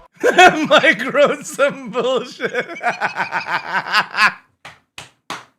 Oh, I fucking love this stuff. I'm not gonna read all of this, but this is amazing. He was working with GrieferNet. In truth, Mike, in his natural incompetence, was working for GrieferNet the entire time, telling organizers that... See, what do I say, chat? Right? It's the friends list you have to watch out for. It's not GrieferNet. It's the fucking people that have GrieferNet on their friends list.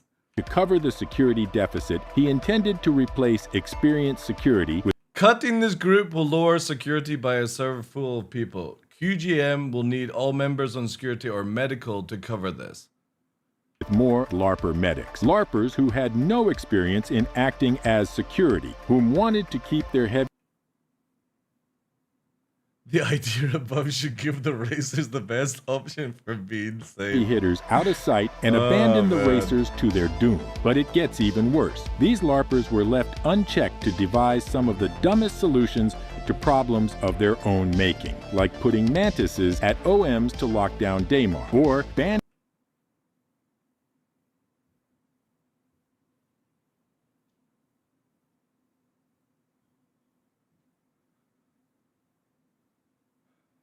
the use of capital ships for security. If you're only allowed to put one fighter on every person, wouldn't it be more sensible to put a fucking mantis with damp up so the person can't approach at full speed? Security forces and the international... Giving you enough time to maybe get somebody in? Communist conspiracy to block medbeds to stop players from respawning.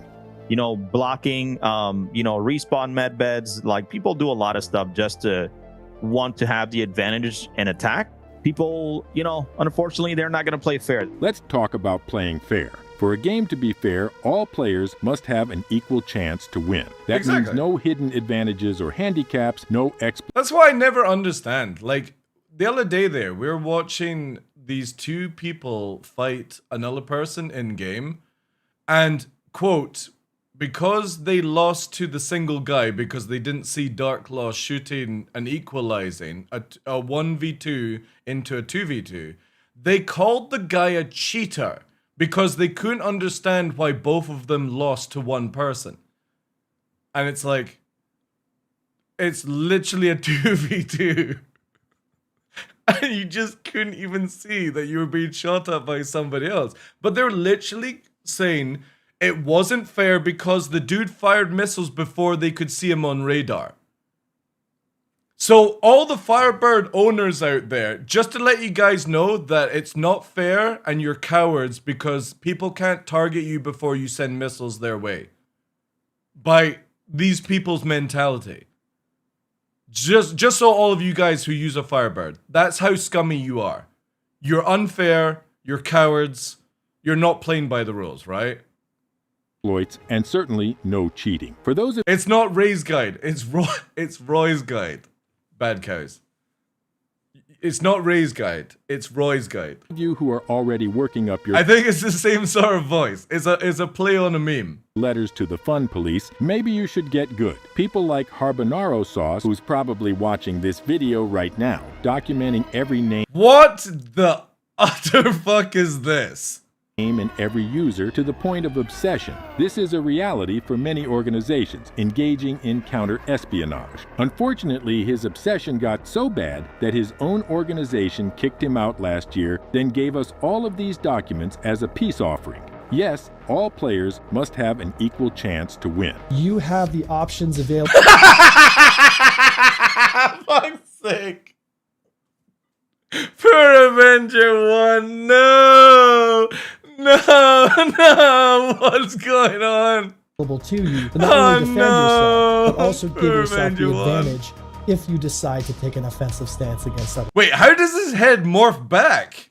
Wait, so that being said, would you rather be a gardener in a war? Well, also, why does he look like a fucking volleyball now? Or a reader in a garden? A fair game. Wait, what was that? If yes, all players stance against other players. So, that being said, would you rather be a gardener in a war? Would you rather be a gardener in a war? Or a griefer in a garden? Or a griefer in the garden?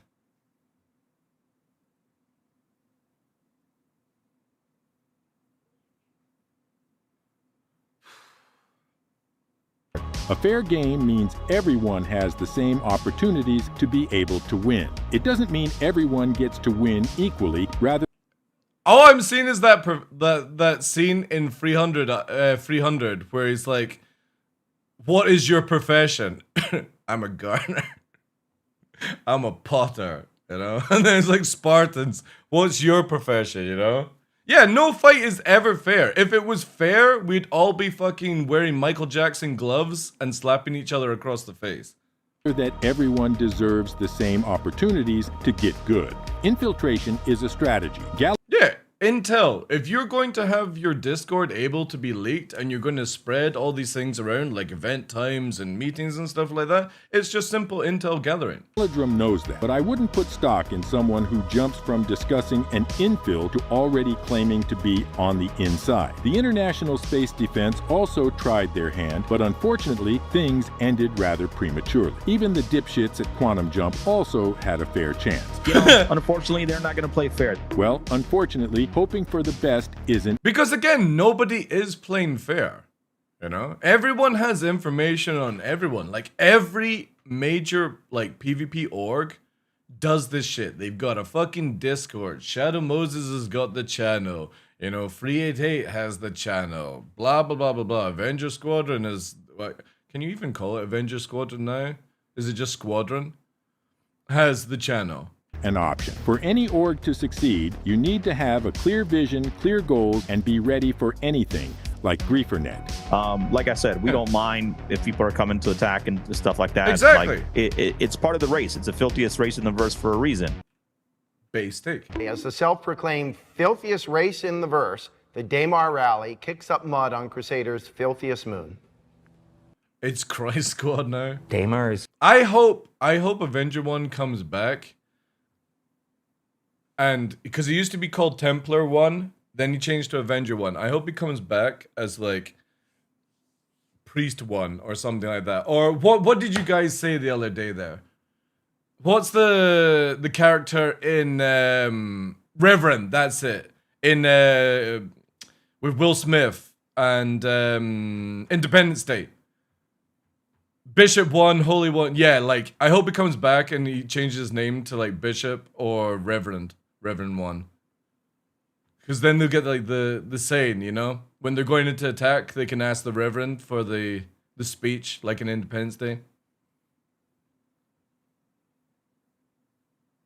He needs to overcome his demon first, right?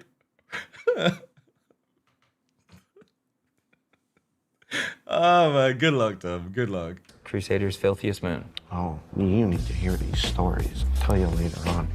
I mentioned earlier that GrieferNet's plans changed. It was the expectation that it would be an unplayable experience not worth our time. What we didn't count on was the very real expectation that GrieferNet would attack by organizers, racers, and even admirers. With so many people speculating about GrieferNet's 1,000% chance of attacking, we couldn't surely leave Man, 1,000% chance of attacking. Whew. You disappointed, could we? So the day came, we rallied our forces. We had our spies planted everywhere. The servers were going to shit, but we were committed. But there was one thing we didn't expect, one factor we failed to calculate. Ooh. It's not a secret that GrieferNet has one of the best spy networks in the game. Because of this, we are very aware that lists are created based on some of the I'm pretty weakest sure bits that's of information, superimposed. speculation, and rumor. Try to get names, guys. Try to get names. We also have the capability of manipulating everything, including who gets added to these lists. I went ahead and passed their names on to my org. I'm one of the captains of Evil organization with 12,863 members? Man, do you even know anybody in that Evil org, so I get them all put on the hit list if they're ever seen. We know that you watch every frame of every video that we release. But I do. Have you learned nothing, you foolish fools? We can put orgs against orgs, or blacklist users from services. The possibilities are endless. If you want to be a loser who puts their head in the sand like XGR Racing, don't worry. Your cries for help will be featured in the next video. These lists are then incestuously shared between different groups. Holy but what shit, often happens this is fucking list, a GrieferNet spy might have already added your name to one of these lists, and most of the time, you'll never know. So, with that said, on the day of the Daymar Rally, the so-called filthiest race in the verse, we discovered that a large contingent of GrieferNet members were unable to change shards and were effectively shadow banned to a private server. We know that CIG has this capability. We know with certainty that whoever was behind this... See, the worrying thing about this, right? Prior, GrieferNet not being allowed in. The worry I have with this is for organic PvP in the future, where, like, say you have, I'm going to use GrieferNet, Shadow Moses, and, like, Pascal 1, right? Pascal Squadron. What happens if another content creator or another group of people report so much that they don't like getting into fights with set groups that you eventually get, like, Shadow Moses shadow banned from ever being able to fight other people because they don't want to... Like, it's really weird, man. Like, it gets into a very weird taste for the game if you are preventing people from interacting with other people, It's bullshit. And I get it. I get what CIG are trying to do, right? But also the same thing is, it could get really weird for the future of this game. But the key thing is, these are effectively private servers that Daymar Rally could be using. Yeah. Again, it's like, I remember this happening in EVE Online, where there was a lot of devs integrated into Pandemic Legion and Bob and stuff like that, where they could literally tell where the Dysposium, like, moons were and stuff like that, so they always had an advantage, and they were, like, spawning blueprints and stuff like that, using their developer things. Obviously it got knitted out and stuff, but yeah, it always, like, has a bad taste, because obviously, like, you want a developer to be able to develop the game and then also be able to play the game, but you don't want them to be able to use their developed powers to give other groups an advantage. It just starts to get really, really well. Yeah. It starts getting a bit iffy, so recklessly and carelessly, using a bad list. Yeah, because I remember there was a story in EVE where they were spawning assets into people's hangars and stuff like that, where it's like giving people like 50 fucking macros like that, right? Back in the day where the macro was like, or Macario, sorry, was like super rare. It gets a bit weird. Because while our main accounts were affected, none of our allies or alt accounts were. People, Yeah, that's true, old man. This is the thing where you can love or hate GrieferNet, but it does show the flaws in the video game for the future, where CIG need to have more systems in place for actual gameplay instead of making false gameplay, right? Unfortunately, they're not going to play fair. This interference is beyond. Yeah, but back in the day, though, Vardak, it was non-existent. The amount of developers that were swindling in the lottery system as well by giving the... I remember it was... what lottery one? It wasn't Eve Lottery, it was another one. And one of the developers were giving them ISK so that they could massively promote things and stuff like that. Because then people were actually doing real money sort of stuff and it's back pocket kind of... Again, it's just, you know what I mean? It doesn't need to be. On what regular players are capable of doing, and was a covert attempt by game developers to manipulate the outcome of the Daymar rally. They invited us. They prepared for our arrival. It's in the marketing, but it's... Because this is one thing that I never understand, right? If CIG want to have, like, these events privately away from the PU, I get that, right? It's the same as in EVE. They have the EVE Alliance on different things and so forth. We have a map in Arena Commander, which is the whole planet. It's not Microtech. It's the one that's got the laser beam in it. It's in a completely different solar system that we don't have. But if you guys don't know, you can actually fly around that whole planet, and it's on that server. I don't understand why CIG just... Instead of doing these sort of tactics of shadow banning people from joining a server, just make Daymar Rally in one of these modes for Arena Commander, and there you go, right? Yeah, exactly. I don't understand the sort of in-between. Just make a private server, and there you go, right? Like events getting private server. I generally don't think anybody would care about private events being... You know, like if it's an official event and stuff, and Ammo Esports kind of is like official at this stage now because of how it's been going on. That would require them to put effort into it, but surely it must be less effort to put that whole, like the whole of Daymar in a Arena Commander than it is to fucking shadow ban people, you know? There's no such thing as bad press for CIGs. Exactly. Yeah, that's true. EVE AT is on the main server, but they teleport to a dev-only system. Yeah, but again, you're unable to get involved, Church. That's what I'm talking about. And people just accept it because it's an official event. Just make Atmo Esports official event organizer and stuff like that, you know? We have server meshing, but we can't even spin up private servers. Yeah, I know. It's, again, this is where it always just shows the flaw within the game, not so much with the players. CIG really need to do something about it. Because, again, like, either go one way or go the other. It's just so lazy. Teams GrieferNet are so good at the game that you had to use dev tools to stop us. We'll give Atmo the benefit of the doubt not knowing the shady shit that was happening with their security. Yeah, because you can't blame Atmo Esports. They're going to hire an organization, and that's the sort of end of it. Because the amount of work that Atmo Esports are doing to create the event, and then they've got to, you know, do all the security stuff as well, like... it's turning into a real-life job at that stage. Forces and just say this, GrieferNet will never forget this treachery. And just like that, after all that build-up and backstory, we gave up and the Daymar Rally was saved. I didn't watch Daymar Rally. Hey. Push it to the limit. We got it, bitches! We're still here! This is one of the largest pirating organizations in the entire game. Wait, what happened? This is GrieferNet. We will not win. How do you know? Because it's GrieferNet. Because it's GrieferNet. They're super fucking well known. Yeah. See, with that, you've already lost the battle because it's mentality at that stage. Oh, it's GrieferNet. We've lost. It might be GrieferNet's Bob team, and they're useless, you know? Hours preparing, and then just got on. Welcome to the limit.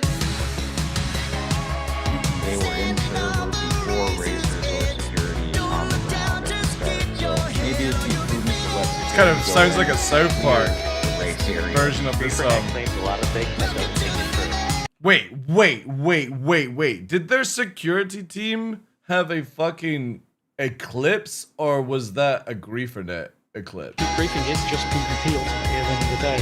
There's technically nothing wrong with someone finding a defensible position and using that as an advantage over another player. Like, look at these guys. They can't even fucking fly.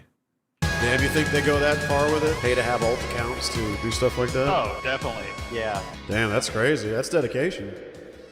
There has to be an alternative. There has to be a solution available to the player who's being attacked in order to turn the tables. Thanks, Jared, for that wonderful insight.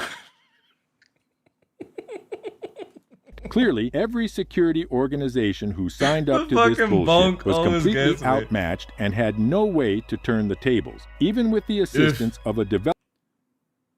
Why is there an eclipse? Like, what the fuck is the eclipse going to do? Developer banning players mid-combat. Well, I say developer, but really it was just a shitty community manager who was so reckless that he was even banning members of the security team tasked to protect the rally. The other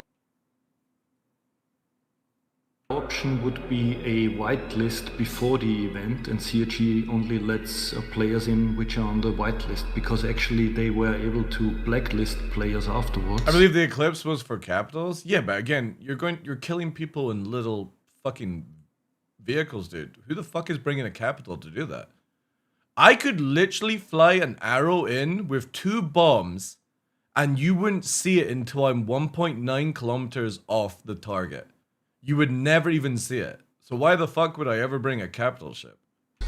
And block them from the servers. The most important ship they should have had on every driver is a Mantis with a fucking bubble up. So that if anybody's approaching in any vehicle, they have to come out of nav mode. Like, do you know that you can take a Prowler and it can literally be 900 meters of somebody's asshole before you even know it's there? If they could do it the other way around? So, to answer this one, because this is a very tricky subject to answer. Yeah, but why would you kill the capitals charge if you're targeting people on the ground? Unless you're going like for a full kill, you know? The whitelisting would indicate that Atmo is providing direct assistance for a player event, whereas the server bans in black, CIG is while the server bans that were happening were only to people breaking code of conduct. The thing again, this is where CIG should not get involved in this stuff one bit. This should be left to the players, and CIG builds the mechanics to allow the players to fight. This is what the developers at Evil 9 do, CCP. Build the mechanics to deal with this in-game, and let the players deal with the game themselves, right? Having developers or people with admin powers start like banning people and then banning people that are not even doing anything is very bad, in my opinion. Because you've got the security team, you've got GrieferNet getting banned, whatever, but you've also got the security team getting banned, and they're not doing anything apart from being like trying to help, right? So whoever is doing the banning doesn't even know who is who. You're just fucking throwing out candy. is that I know that there were some security members who had boarded an Idris who were also hit with that server ban and temp ban. Yeah, you boarded in from GrieferNet. Yeah, so how they were doing it just to make it easy is they say, hey, this entity, aka the Idris, is breaking TOS. Ban. But is it actually breaking TOS? Is it just shooting at people in a video game that CIG has designed? Or is it doing something like blocking a landing pad or something like that, right? The Idris and anything on it. And he just yeah, how is an Idris breaking a TOS? That's something I would love to know. To be at the wrong place at the wrong time. So, yeah, unfortunately we can't, it would be similar to asking for private servers, and there's a reason why we can't do that. Like I said, we don't mind if people are coming to attack and stuff like that. Like, it's part of the race. It's the filthiest race in the verse for a reason. It was. If that's the case, and that's what they're advertising as, and then why are CIG getting involved? very filthy, especially for the band of racers who were disqualified for attempting to assist security forces after having been knocked out of the race. The reasons why you are not shown on the chart ranking is because the team has been DQ'd due to failure in compliance.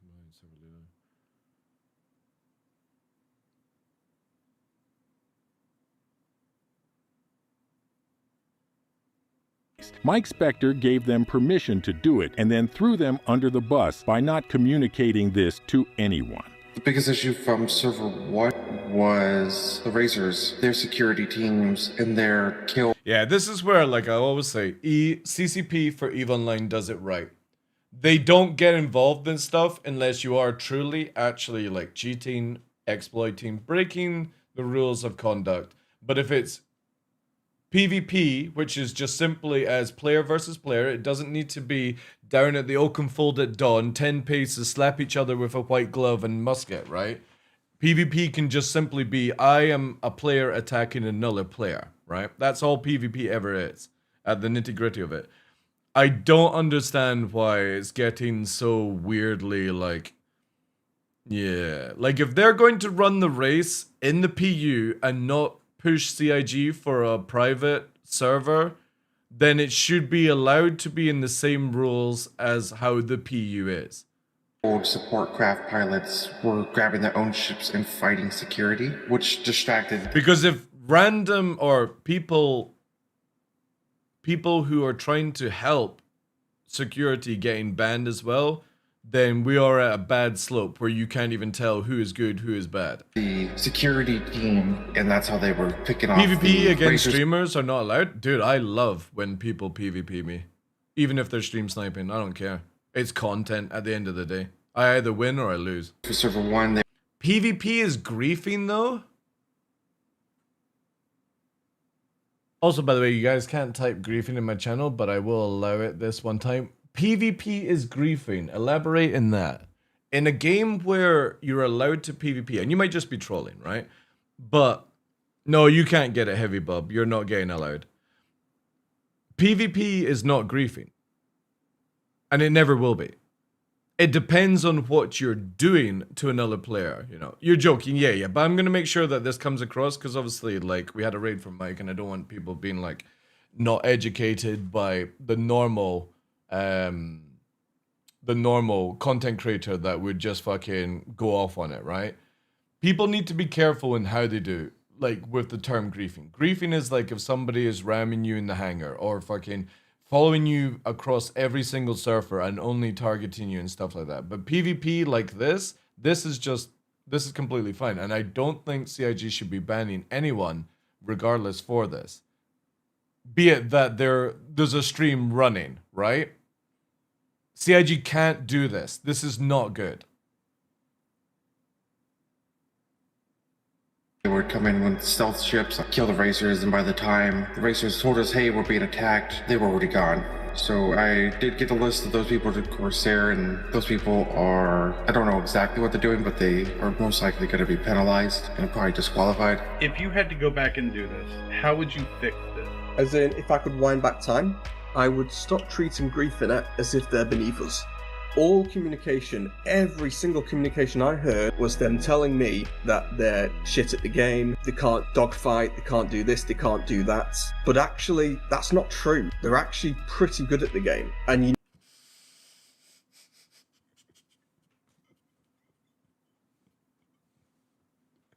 or you're just shit. Need to give them respect for it, because what's the point in predicting that they're going to be terrible at it when, what does that serve? And, you know, I get what they're saying, you know, you shouldn't be bringing light to this org, you shouldn't be making people even like them, because they are not people to be liked.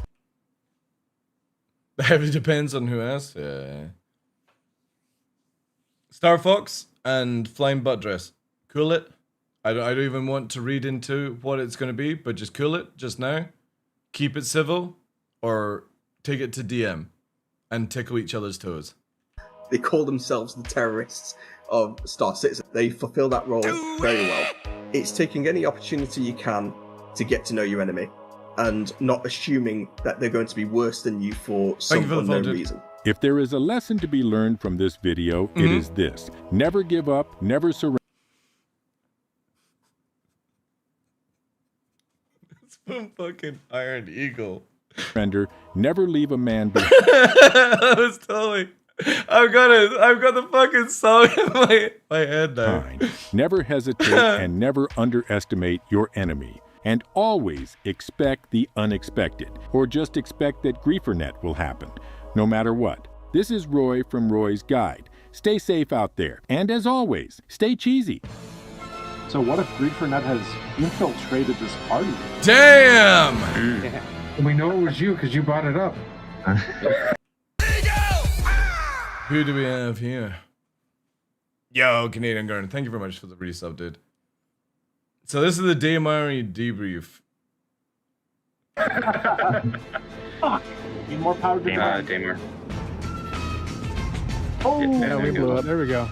Yikes! We have some fireworks. Yeah. Oh, who? Yeah, who has the...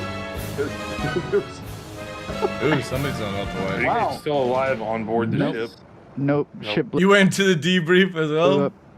There's a reason why I can't obviously say too much because but there's a reason why a CIG developer has to launch the party. Can we please not say Nico is the developer? Nico is not a developer, alright? I got a bunch of money too. Oh, I like money. Yeah. Awesome. Awesome. Yeah, that's again, like, you can love, hate, GrieferNet, whatever. Keep it in game. All the simple same I'll say, but yeah, it gets a little bit fishy when you start banning people for playing the game that you designed it to be. You know what I mean? Like, and you're banning random people because of that. Yeah, that is an interesting one. I'll send the paycheck. Yeah, because people always go, oh yeah, DarkLaw is part of GrieferNet. No, I sit in a wonderful world called being neutral. I don't care either way. It brings content. As long as it stays content. That's all I ask.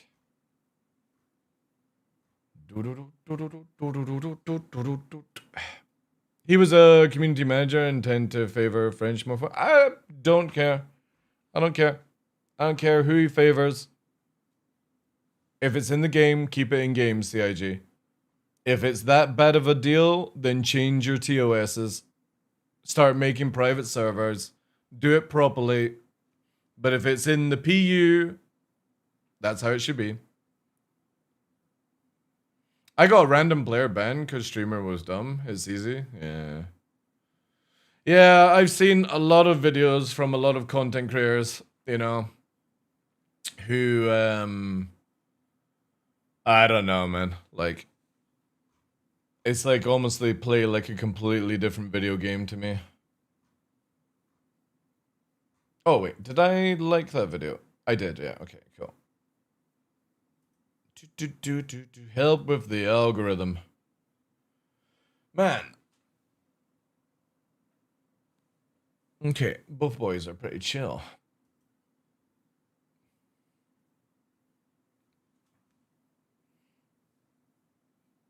Can I become a community manager to favor PvP? It goes into the realm of what CCP did with EVE Online, and I just don't like that. I really don't.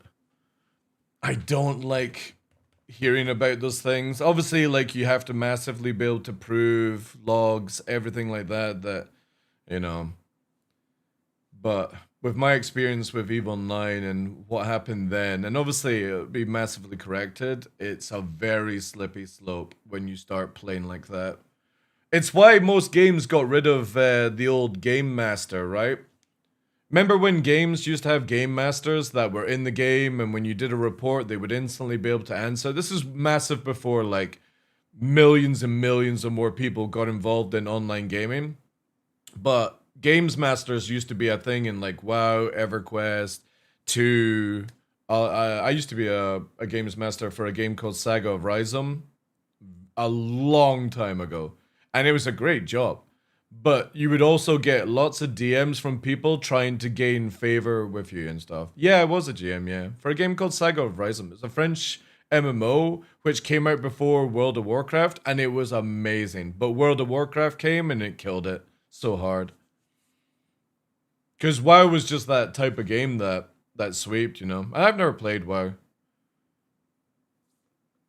But I loved being a games master. It was a good job. But the thing is, again, like I said, you would answer the reports, you would help people get unstuck, do certain things, reset their missions and whatnot. Now, obviously, you don't need that these days. A lot of stuff can be reset. I've seen a few MMOs these days where you can reset the mission, you know? Yeah, exactly, Heavy Bob.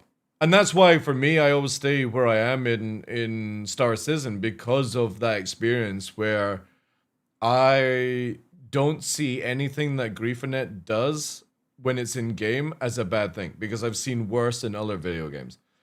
I only care when you hear about the reports of doxing, and one side can say one thing and the other side can say another, and you know what I mean, right? I don't care about these things. But that goes with any organization, any group of people where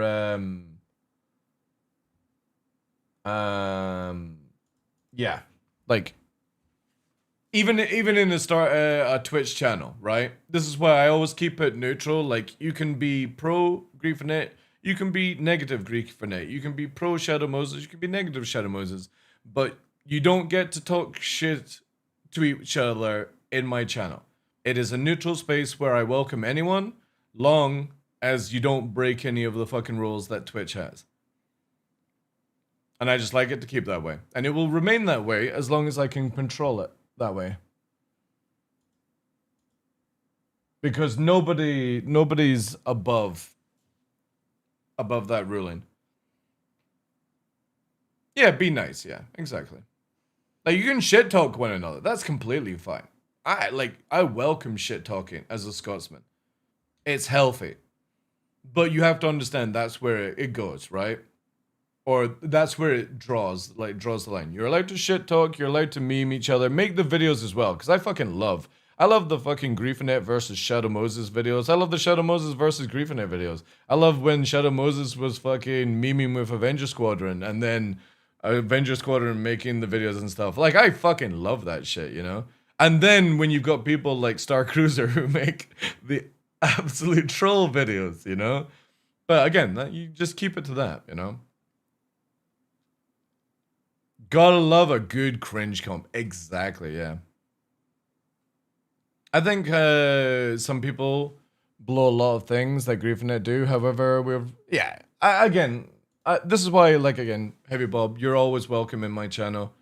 You know, somebody that's been here from the very start. And I think I've said this, but I think I said it to you, where when myself and Henkin were at CitizenCon and people were moaning to us about Griefernet, we both said we've never had issues with Griefernet, and it's just content, and we welcome the memes. And people are like, and it was like, dude, who cares? It's just a video game at the end of the day. If you can't deal with a group like that, that's it, you know?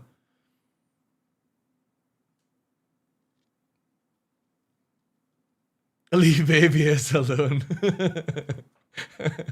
Nah, man, nah. I generally, like, again, the banter is what makes a video game, because obviously, like, you've got different people that play the game in a different way, but the PvP side of any video game has always been my favorite in any game I've ever played, because it's like shit talking is healthy. It's really fucking healthy. Long as you keep it within that area. It's the same thing as Elite saw it for 10 years, Care Bears versus Griefers, mindless shit, yeah. I call it the Patrick Swayze syndrome, Star Fox, where a lot of players are Baby from from Dirty Dancing. And they literally are sitting in the corner waiting for a sex offender to come and take them dancing. And at the end of the day, you can just go and dance yourself, right? You don't need to wait for sex offender Swayze to come and get you. And I think that's generally the mentality that have a lot of people. They don't want to come out of their comfort zone. They only want to be violated. And then they'll moan about being violated.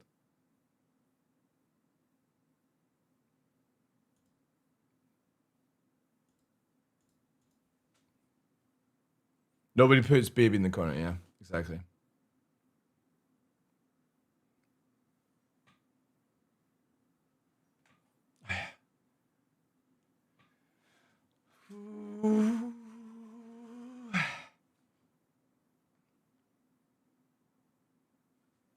They do, Star Fox, yeah. They do.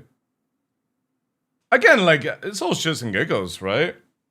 Like, I generally, when I turn the stream off and I don't play Star Citizen, like, I'm not caring about anything going on. I'm like, oh no, is this fucking org versus this org? When I get told about it, I'm like, eh, fuck it, I'll look into it, you know? Oh, exactly, Heavy Bob. Exactly, dude. Exactly.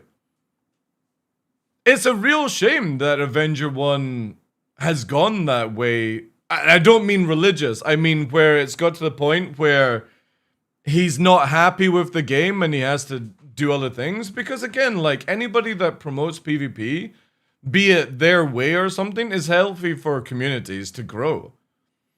And if you get frustrated like he has of the game because he wants it to be one way and it's not going that way, and adaptation is a big thing, right? I don't even know if that's a real word, but I like the word adaptation. PV doesn't make you a good player, yeah. That's true. And that's why I never understand why CIG balance around PvE than PvP in this game, you know? Imagine how boring the verse would be if you didn't have the scary feeling that Griefernet could be sitting on the moon you're jumping to. Well, to be honest, I don't think I've ever, no offense to Griefernet, I don't think I've ever gone, oh shit, I hope Griefernet's not at the, not at the moon I'm going to, you know what I mean? It could be anyone. Anybody, anytime I warp in and I see a random name, people are like, oh, who's that? What PvP org's that? I don't care. Everyone is technically a pro player over me. That's how I think these days, because I don't practice PvP enough. I expect, like, Bobism to be better than me, you know? Hey, Jonathan, how you doing, dude? Welcome in. Harder the game is to learn, the more fun it is? Yeah. There's Henkin as well, yeah. Revenger Squadron, yeah. I'm pretty sure he'll come back to the game. I'm pretty sure. And as I said, I really hope he comes back wearing a priest's outfit. I really do, chat. I know that's not me trying to be religionist or whatever, if that comes across. I just think it would be such a funny meme to come back in and he's like fully fucking priest out of his mind. Father one, yeah, exactly. And like he's got like a little fucking bald area as well. Like he's in a full friar tuck. Or like not Lord of the Rings, Robin Hood kind of style. It would be awesome. And he's got a staff, right? Somebody will just AI it? Yeah, that's true. There's a priest that play Elite? Oh, I would imagine there's lots. I just think it would be great to see Avenger 1 like that. And that's not to shit on Avenger 1. That's just, I think it would be fucking hilarious.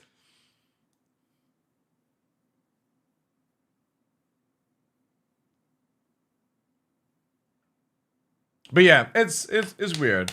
I genuinely think CIG should start to decide before the game gets any more. This shadow banning, this orgs are not to be allowed on each other's server kind of stuff to avoid the stuff. Yeah, it's very weird.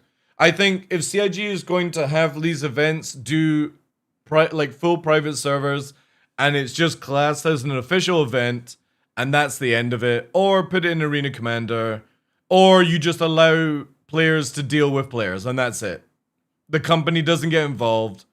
You ban people because they're using cheat engines or exploits or things like that. And if it's just bad PvPers versus good PvPers, who, you know, that shouldn't be a thing, you know. If only PvP was a focus, yeah, sadly, unfortunately, it will always be the back burner. Sadly. But again, you've got to sort of deal with that, right? It comes with, this is why, like, Jonathan, I just don't PvP anymore, dude.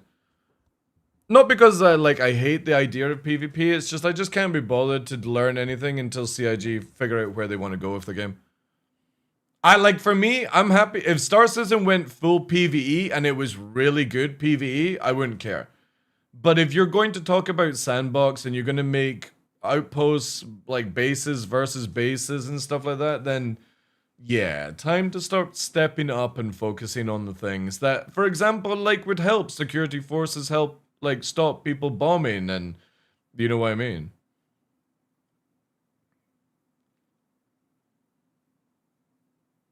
Fishing simulation, yeah.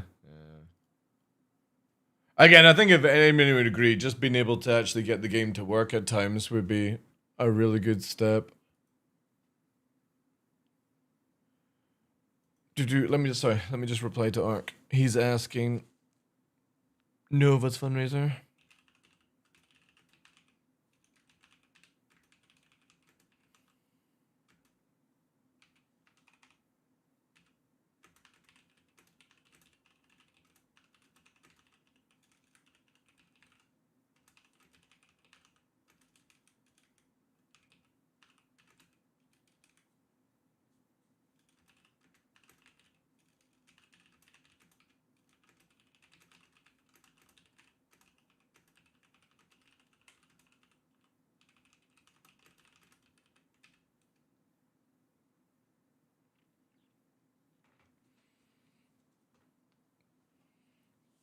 PvP always suffers at the hands of entitled morons who don't like to lose. Yeah. I mean, you can clearly see with... Right, so... I'm from a time where I've played every single... I always bring this up. I've played everything Star Citizen from the very beginning. 2012, 13, 14 onwards. I've had it where when you died, you crashed... You lost anything to do with the ship. It was back to stock and you had to rebuy modules and place them on. So there was always loss. I've been from where when you died, you had to go back to get your gear or somebody stole it. Somebody took it. The whole tier 0 armor stuff and the whole not losing modules when you die has left a... Again, I'm not talking about like flight models or balancing choice and stuff, but those two things have left a bad taste in my mouth when it comes to anything to do with PvP and Star Citizen, because without asset loss, there is no economy for PvP in the future. If everyone is flying around in tier 5 ships with tier 5 armor and nobody can lose anything, what are you actually gaining, right? And if there is no risk, and we're talking about there has to be risk where you are losing stuff and not just time, because loss of time is just whatever in video games. We're all losing time when we play video games, regardless of what you're doing in it. There's nothing for the future. So my take would be, I would like it where tier 0 to tier 3 is insurable and anything tier 4 and 5 cannot be insured. Meaning that players who want to do PvE have a risk if they use their big and expensive stuff, and so do PvPers. And that means that when you loot somebody who's tier 5, you get the gains and the spoils of war. But we want to make sure that, you know, people don't go down the rabbit hole and be like, oh, well, I'm just losing all my gear at tier 0. Just make it where it's like tier 0, 2, and 3, or like 1 and 2. And then 3, 4, and 5, because you've got 6 tiers, right? Tier 0, 1, 2, 3, 4, and 5. Make it where like 3, 4, and 5. Or the other thing that I suggested was when you're in an armistice zone, you don't lose your gear. If you're not in an armistice zone, you lose your gear. Because how would you claim to insurance if nobody's monitoring you, right?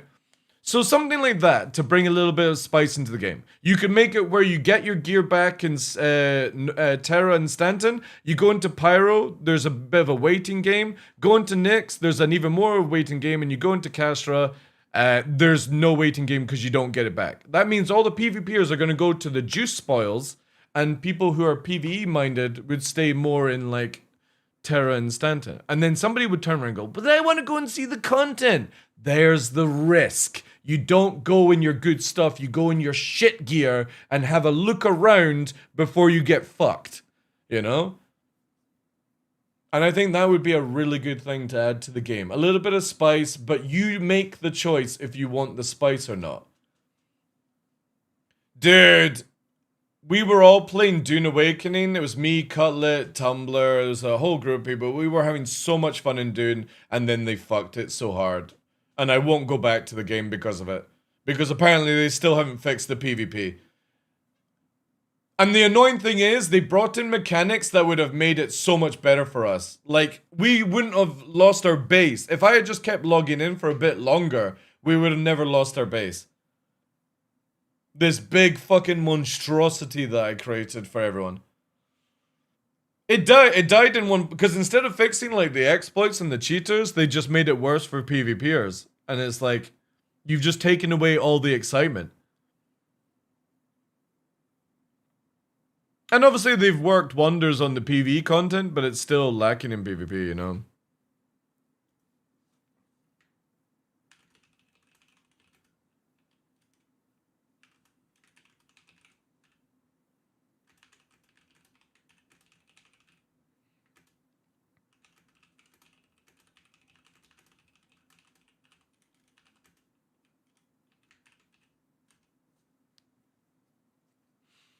Let me just give Ark this, because he's asking questions about Nova stuff. I'm just going to give him my link, yeah.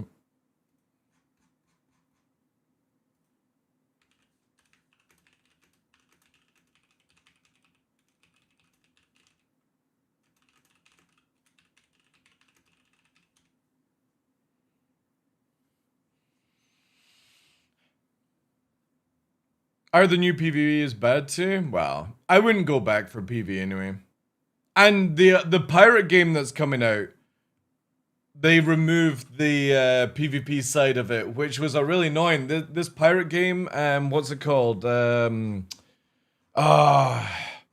not Skull and Bones. It's the Dune Awakening pirate game, and they removed the PvP element of it because of what happened with Dune. And I'm like, oh, if you got good PvE content, I suppose, but I was interested in playing that because they were going the same route at the beginning of like Dune with the PvP. You mentioned Griefernet and Shadow Moses, but looking at their recruitment, they want pro PvPers.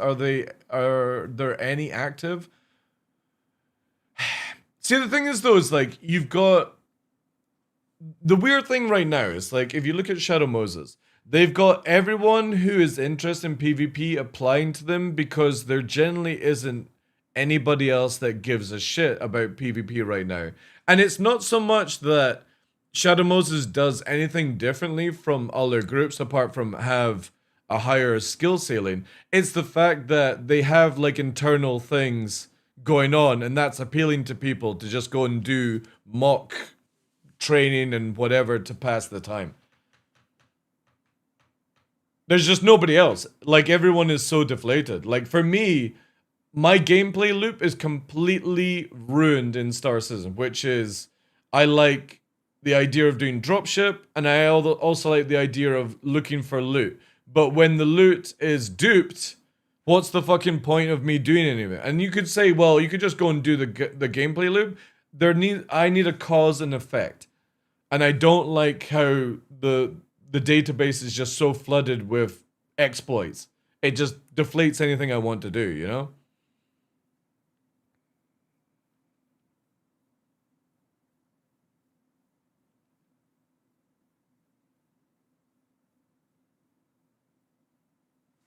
What's the point in making money when everyone... Well, again, people are like, well, you could just do the content. Like, for me, the making the money from doing the player interaction is the fun side.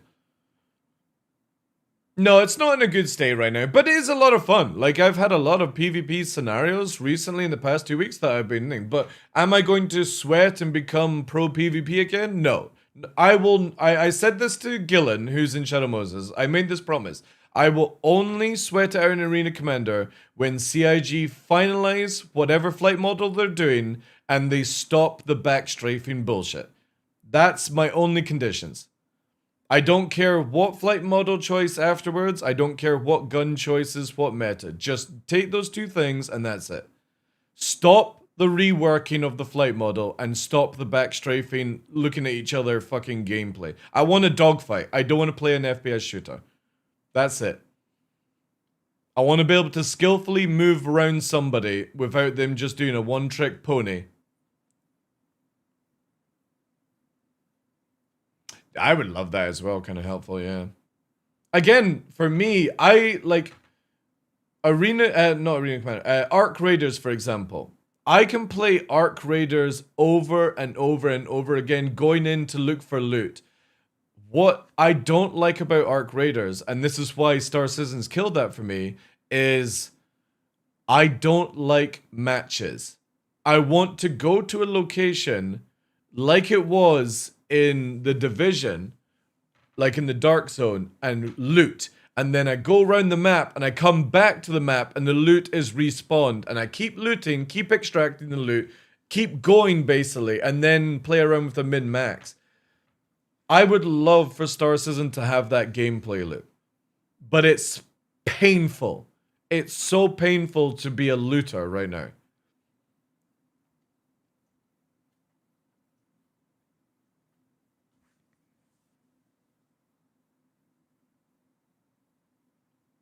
I think that's also why, like, I've never played Tarkov as well, is that I would just like to be in the field all the time. I don't like being rushed with a clock.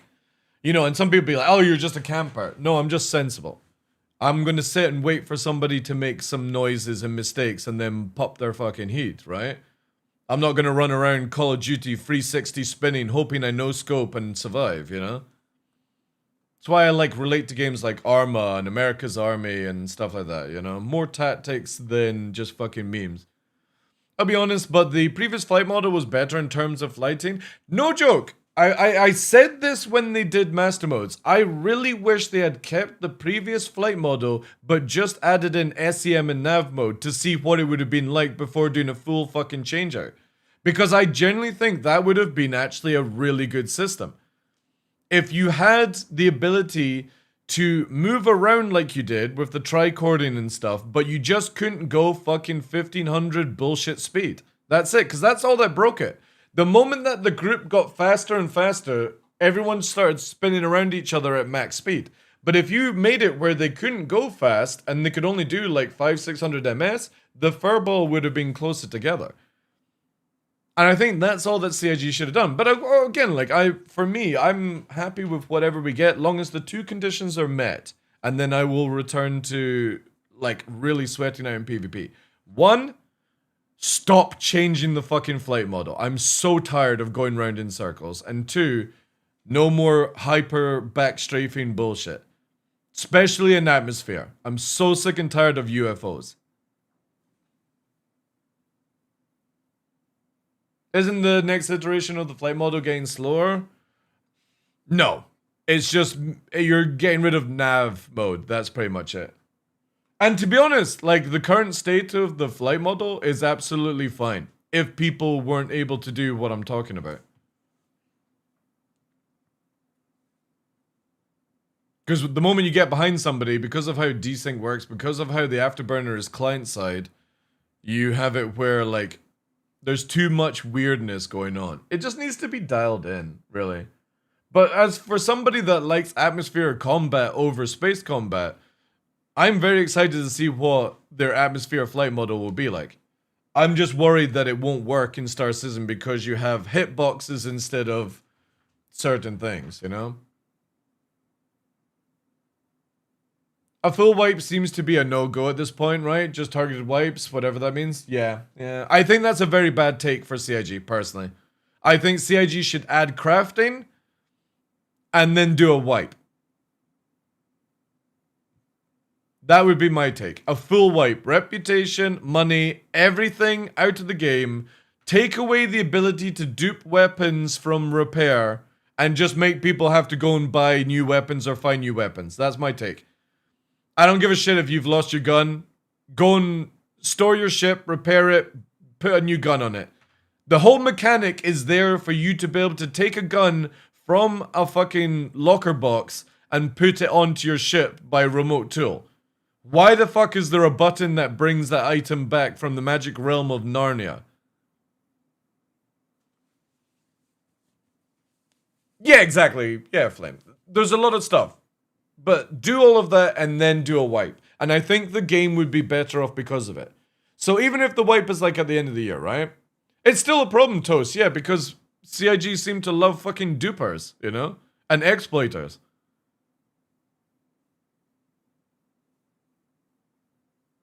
Yeah, I mean, again, I'm very worried about what they said at CitizenCon, where you're going to be able to ensure on everything, and you'll never lose anything type deal. That does worry me for a looter shooter. Because looting is a gameplay loop in Star Citizen, and if everyone doesn't lose anything, what's the point of looting more loot? Now, if we had RNG stats, like you get in Diablo and stuff like that, then I would have endless content.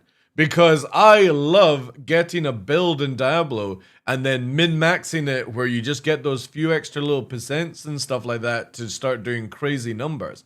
But I don't think Star Citizen will ever get to that stage. So it's like, well, if you're not going to add those sort of things in, then you need to make it where armor and gear is lost. Do you think Star Citizen is becoming more PvE focused? No, I genuinely think CIG doesn't know where to go with the game. That's my take.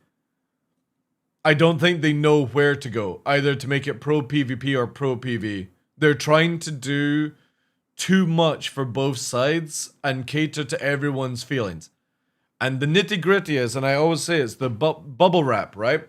You've got the game here, the core of the game that we had years ago, and CIG just keep wrapping bubble wrap onto it. And eventually what happens with that amount of bubble wrap is that the player base think the core of the game is the top layer of the bubble wrap. So then CIG start adding even more bubble wrap on it, and when they try to cut some of the bubble wrap off, people complain about it, so they reapply the bubble wrap with fucking duct tape, and that's your hot fixes and your bullshit balancing choices that they do.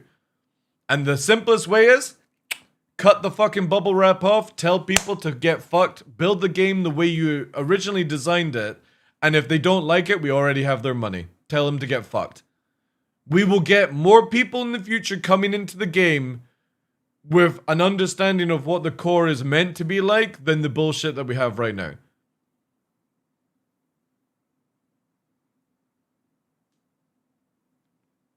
It doesn't matter if it's PvE. You want to have strong PvP and strong PvE content, Simon. It doesn't have to be both.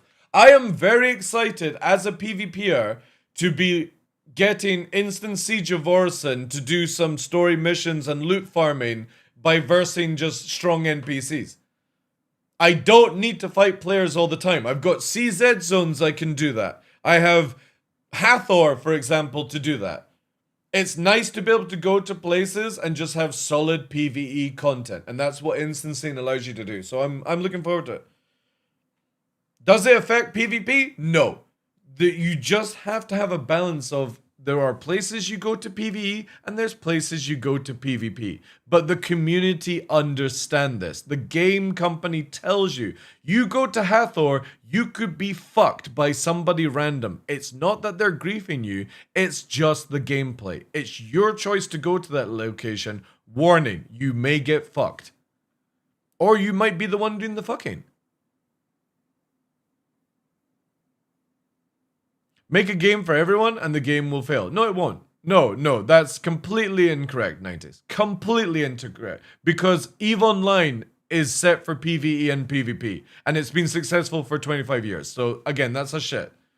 It's not impossible, dude. It's not. It's where you build the tools and you let the community deal with their own issues. instead of spoon feeding content creators and people who should not be playing a sandbox video game. They're too soft. Those are the people you kick to the curb and you just let the people who understand what they're playing. I have spoken to so many people who are PvEers who avoid PvP, and the reason they avoid PvP is they watch my channel to learn how to avoid people like me. And they've thanked me saying I never get involved in any of the PvP stuff and I get on with all the content. And that's completely fine. You want to have strong PvE and you want to have strong PvP.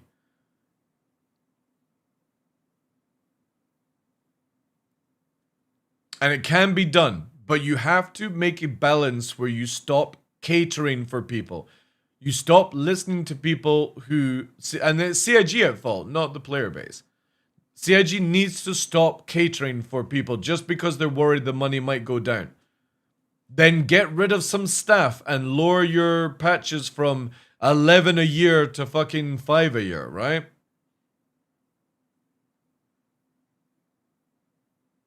Yeah, but that's absolutely fine, Faldorn, right? That's completely fine.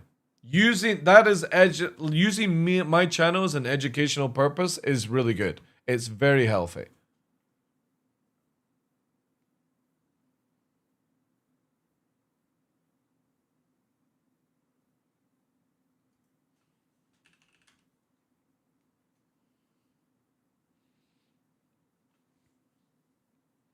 The best content happens when there's a bug, aka Jump Town. The best content in the game for PvPers is when CIG leaves it alone. And that's it. And stops trying to make PvP content. Just let players do their own thing. Let them have an area where you build bases and you get more stuff, right? There are so many things. Take off the rails, yeah, so to speak.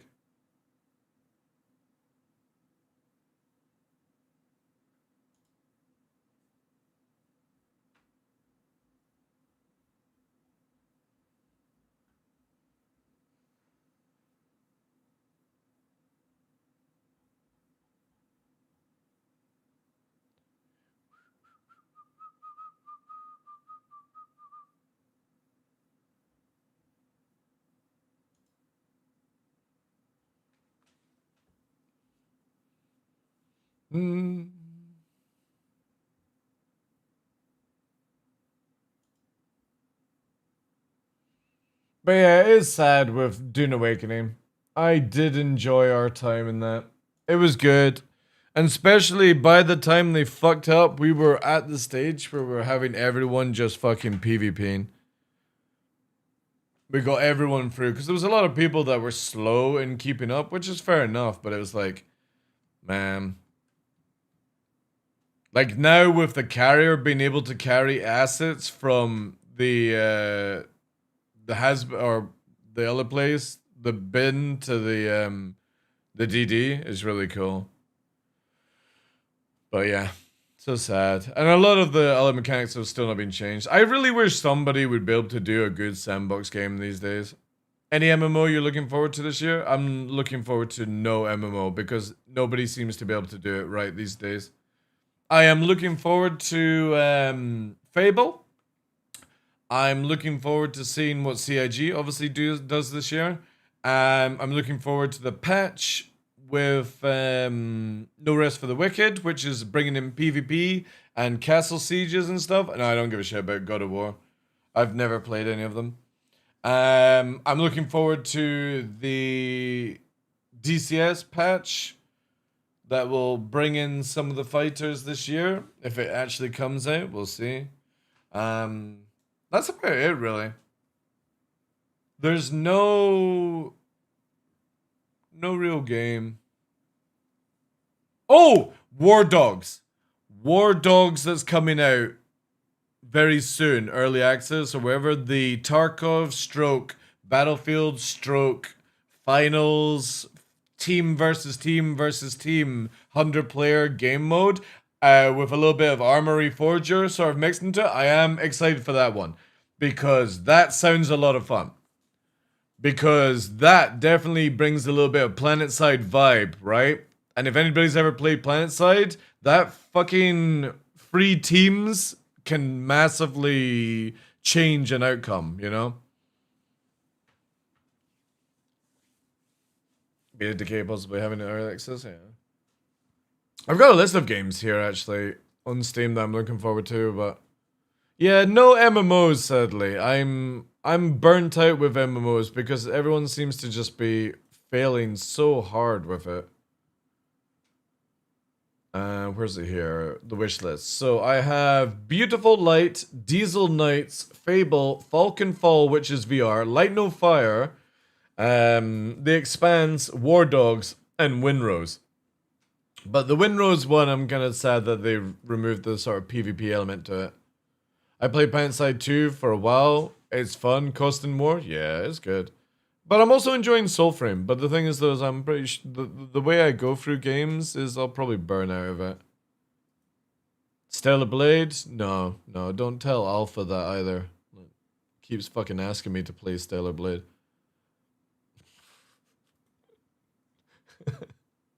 No, I am good, chat. I am good with Stellar Blade.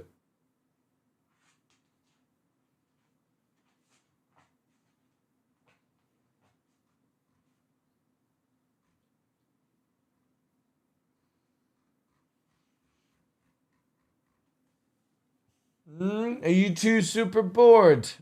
Yeah? Oh.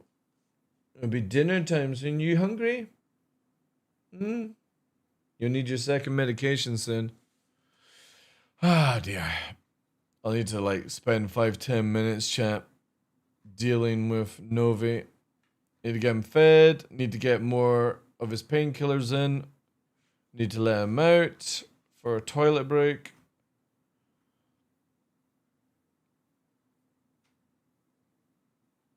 Did you buy Cyberpunk? I pre-ordered Cyberpunk, but I've never played it.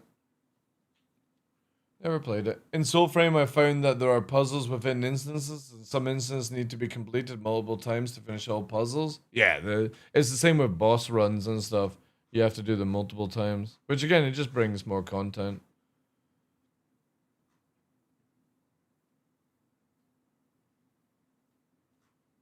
Is there any other games that are sort of like Dune Awakening? I guess not, right? Such a shame they fucked up, man. Ugh, if it had been anybody else apart from Funcom, right? I'm certainly here on what to watch, on how to possibly avoid PvP if possible. Yeah, again, it's absolutely fine. Nobody, like, you can watch PvPers PvP and not be interested in PvP. Ashes of Creation? That was a shame that the game got flopped. That could have been a good one.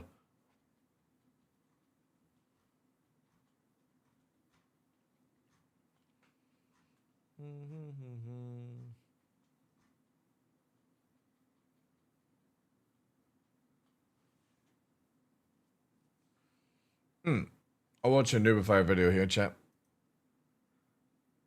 Man, why is this automatically fucking muting any YouTube video? Oh, unmute site. Oh, wait, did I have fucking... February 2026, there was an hour... Oh, shit. Maybe I did that on that one. Long Star Citizen Live Q&A industrial gameplay. If you like the content and it's no bullshit format, please consider subscribing so that you're able to see when more content is published. Here's what you need to know.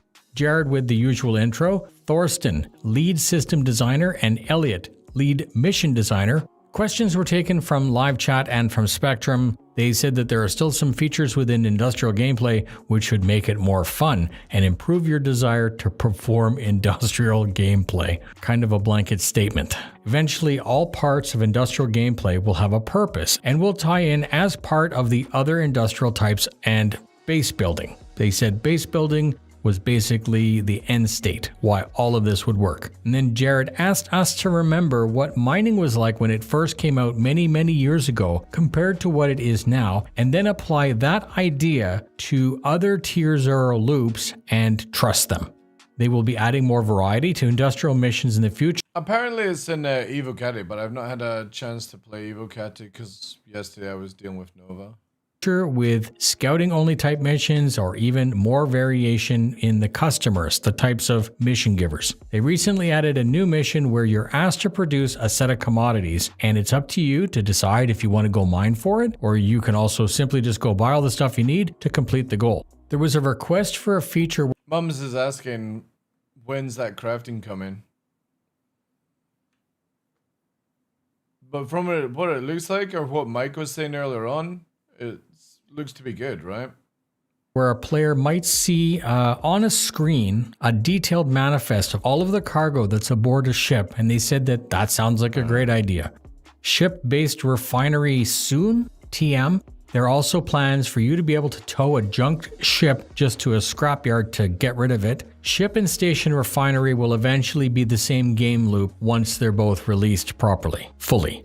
Jared then said for the rest of the show that they would try to not piss off 50% of the players. There was a question about the PvP slider again and when we might see it. And the pro PvP slider people, the fans of PvP slider, need to remember that we're still missing the consequence game loop, right? We don't have law. So just like we've heard for the last 14 years, it's coming and it's going to make more sense once law is added in a more complete form. But there will be safe places for you to play, and there will be very unsafe places for you to play. So no PvP sliders and no private servers. That hasn't been part of the plan for like 12 years. How hard could it be to implement PlanetSide 1 style or PlayStation 1 style GTA cops? We're getting a PvP slider. It's not a PvP slider, you know. It's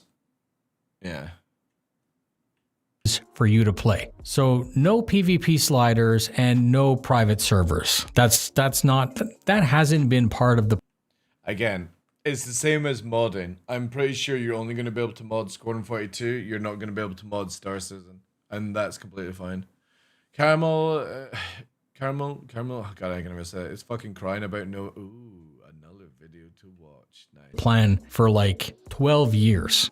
I don't know why people are still asking. There are systems planned to allow players to split large boxes into smaller boxes and vice versa. Some asked what the plan was to make multiplayer industrial gameplay more impactful, and they said that there are multi-crew industrial ships such as the Mole, and there will be even more.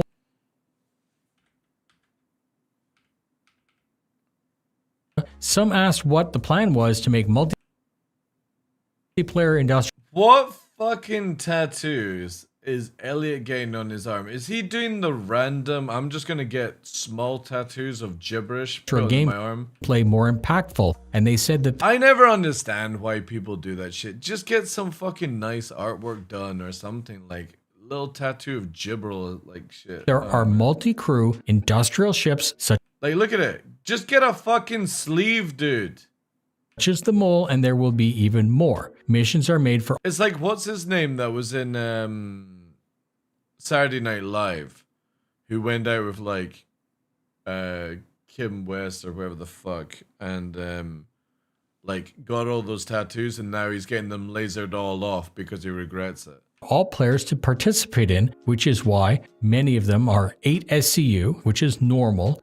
But they do like the idea where a mission would scale to the ship and the group of players that the player brings. That's actually, that would be fucking dope, actually. Missions are planned for this year. Pete Davidson, that's it. With more discussion promised in the future. Jared seems to have leaked that there may be a new refueling ship, but I think it's just the Vulcan finally coming out from years ago. So comment in the comments with your comments if you think it's the Vulcan as well, or if you think they're just going to sell a new ship. They spoke about a series of refueling missions, but fell short of providing a when. They are thinking about how siphoning fuel and siphoning oxygen may be incorporated into missions and the gameplay, but scooping is now the current focus, and it's still the focus. Breach charges are still planned as part of salvage, but there was no when. And then Jared clarified that pretty much anything that was built or added as a legacy game loop will be done and redone until we get closer to release. Jared told us that the next show might be on Spaceship Audio, and that's it. If you like the content and got Can you put some audio in the saber? something out of it, please consider sharing with a friend or orgmate. Thank you very much for spending your time with me. Fly safe, and I'll see you in the verse. Thank you, Nubifier. Oh my god, what's this? What fucking contraption has he got now? Oh god, what's he building? It's chat. What the fuck, man? This guy, like, what the fuck? Who has a fucking, like, 100... Wait, this is gonna be way more. Is that a tonnage trolley? Something out of it, please consider sharing with a friend or orgmate. Thank you very much for spending your time with me. Fly safe, and I'll see you in the verse. That's a trolley that can lift a ton, right? Or more than a ton. Yeah, because it's got a fucking crank and a chain. The fuck is he doing now? Who the fuck has this in their fucking studio? Oh, yeah. Sorry, I didn't see it because the roller was in the way, yeah. The fuck, man. Man's got money. Man's got a fucking crazy ass hobby. What's he doing? I don't know. He's making a fucking Dr. Octopus fucking contraption. Wait till fucking Doc Ock and it's Nubifier. Look at it. It's got fucking 4 arms and cables and shit. Dude's gonna stand here and it's gonna fucking embed in his spine and he's gonna be fucking walking around with fucking robo arms. I don't know, looks like some sort of new rig. Or whatever the fuck. Yeah, because clearly it needed dust afterwards. The gent lives in a damn firehouse. His house is massive, actually, yeah. Does he have anything? Wait, let me just link that one in chat, guys. There we go. Ugh. Does he have any video on what he's building? No, not yet. We got a fucking arts video. Ah, dear. Wait, maybe he's got a tweet about it. Let's have a look. Oh, here we go. Here we go. He's collapsed, chat. He's collapsed. What the fuck is he building now? We have and are testing a 1,500 kilogram, 130,000 USD simulator platform. Stay tuned. Here's a photo of me lying next to the base arms. Outreached, I'm still short by 12 inch.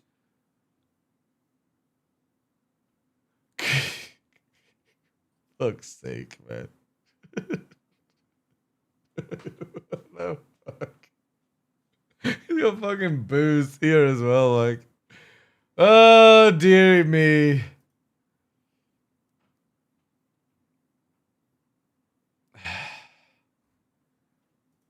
The fuck is he building now? Ugh. Oh yeah, here's the... Oh wait, I actually like this. I didn't even know what I was liking at the time.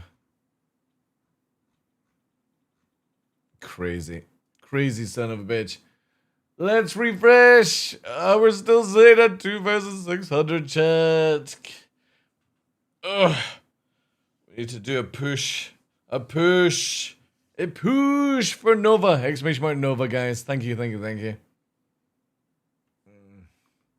Right. I am going to leave you with some music because I am going to prep some food for him. I am also going to have a bio break, but more importantly, I need to carry him outside so he can have a bio break. So I will leave you with some music, chat, and I won't be too long. I do apologize for this, but it will take me 5 or 10 minutes. I'll try and be back as soon as possible.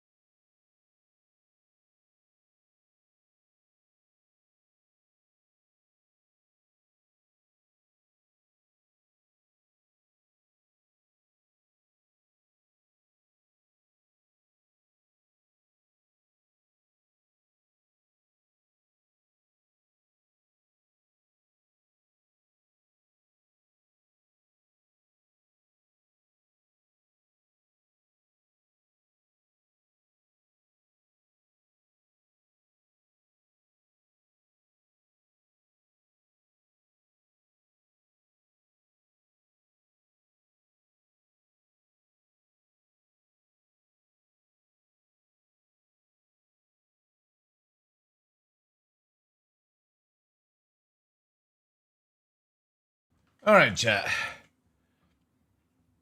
I've not given him his painkillers just yet because he's not wanting food, so giving him a little chew just now. Oh.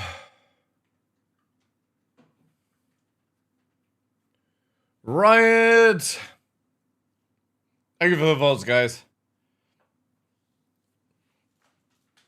Oh. I think what we'll do is probably jump into a little bit of Soul Frame, guys. Finish off the evening with that.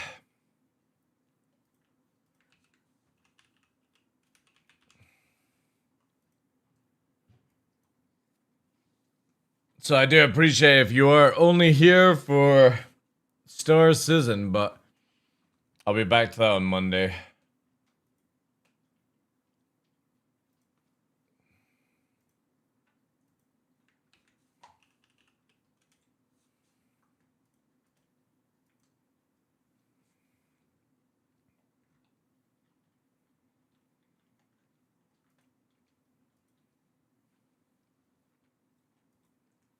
No, max doesn't work anymore. You have to add in your total amount of numbers. Or how many points you've got, and then it'll tell you how many things you've got. Also, let me get some a giveaway system for the code running. If anybody's wanting a code. Let's do...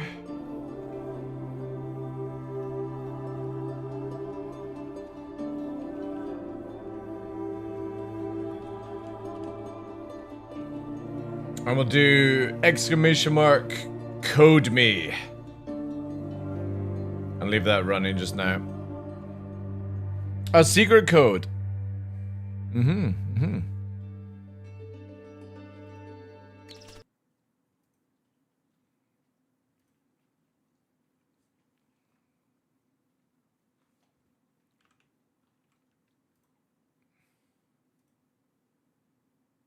And again, this is for access into Soulframe, where you don't need to buy the game, or maybe you will want to buy the game. Maybe you will.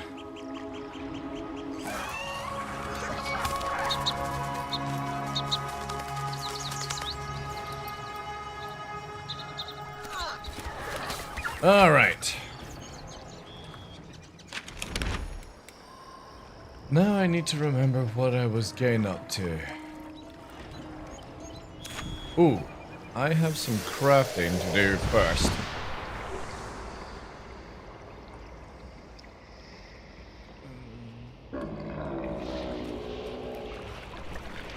Oh, also I have some seeds as well. I'll do what I can. Is my stuff ready? Alright, cool. Nice. Girl, thick as slack. Wow, that like didn't do any XP. It sings.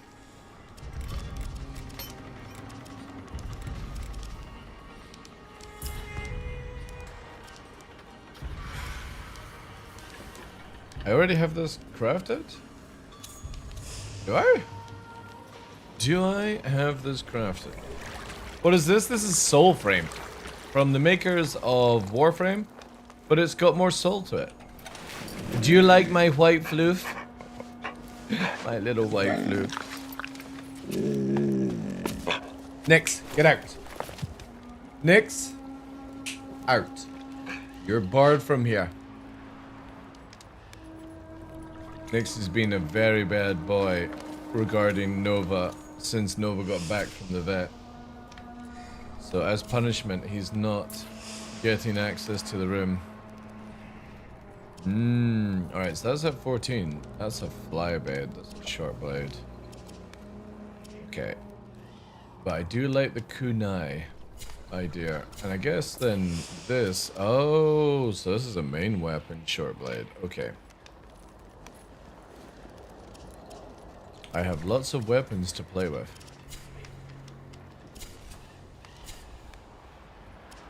Do I have any upgrades? Okay. Alright, okay. So... let's do some crafting, but maybe not just now. I need to do a boss though.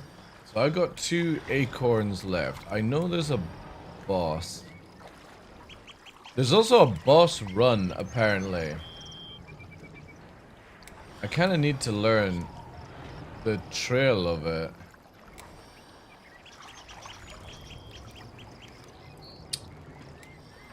Yeah, I do need to learn the trail of it.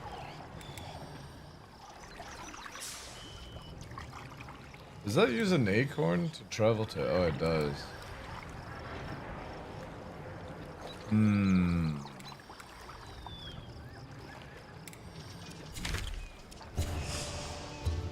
I got nothing left in the journal. A little bit of that. Got a lot here. A lot of stuff I don't know.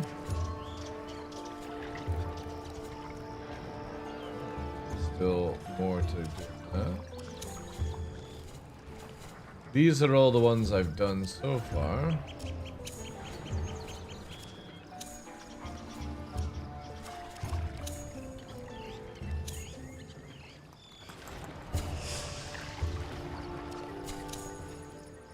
Also, if I turn this down... Ah, that's why it's so quiet. Okay, that's better. Now I can actually hear myself. Right. Boss run, boss run. I still don't know what this stuff is. I got one bow to max out. I need to work on that a little bit.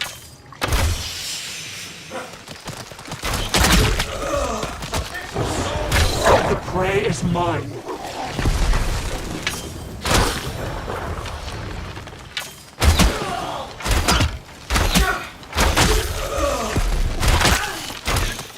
It's actually a little loud. Audio. Let's bring it down like 85. Let me know if that's okay for you guys.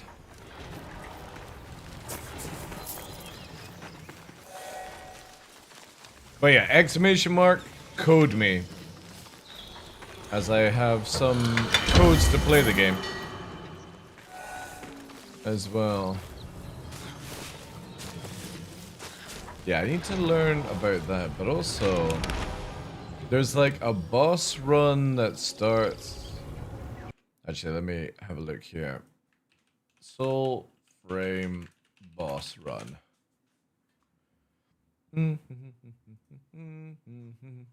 Ah, here we go. Yeah, so it starts. Oof. Is there a clearer image than this?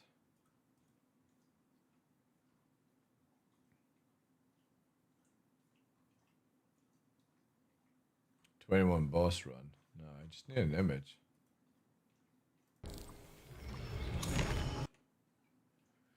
Boss run.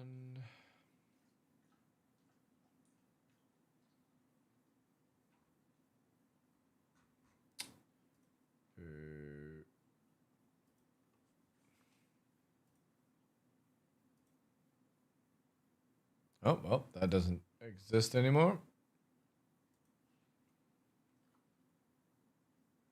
That's on the old map.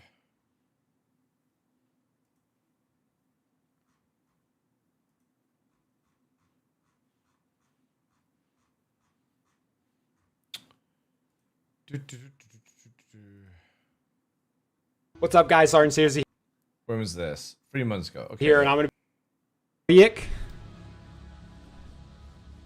All you're gonna do is map and destroy. All right. Okay. So down there, I need to go. Oof. What's the nearest one? Probably here then. Ancient roots from which you've grown, voicing seed, take us home.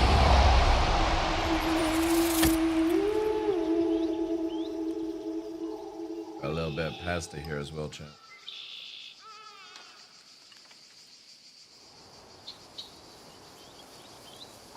Don't worry, I'll give you some. Okay. So the first boss would be here.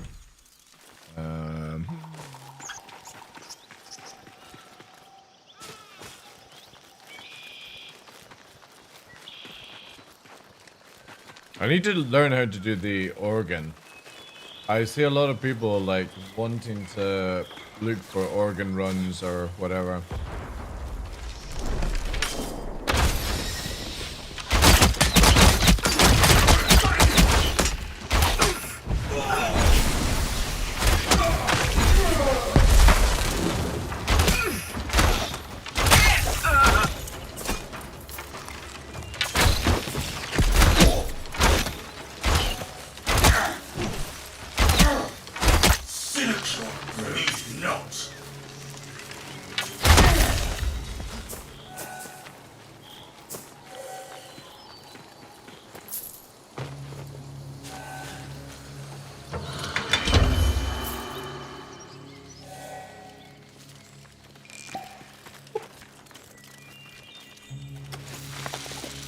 This way.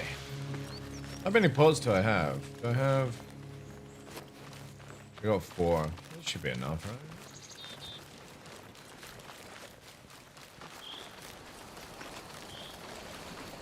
right? Ooh, a little squirrel. Oh, nope, they just disappeared.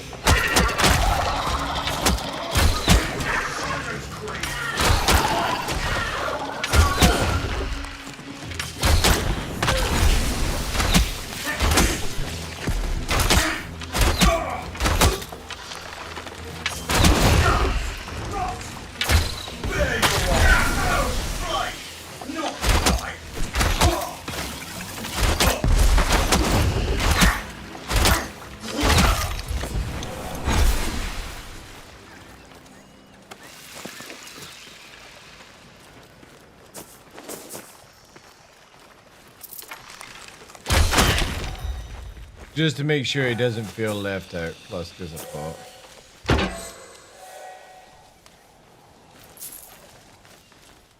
Okay, we're at 5. The boss should be over here, apparently.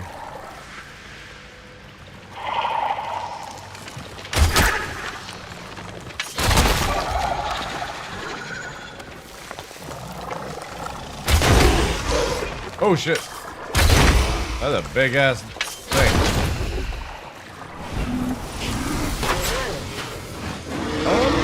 Oh wait, it's a small dog, okay.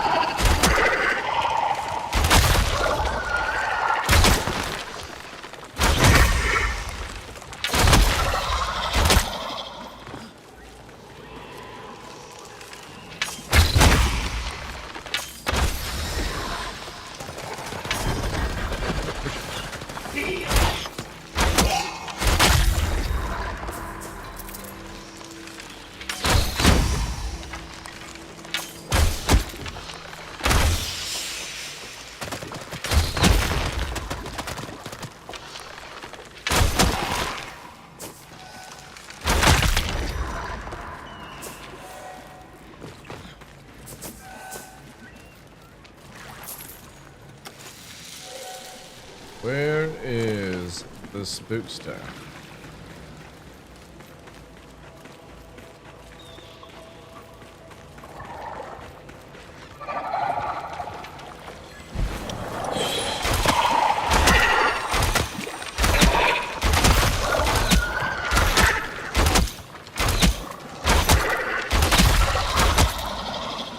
It's still a bit loud for you guys, is it?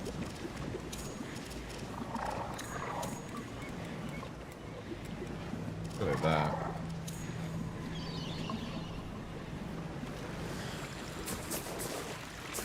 I think this is the dude, right? Hello? Are you the boss?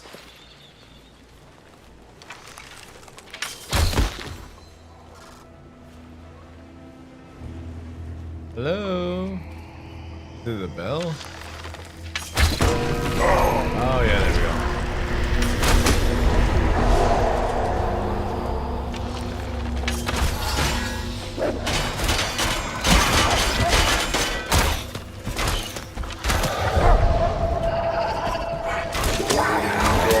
Oh shit, he's got a fucking laser beam?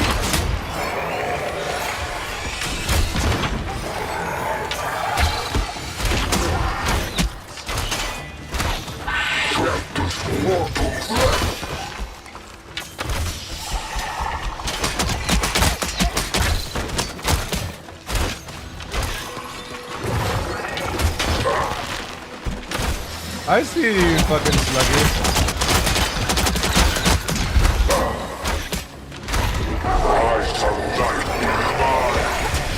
Oh shit. Ooh. Fucking predator boy.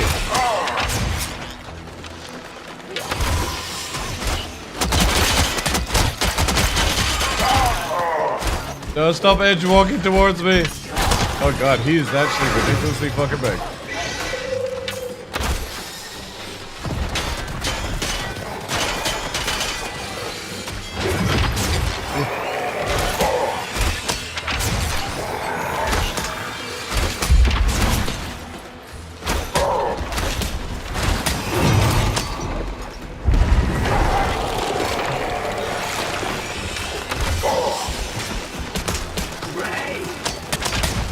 Oh, fuck.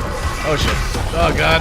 That's bad. Oh, no. Ugh. Don't get hit by the laser beams.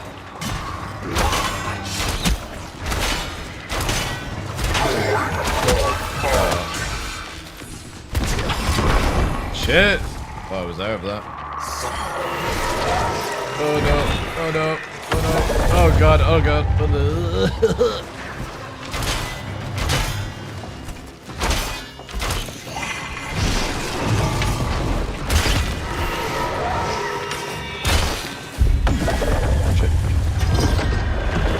Oh, I don't know what the fuck is going on.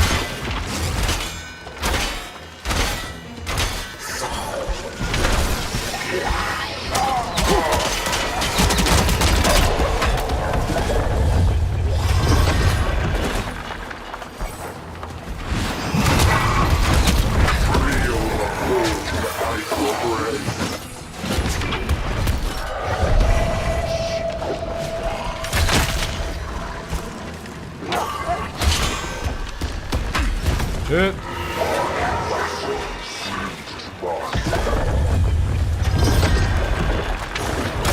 Stand aside, human.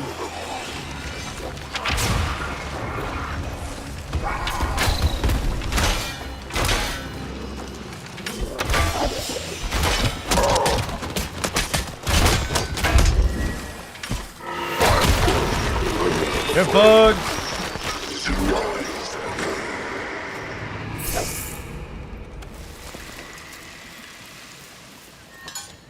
Ooh. Oh, I need to do twice. It does, yeah, it's free player co-op. You can do all of this together. It is my chair now. It is mine. Alright, that's the first one. Boyik. All you're gonna do is down. And then we're gonna head northeast to the... Okay. Little bit of running, I think. Where's it? Is that it? Yeah. Yeah. Alright. Sick. And it's in typical like Warframe where you can change the weapons and all that jazz. But instead of changing the actual frame, you change your arm. Your right arm. Again, I can't really remember the storyline.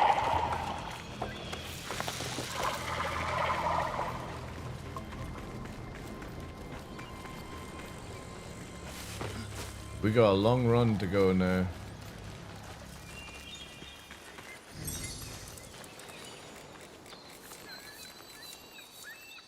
Is there any more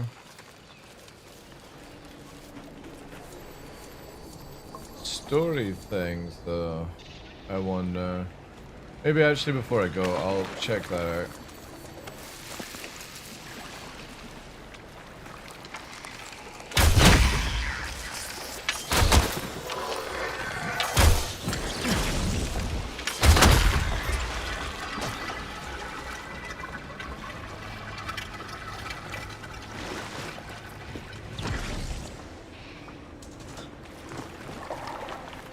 I don't see any though.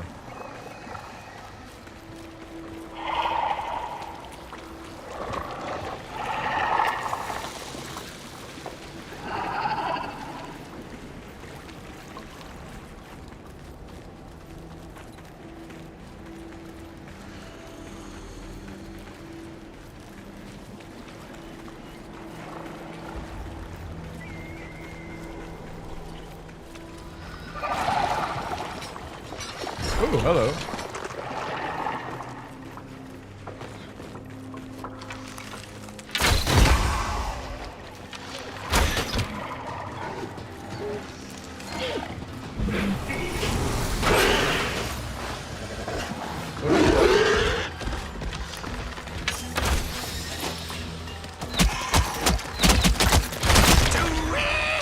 Oh, thank you, Vicky.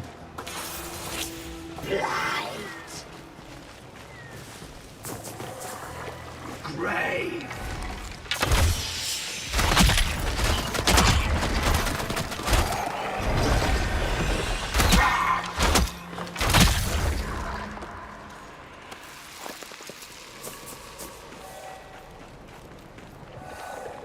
Where is it then?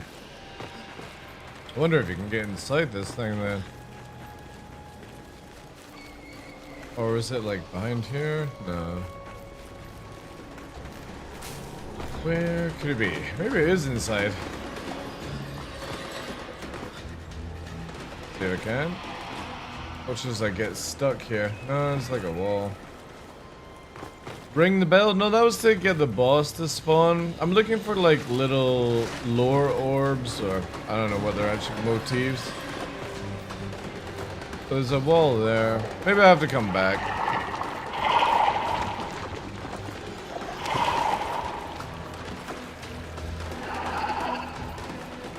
The little glowy things, yeah. It basically unlocks lore. So you can see here, I can just sort of see a little bit of the name. If I get all of it, it will translate it. Because it seems to be the only way of translating these things. However, that is a lot of little bits of loot there. Nah, I didn't see any.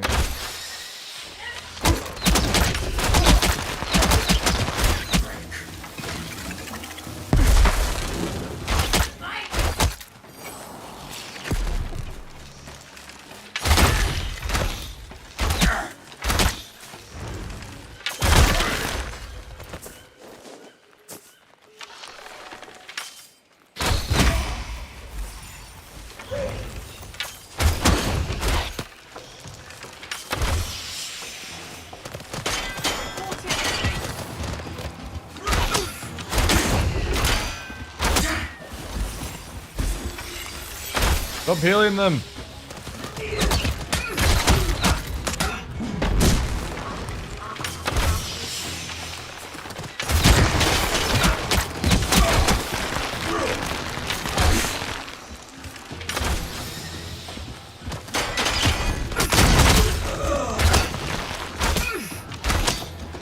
Cock shot.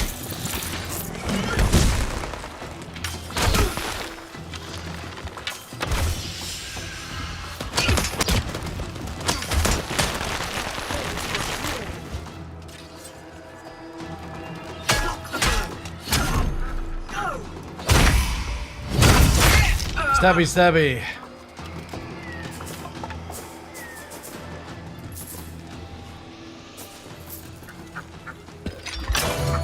I've saved you, woodland creatures.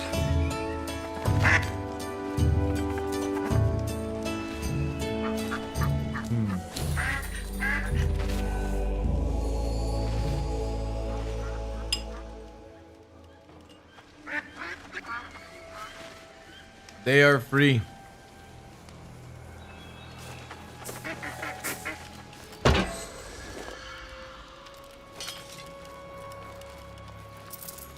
All right, into the unknown.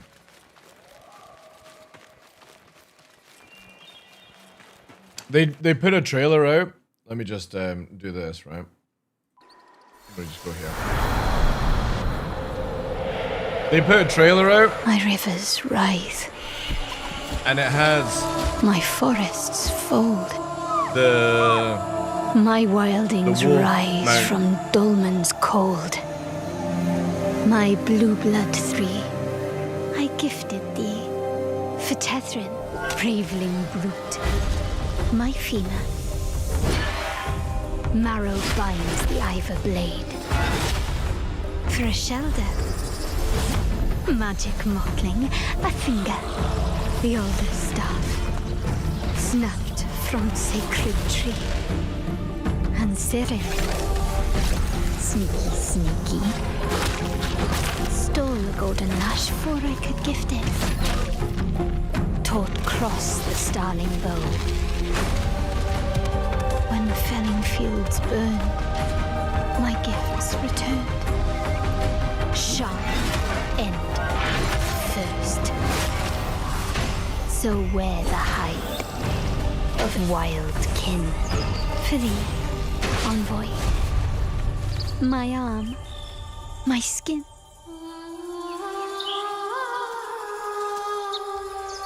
Find me, fawn. Betray me again.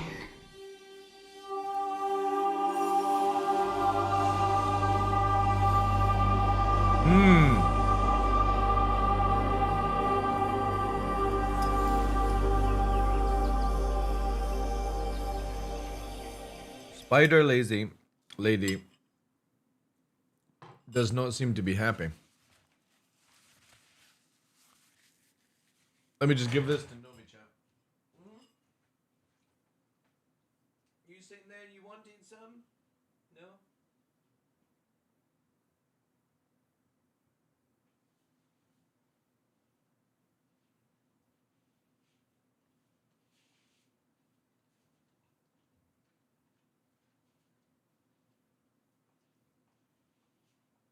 Good boy.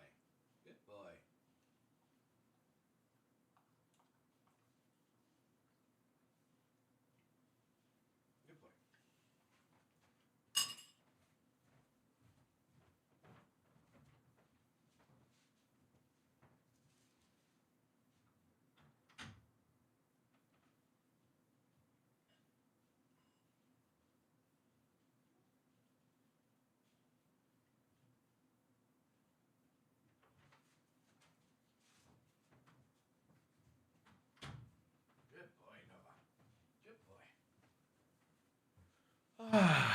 Oh, I love how salty Mike again.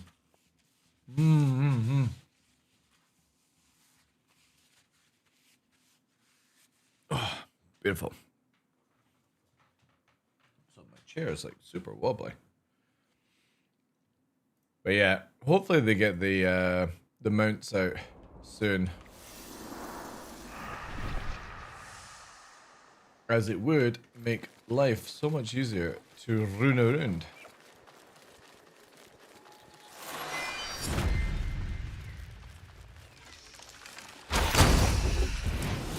Uh-oh.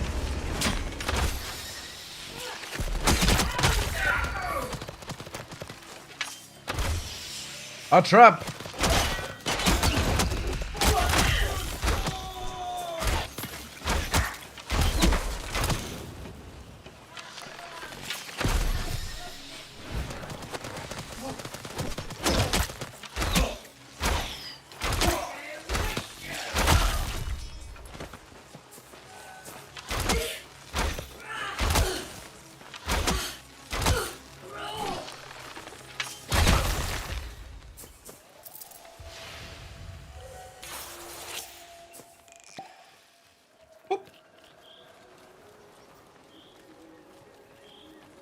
Ooh, chest.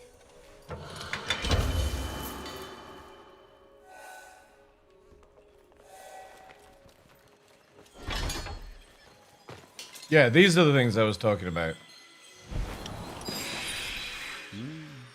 History is rewritten line by line. But then where is the third one? I never find, like, again, see, I only gave 2. Do I have to come back to the location, like, multiple times? 'Cause the second one did not activate.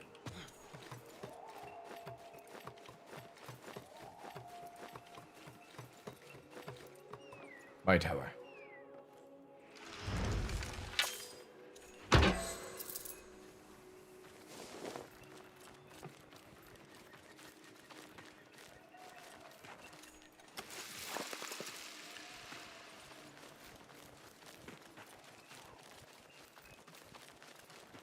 Look at that night sky. Holy shit. So good.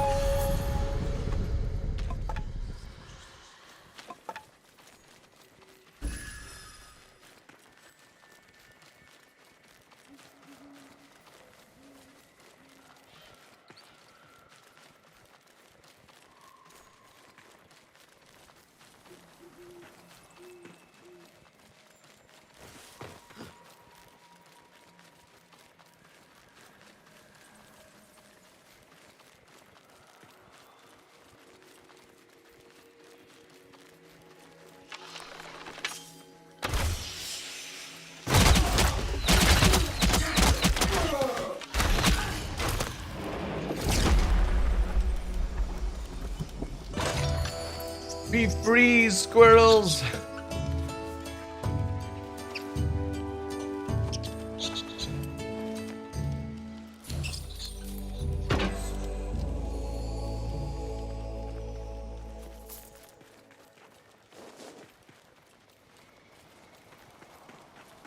much further do I have to run? Oof.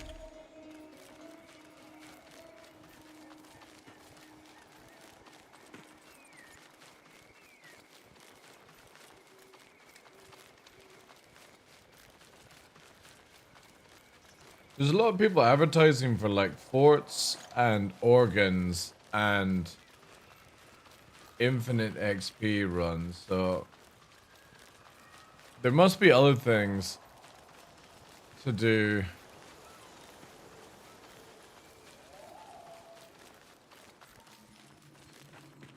I need to start doing like the tree stuff as well. Like when you go here, right? Hark the Collector. All right, nice. Am I heading in that direction? Oh, this one I could do. And their patrols? Yeah, I'm heading there. Might as well do that. Do the boss at the same time.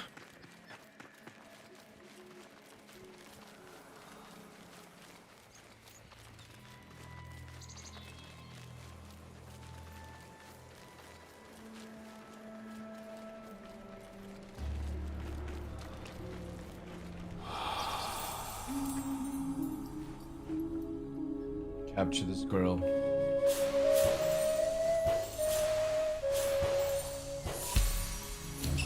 Fucked up on one. The Fluffy! I wonder if you can get any higher than 6. Right, where do I need to go? Where is it? The compass is going walks. There we are.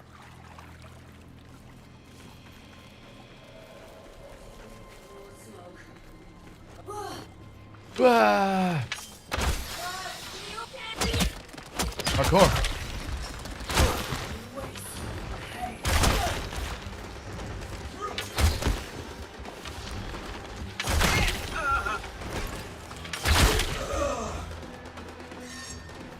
Ooh, nice.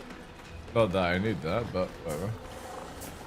Right, so where is the scroll? Ah, there it is. And now we've got the intel. Slay the Banneret. What's that?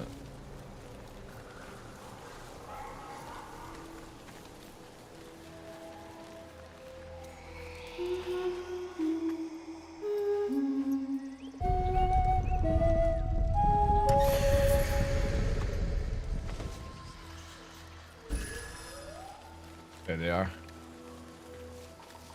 Hmm.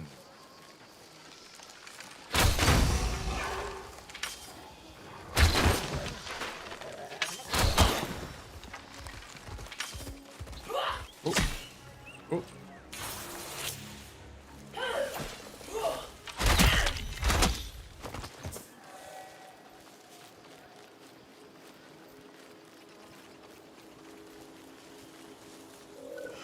Five commons each. Next kill takes the lot.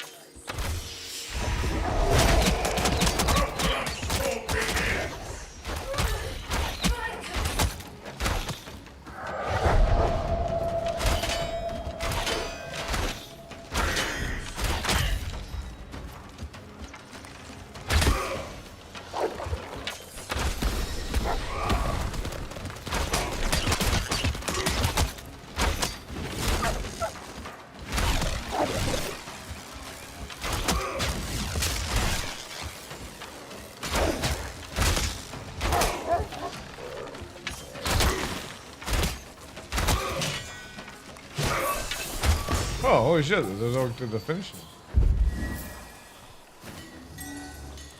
Nice. Alright, back to here.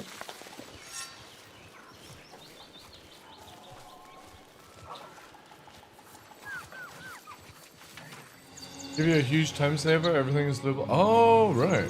Nice. Oh, wait, what the fuck? Oh, yeah, it's because I can play that.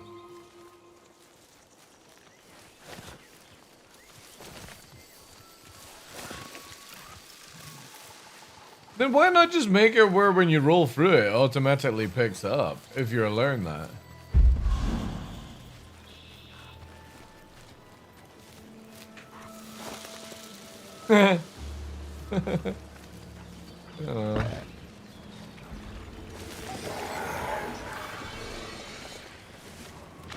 What is this? Oh shit, it's the boss. Whoa, whoa, whoa, whoa, whoa, Tutti Frutti.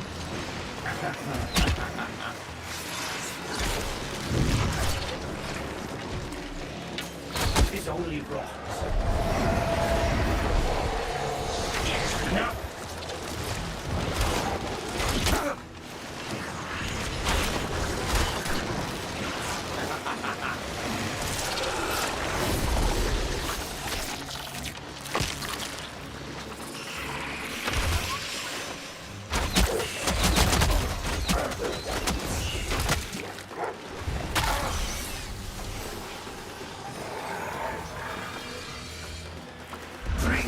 Dead, do not die.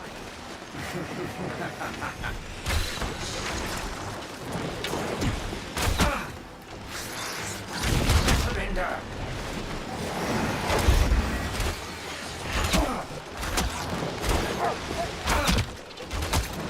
Surrender.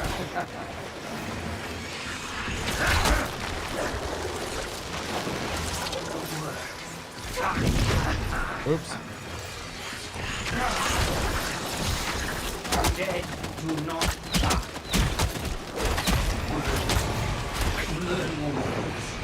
Bye bye. All right. Oh, nice. Two on that then. I'll try not to see it ruined. Hmm?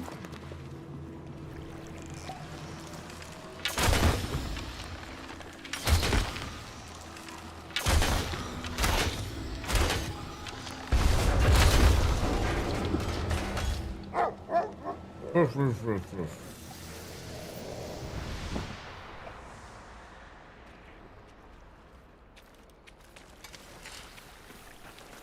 The envoy nears. Pray, we continue after. What was it that I got? This one here. Oh, it's a magic staff. The ends route.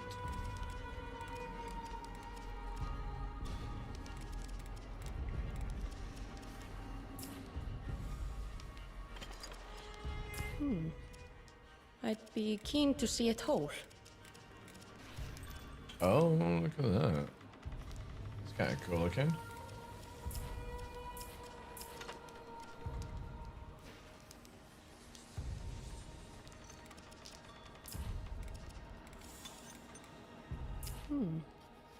I'd be keen to see it whole.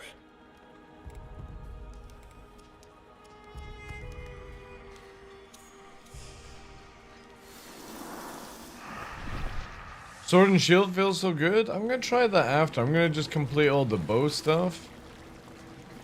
Cause yeah. Right, next one. Today's stake. Continuing towards Discharge Nimrod. He is on this little gray.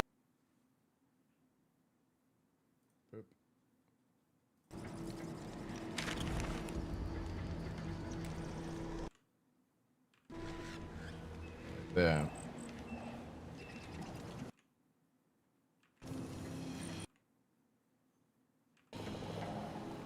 Okay. Nimrod.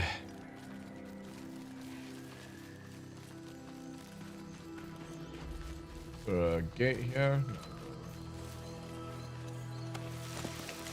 Got roll. Bow's very strong with particular rune. Did you get some runes? There's like a rune from a archer boss or something to get. If you got the if you mean like the animal stuff, yeah, I got a few of them. Is it just by luck if they're... There's no more than level 6, right? It feels anyway.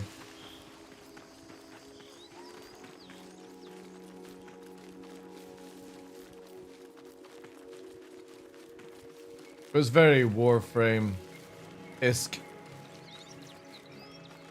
Oh no. There's some animals in need.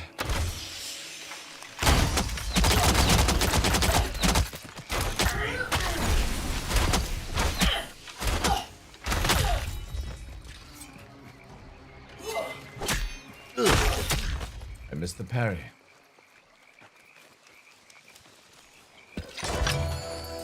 The animal is one thing in the center of the... Yeah. I'm working on that. That's why I'm doing these boss runs. Go, beaver friend.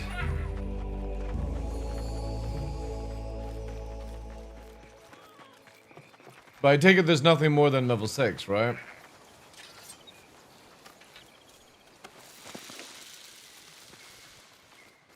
I don't seem to be able to get anything more than 6.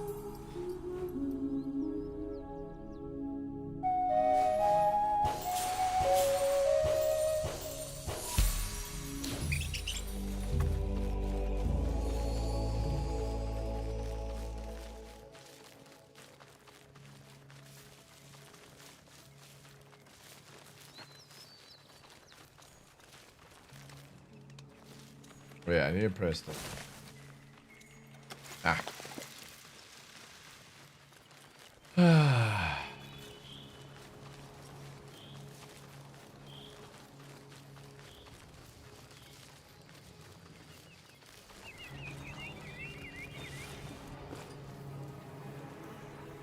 Cabbage back there. Don't mind me.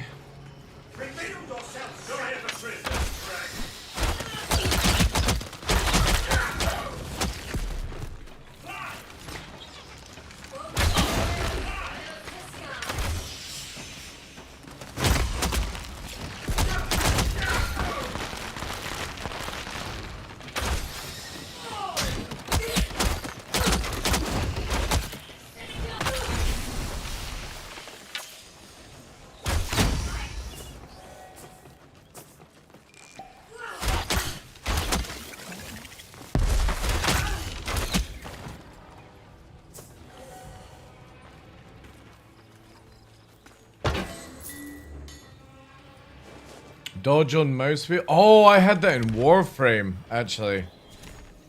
Yeah, I had that in Warframe. Forward. Yeah.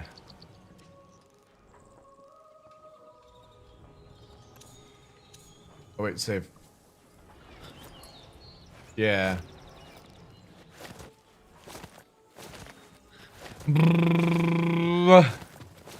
Yeah, I remember that.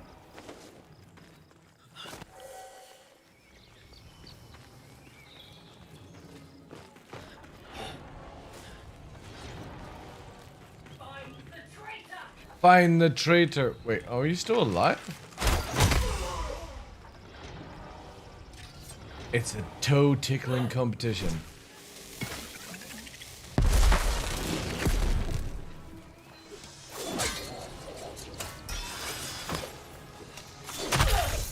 Oh, oh man, look at that.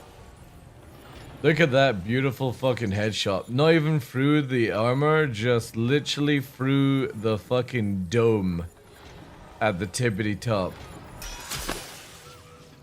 Yeah, that was a headshot.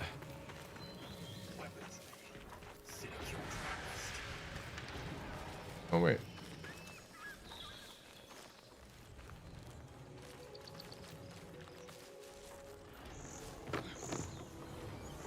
Ah, there's one over there, I see. Where am I?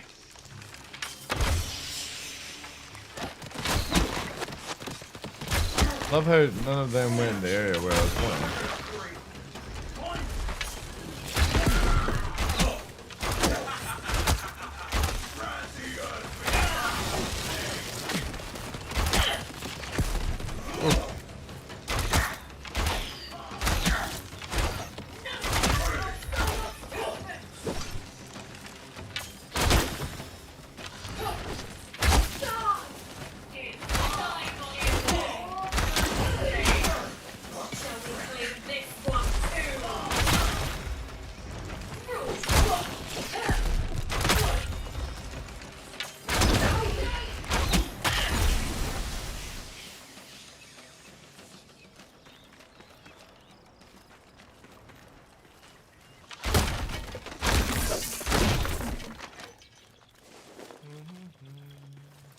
It looks like there's one here. In the distance. I'll quickly grab that.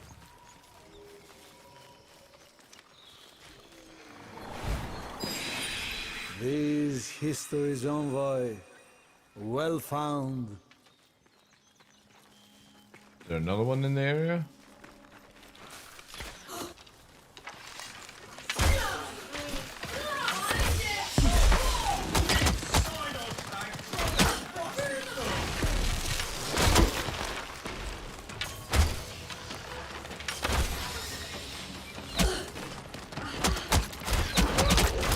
Oh, that's a big boy.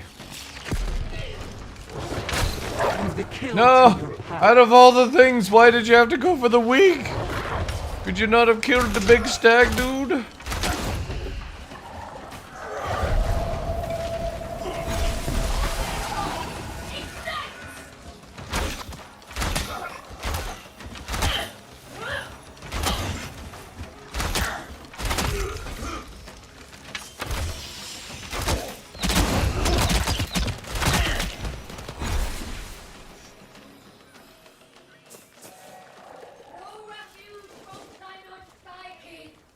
Who the fuck is... Oh, still talking.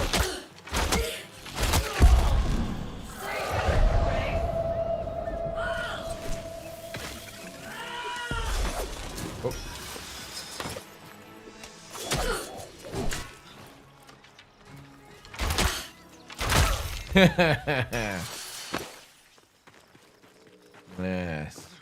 The old weapon switch. That's actually kind of cool that it works like that.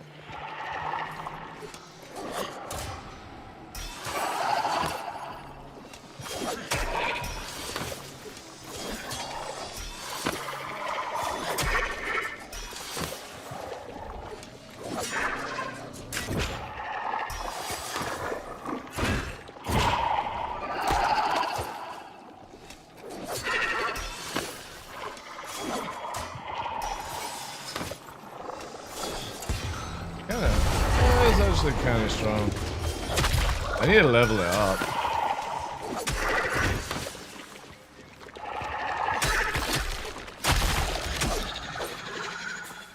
I need to get more XP for it.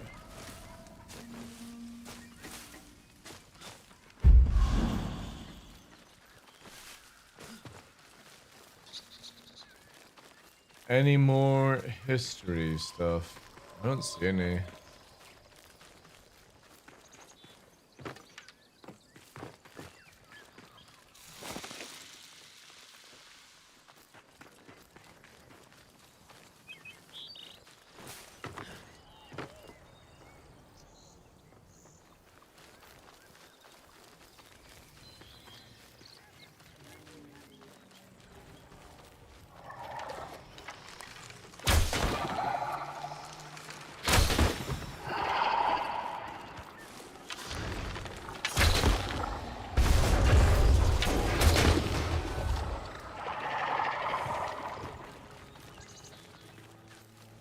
Jose Kane just came back? Yeah. Wanting to play it. Is that the Sheeple Farmer set? It is, yes. It works well for my bonus.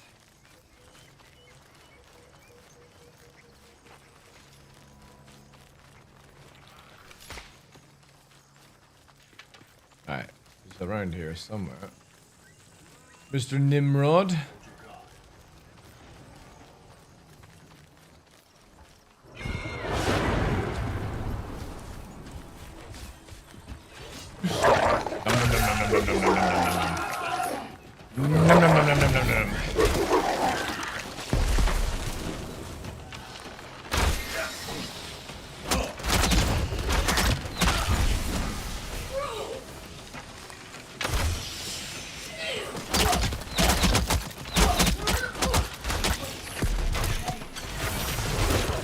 Let us meet the bone. Yes, Mummy Wolf. This dude just fucking left, man.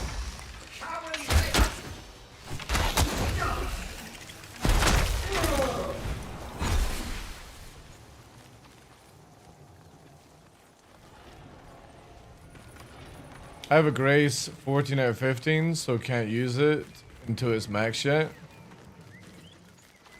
I have Grace 14 out of 15.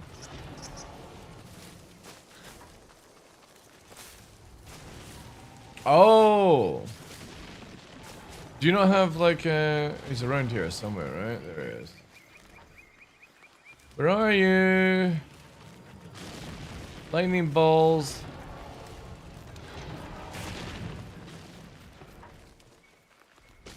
Where is he?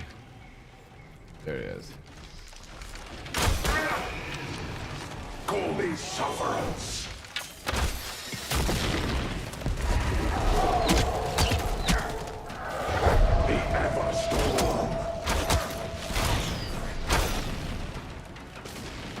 He's coming down.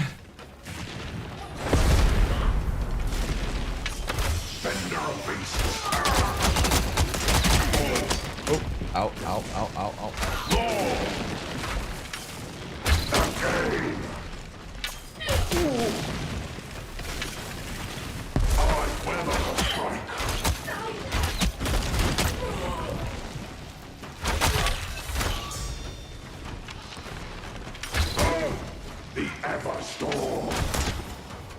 Where are you going? Oh, oh. Why does this fucking... Jesus, how the fuck can you hit that in midair, you little shit?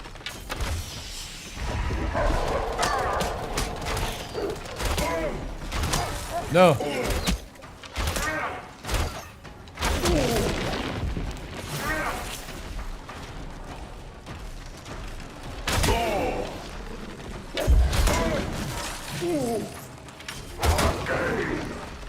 Did you just say, are you gay?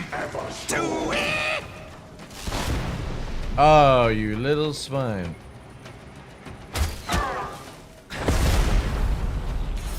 Man, I got greedy there.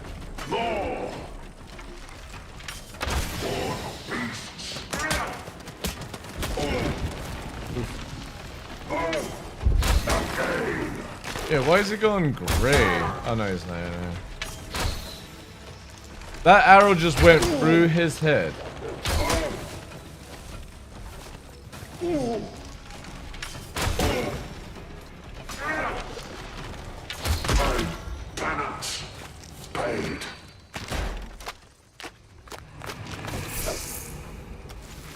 Give me the loot.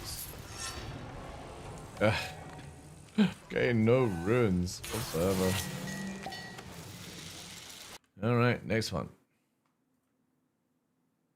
Will be here. Okay.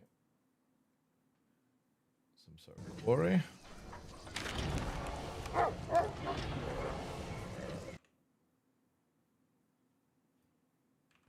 Building. Yeah.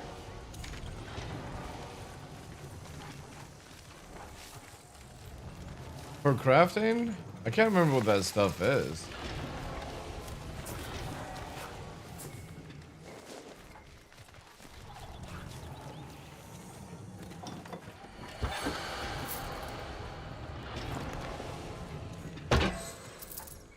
Probably be in a cave or something like that for quartz. Oh, somebody's got a loot box.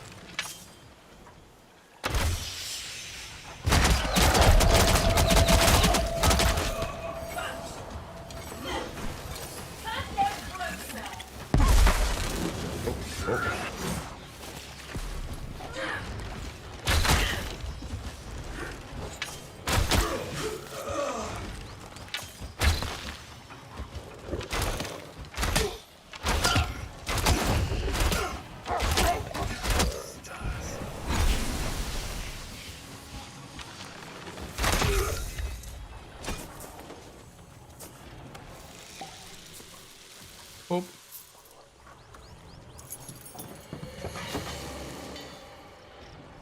Man, my wolf thing is actually getting really, really tanky now.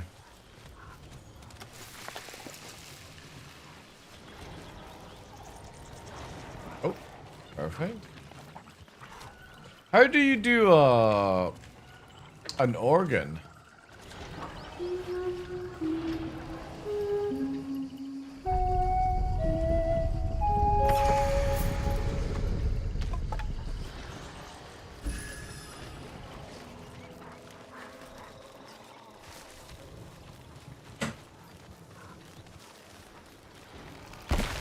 Uh-oh. Ambush!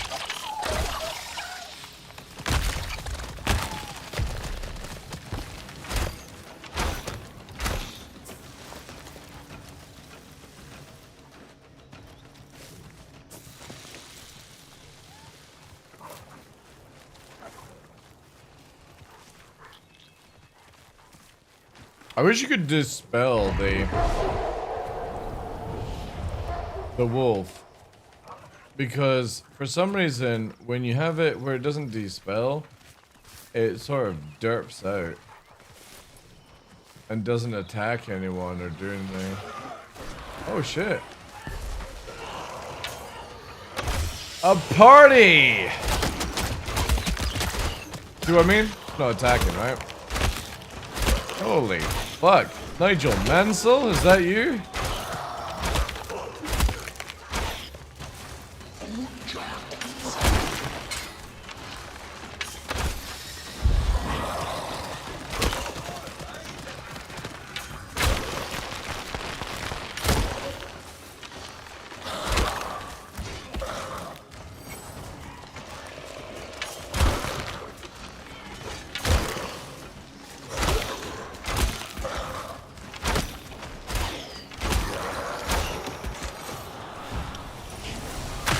You're a little shit.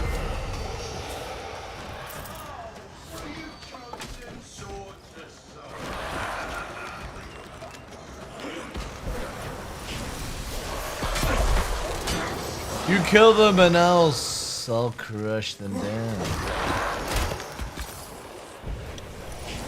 I'll take their souls.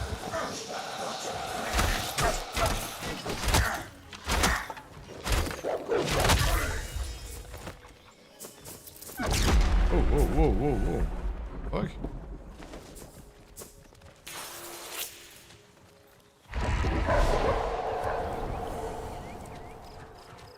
I've not been down one of these things. We should have a little look. Oh, also, how the fuck have I got 2 wolves? The fuck? We're inside.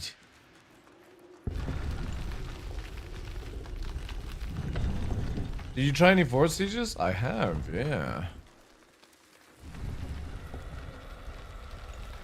Hello? Goblin? Oh. Are you hostile? Oh, I have a feeling you're about to become a stone. No, maybe not. No, you're just fucking creepy? Okay.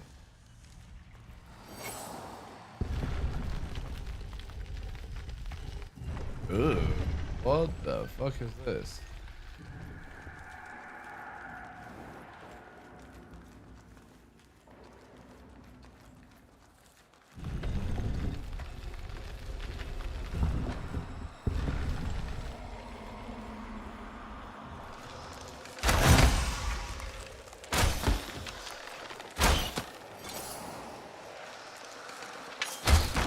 Okay, how do I kill? Oh, apparently it doesn't link through the cock. Why has the developers made practically all the mobs have a weak spot on their dick?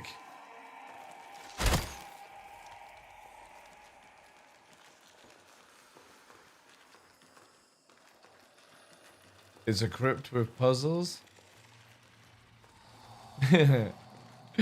Does that mean I need to decrypt? Hey, look! Fucking cock is his weak spot.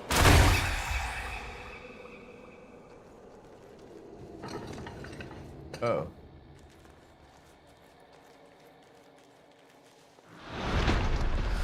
Ooh. Head back. Come close.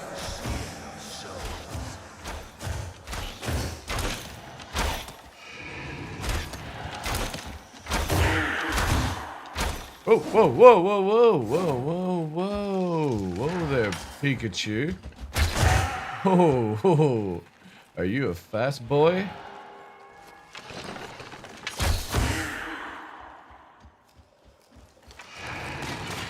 Oh, somebody likes to run. Whoa, whoa.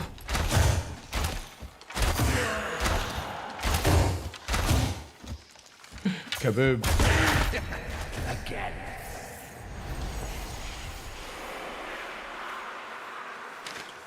Alright. A little bit of fucking paper. Just what any hunter of a crypt wants. What is that? Can I get some? Also, where did it say the butcher? The butcher?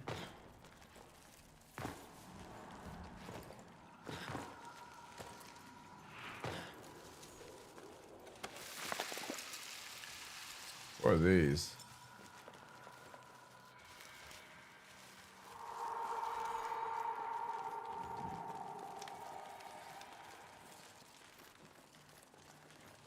No. Can I go?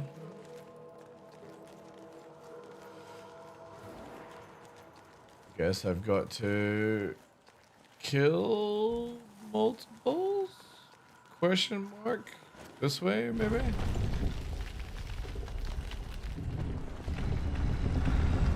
Oh.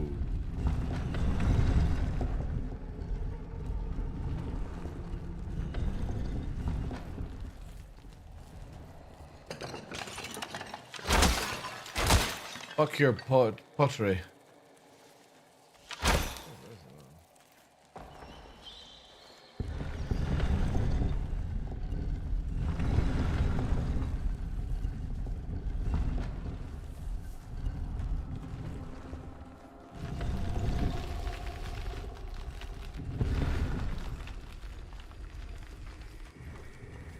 Wait.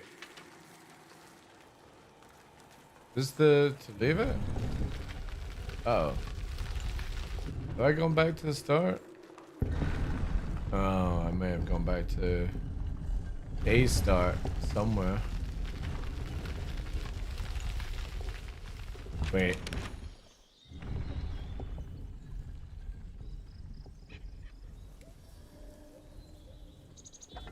Where was that? I needed to go. Oh no, was it here? Yeah, it was here. I had the marker. Oh well, I'm kind of technically a little bit closer. Not too bad of a little detour. Did you know if there is a puzzle for the archer set or somewhere? Because the crypt has a warrior set. An archer set? Ooh, I'm intrigued.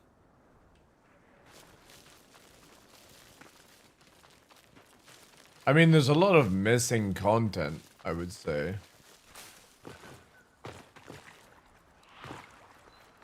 Emmy.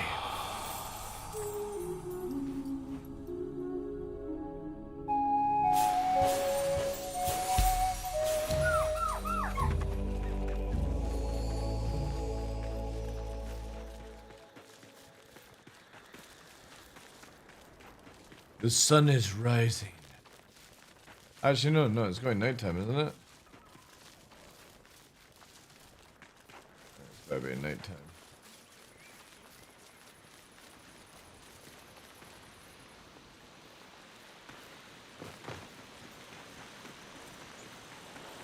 This looks like the boss. What are the chances that's the boss and I can just shoot him from here because the AI darks? Let's see here, chat, right?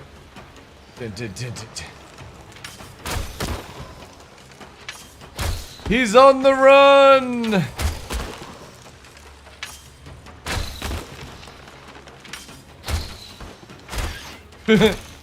Come back! He's legged it.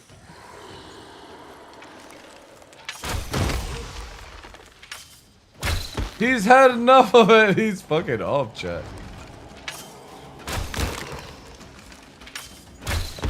The AI is like, oh no, how will I ever get to you? Oh wait, shit. Okay, actually adapted. There we go. Where's he going now? Wait, can he not actually take the high ground?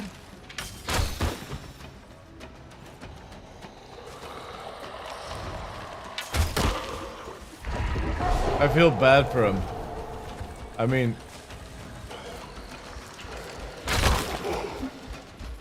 he literally has high ground issues.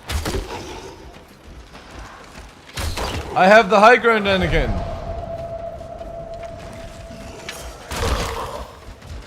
You should not come.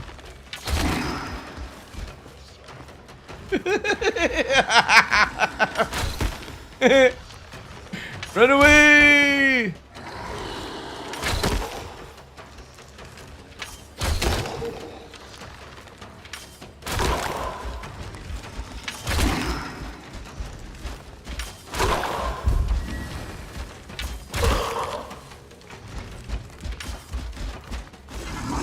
Oh no.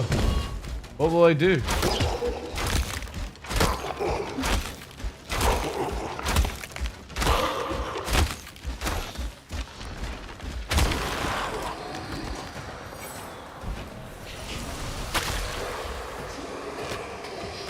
And today you were defeated because of landscaping.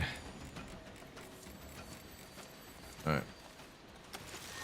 There you go. Ooh. Some armor.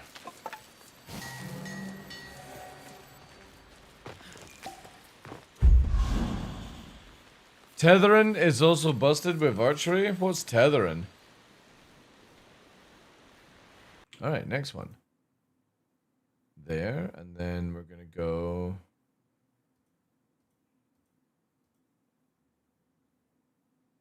to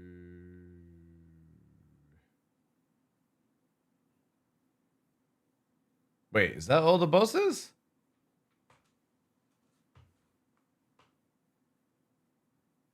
Why does this feel like this is like the worst boss run video I've seen? Soul Frame boss run. I kind of feel like this dude has missed out on a huge amount.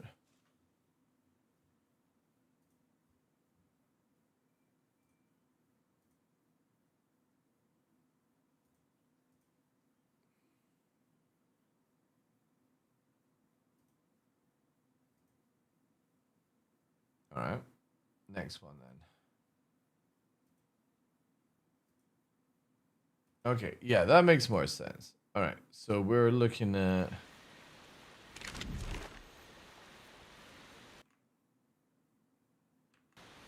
like here? Somewhere here.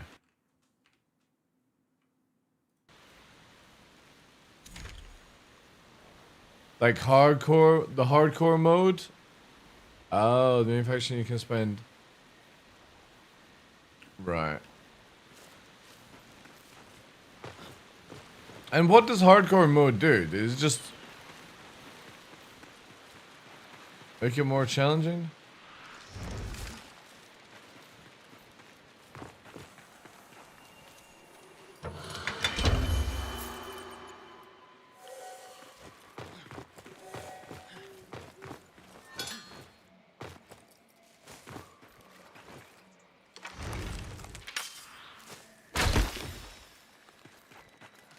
One life. Oh, alright. Wait, so if you die, what happens? Oh, you don't get any pots, you mean? Is that what you're saying?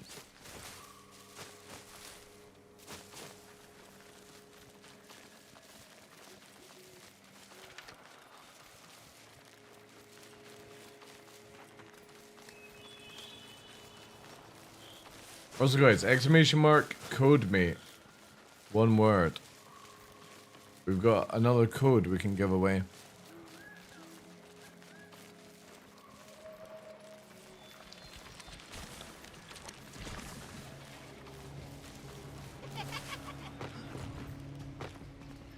Oh no, small child. Which apparently has the worst hit detection.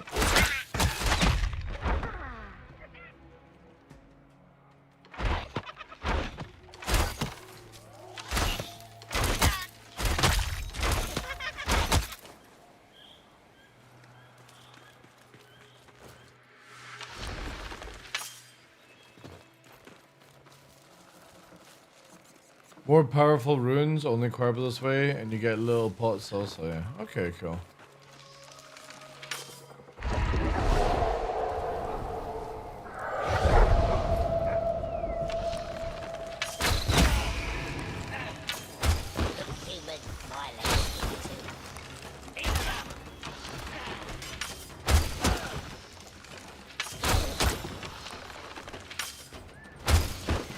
Gotta shoot his little cock.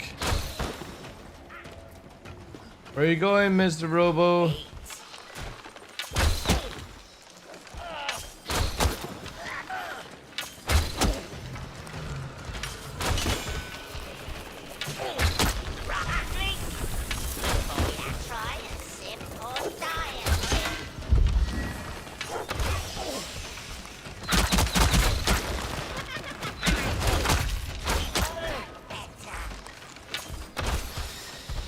Where the fuck is it going now?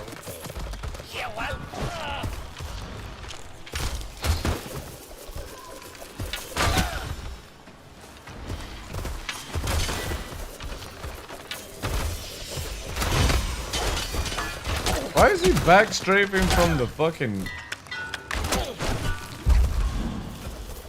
the wolf?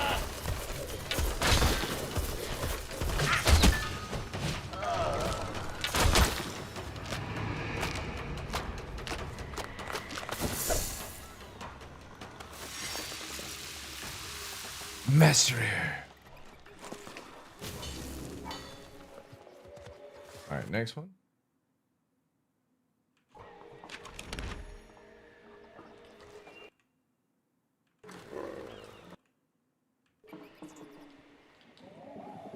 Yeah.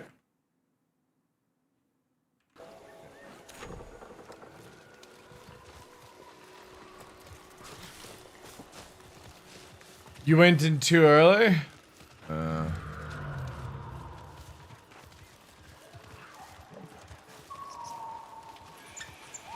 So I basically gotta do... I've got to rank up and then make it into hardcore mode, basically. If I make it into hardcore mode, Are other people able to come and play in that mode, or do they also have to make it hardcore mode?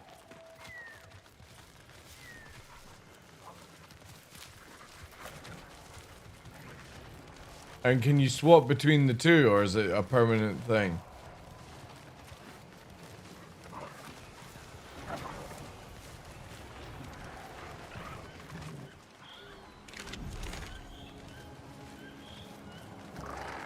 Oh, if you die in that mode, you go back to normal mode? Damn. And then do you have to grind the pot again? Or whatever it is?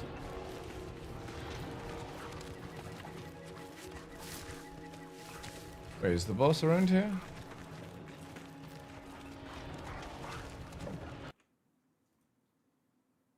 Also need to have passed the fable called the Waste Bear in order to dread the Weaver, called Torch Eternal, but there isn't much Arbear weapon, which is totem slot. Next is Ethereal Dread the Weaver. Oh, wait, is there a hole here?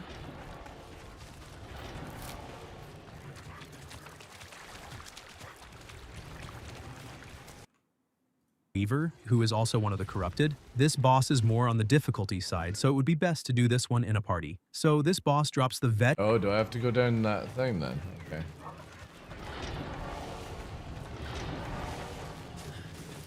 I guess I'm going in. Wait.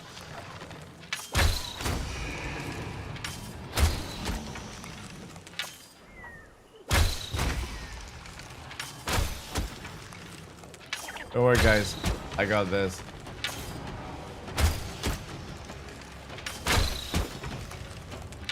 Hardest boss ever.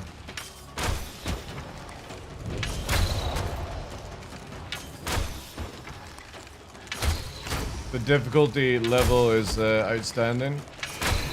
Not sure I'm gonna be able to do this, to be honest.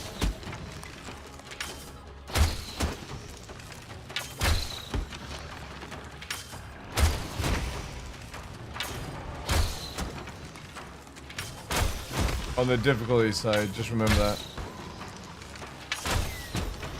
On the difficulty side.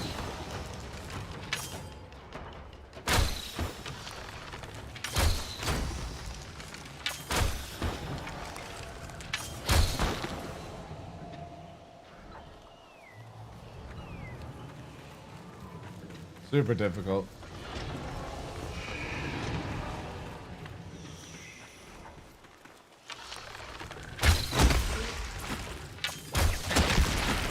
Oh no. Wee.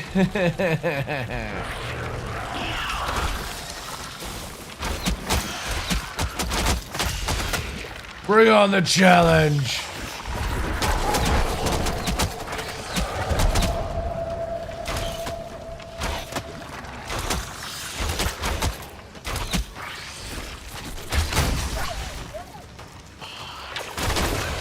Let us meet.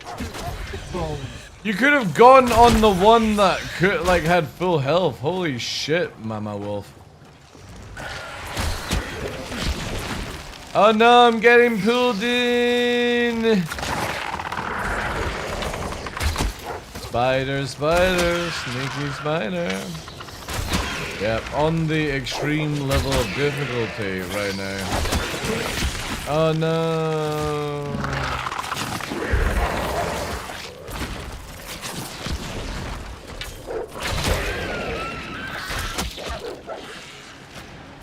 It's called Koga mode? Okay.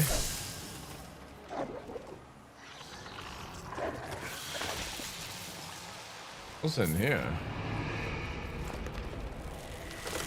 Ooh.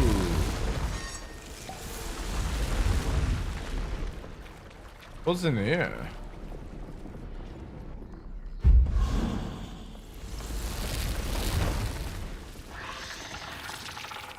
Oh, alright.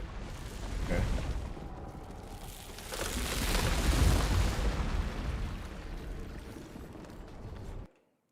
Through the gaping maw. Info on them. So right next to this boss is right next to this boss is another one called the Sinecure. Right next to this boss is another one called the Sinecure Errant Goth, who is of the Ode faction and drops the Grin and Oh shit, Ursula what's happened and to the my Foreburn map? Rune, which is for shields that increases flame damage on activation and grants an additional attack totem slot. This Nice. boss is fairly easy compared to the rest of the bosses. Then also right next to this boss.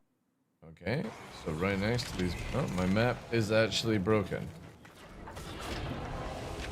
Oh no, there we go. So what there?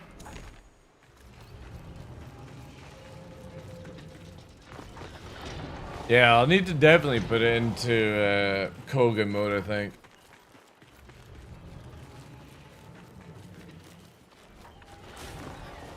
I will grind that because if for me to continue playing this game, I would definitely have to increase the difficulty. The bosses are on like full derpy mode, you know?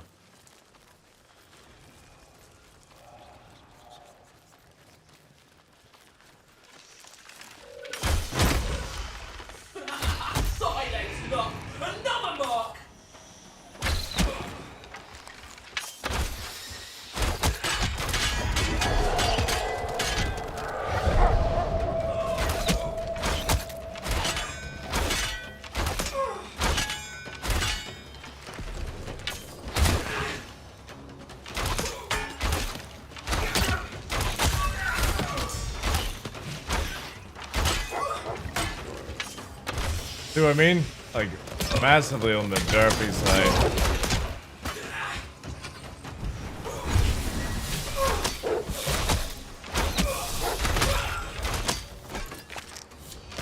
Like, GG. It's more challenging move? Oh, okay. Nice. 4 of 2. And the next one was here, apparently, he said. Yeah, and then we have to run up to... Boss is the Nell Knight. The Nell Knight? Okay. I should now know where all the bosses... When do the bosses respawn? Are they one... Oh, hello. Are they one a day? Wow, there's chests everywhere. Oh, hello.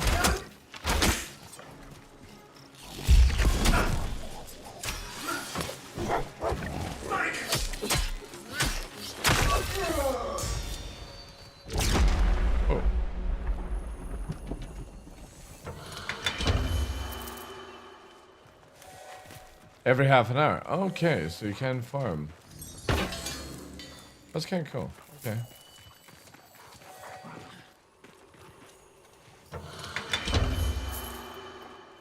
So, with just the bosses, and you've done all the missions and stuff like that,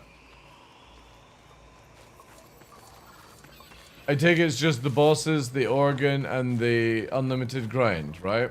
Is that all the content that's available right now? For like endgame? Oh.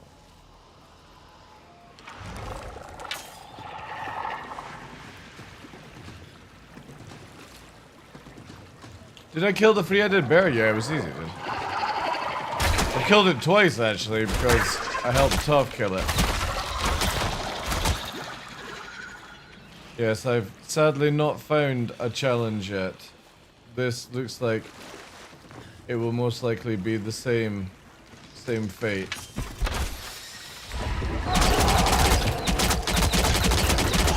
The prey is mine. Oh, hello.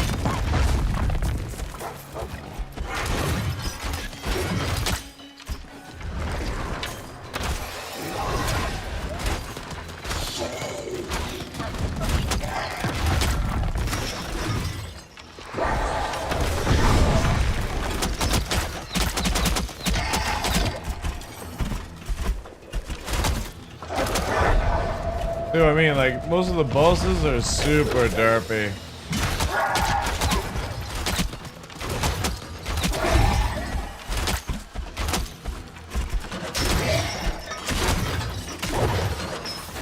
Oh shit. Okay. He's got a nice little combo then. I take it back. This one actually is the first time A worthy opponent.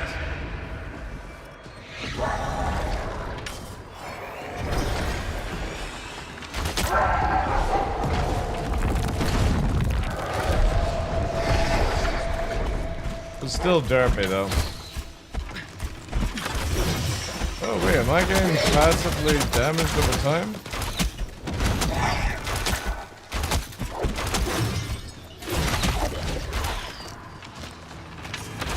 See what I mean? Like, it's like whatever, man, you know?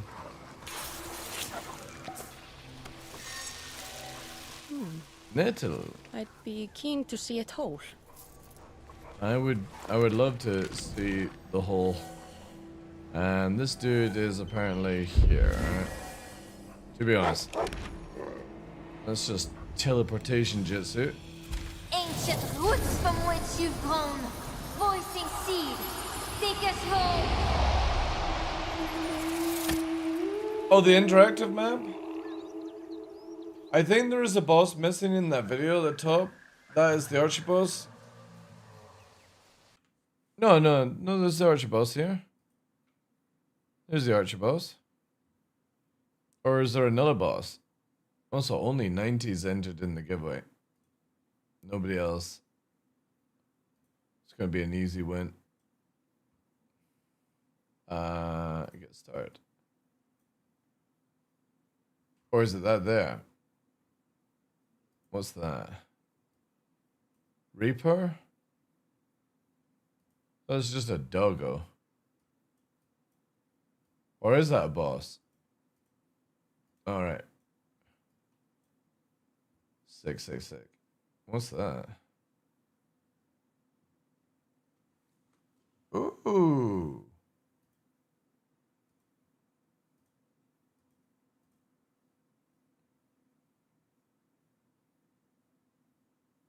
Oh, okay.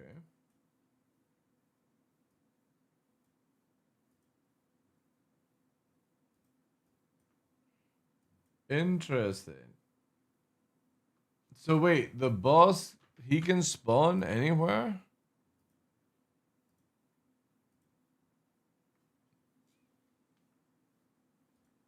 Alright. So we'll do the archer and then...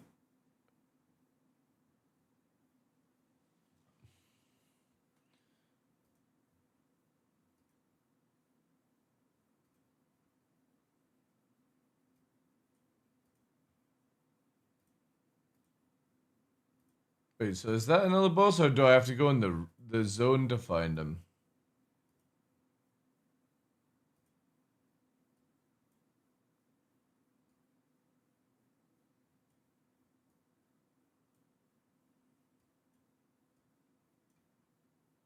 Also, what are these fucking... Oh, quest balloons, alright.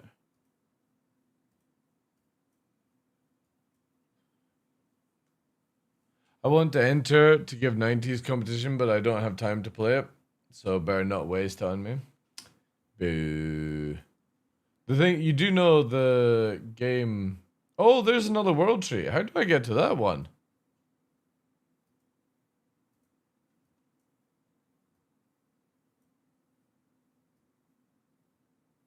Do I get a little boat?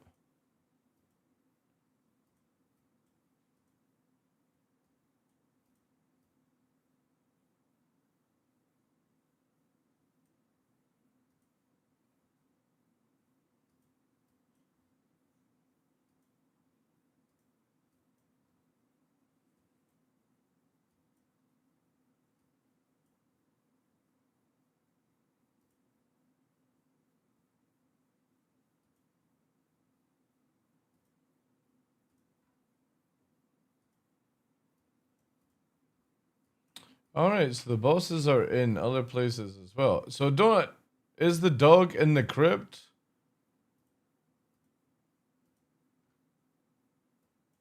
Because I don't see where else it would be in the world.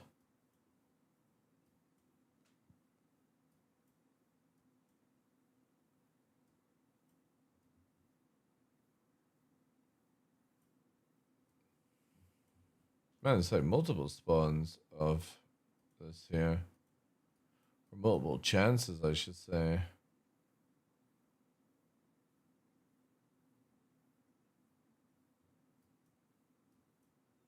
Crazy. What's this one? Okay.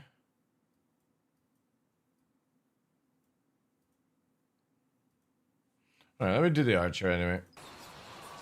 Because he's just up here, right?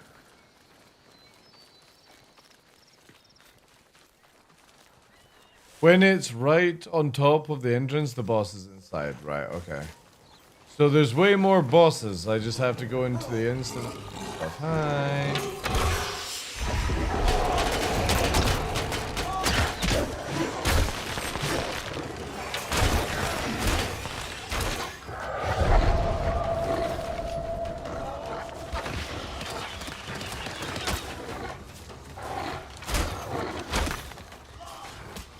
Where did you go, Peter Pan?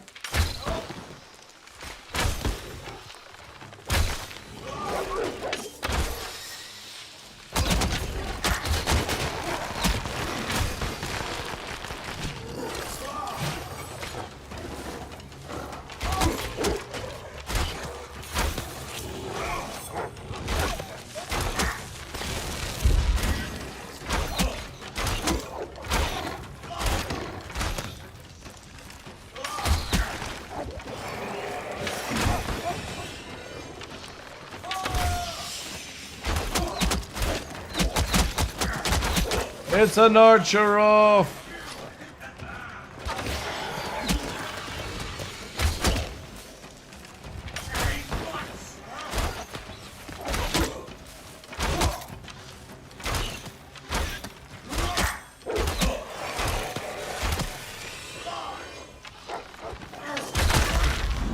Boop.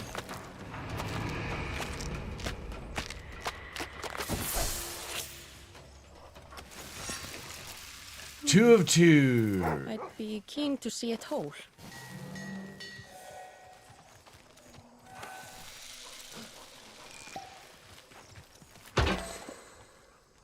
Alright, so all the other bosses are inside then, right? So we would have 1, 2, 3, 4, 5, 6. Wait, so there's another 6 bosses? 7 bosses. Are they actually in there, or is it just pure fucking luck?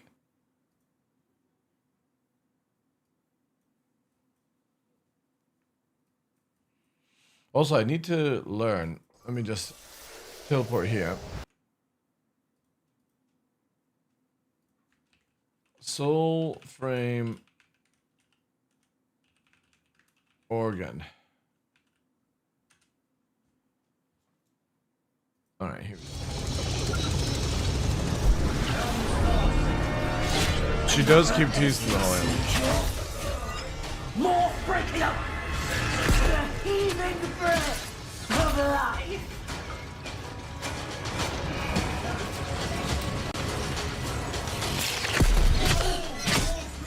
Right. So, yeah. Right. I got that far. What do you do after? Oh, he died. Right, okay. Yeah. I did that.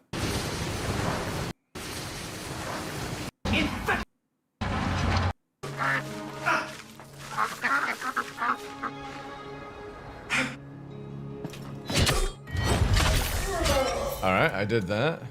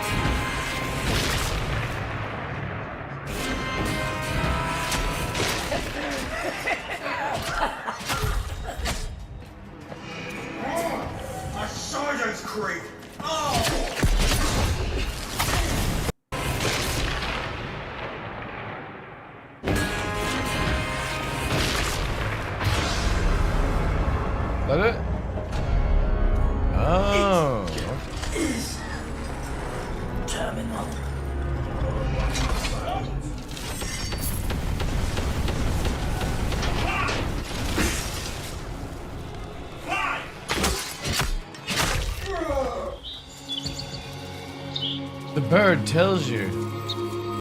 Alright, okay. Do we have a... Oh, I want to go and check out this survey. Oh, wait, I'm here. I know. Hmm. More wasted coal. What's this? A short blade?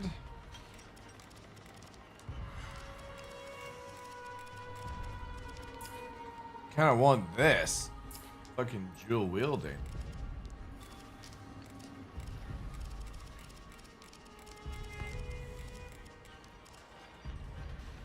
Fairly made, but quenched too soon. Quenched too soon. Can she get a higher level than free in crafting?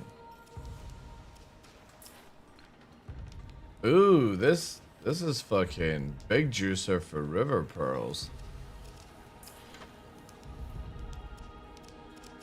Guess I'll do... Oh wow, 40 of them? Holy shit. I'll do this. So we begin. I'll do a needle. Forgive me.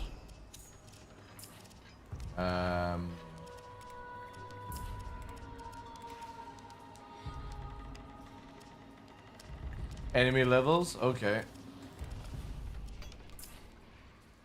I need 3 more to do a bromus. Fairly made, but quenched too soon. And is there a way to like fight the bear boss and the deer and stuff without having to do the fucking quest all over again, or do you have to redo it?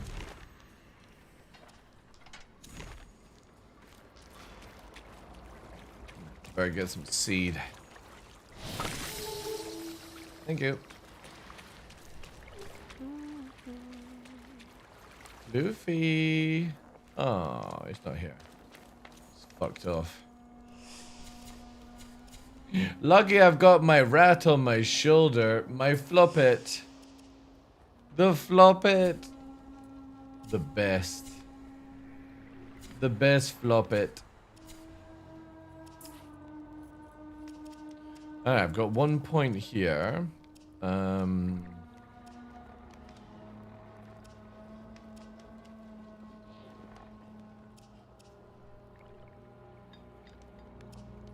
Probably actually wait for more barb then, right?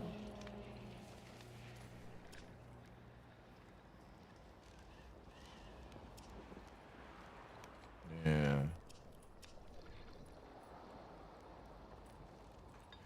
You can replay the quest or find it as a boss, I think. They added the 3-headed bear with this patch. Right, okay.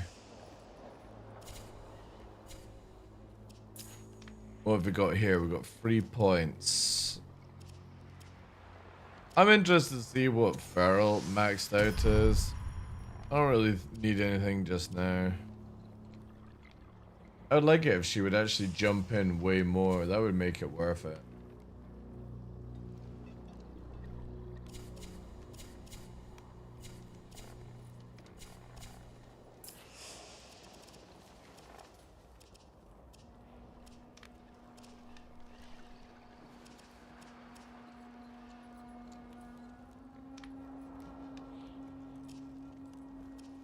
Yeah, nothing beats this for like the archery class.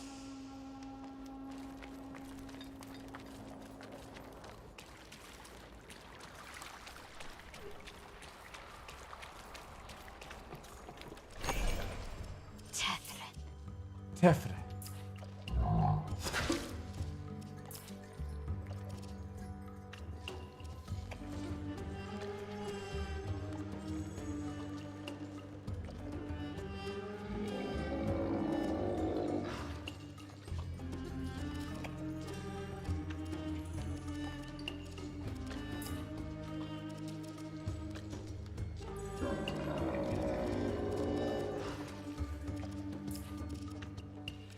Do do do do do do do.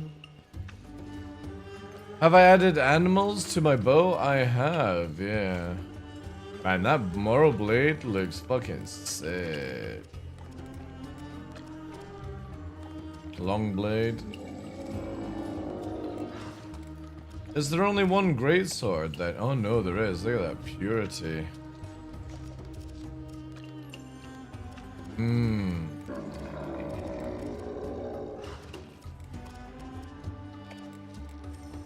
Need a Highlander weapon. Yeah, that's a good take actually. I'll go and see if I have any animal upgrades.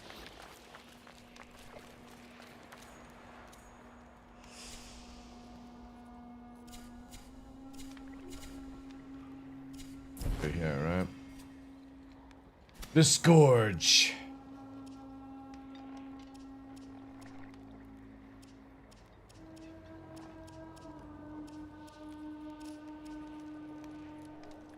Yeah, so it looks like level 6 is the highest, right? Can I make this level 1 rat? Like level it up? Does it make it a level 2 rat?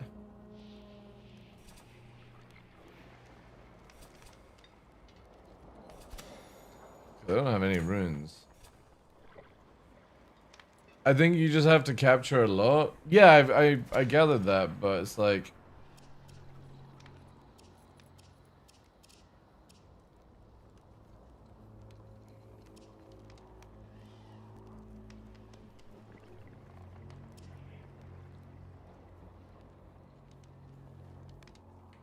Because obviously, using the squirrel here, right? So if I upgrade the level 6 squirrel, here, with 1,000, what does it do?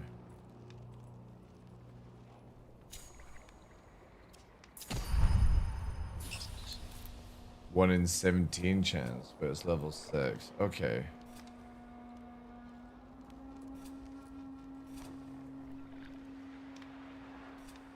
You've found a wizard squirrel? Oh my god. So that's 3-5. Does it automatically upgrade to the highest number then? Yeah, because look, I got lots of 4s and 3s here.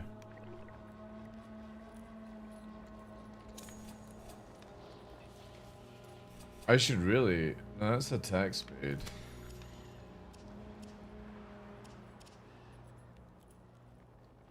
Increase life return and regain hit by 90%? Oh, I should use that actually.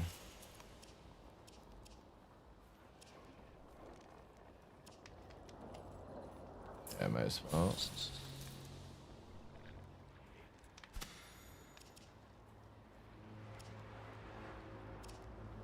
Kick stagger.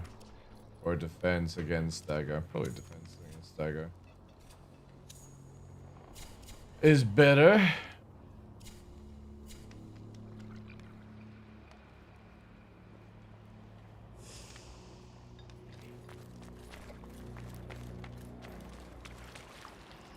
Alright. Now it said that you can only see these bosses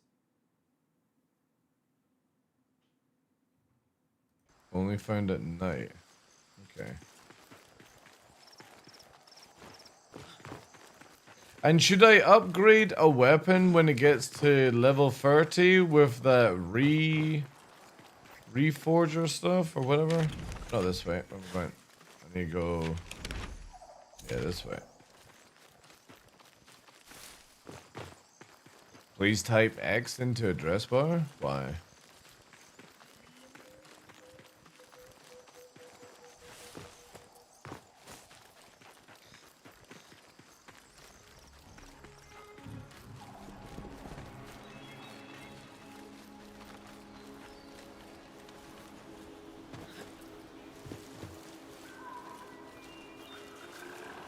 When you level up your weapon, you should change weapon. Oh no, I have. I've been swapping, but you can add damage or something to a level 30 weapon, it said.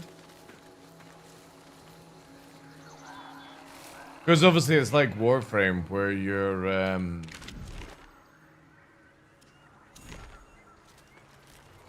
the more weapons you do and the more frames you do, the more mastery you get, which I've always hated about stuff like thing up. Ooh.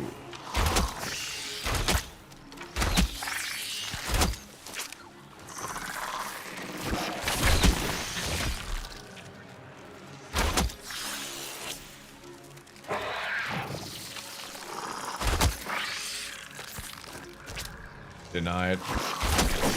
Man, that thing is crazy.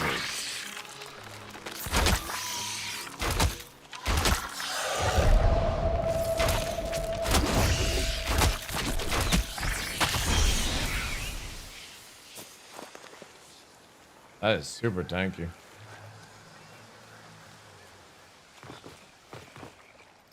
Are you not going to reply, Dave? Oh dear. Oh dear.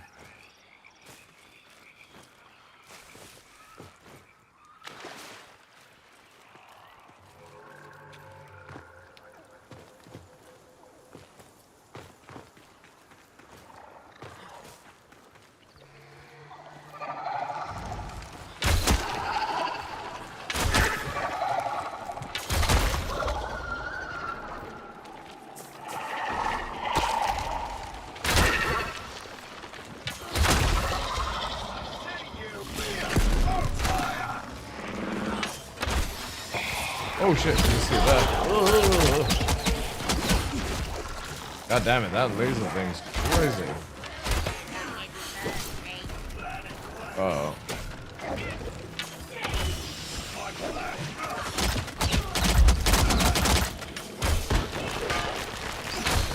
It's a fucking freeway.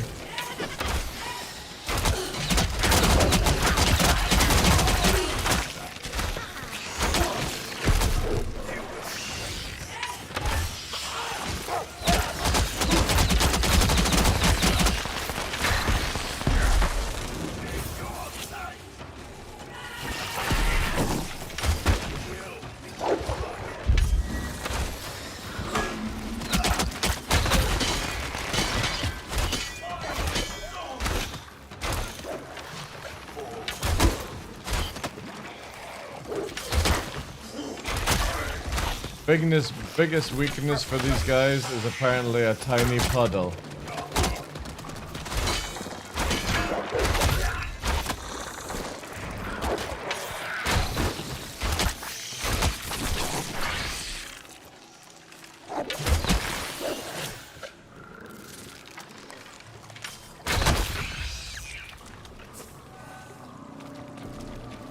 You also get randomly yeeted kilometer in the air when the NPC hits you? No. No, not really had that yet.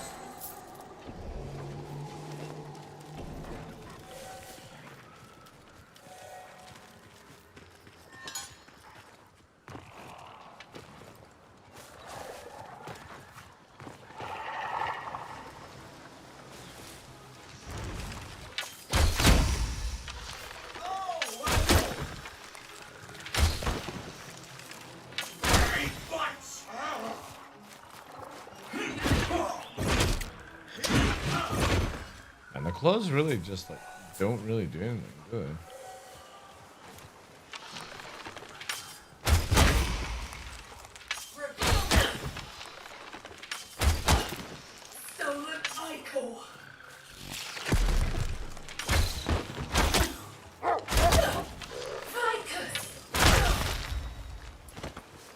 Ficus.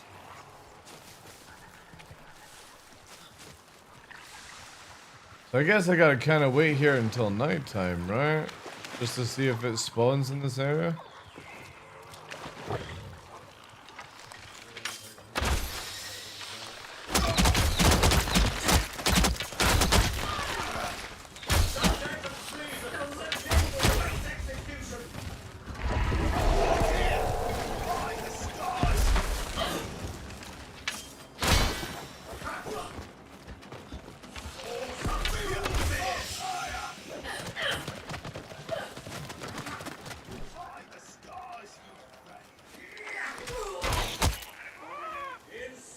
God, I hate fake sneezes.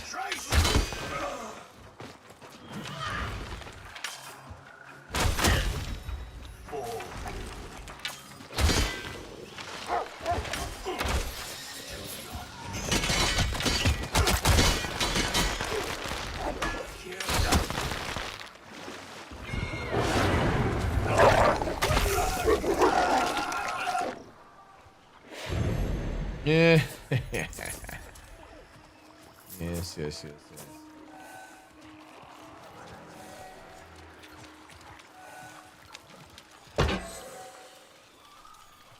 You're free, beavers. Build a dam. Tell the woodland folk.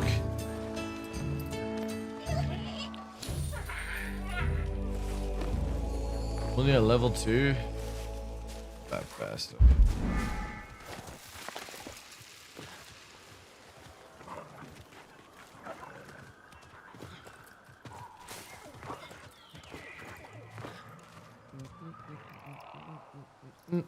I think what we'll do, chap, just because Mr. fucking Davy Boy didn't reply and was clearly wanting to see if I had been searching for porn on my browser history.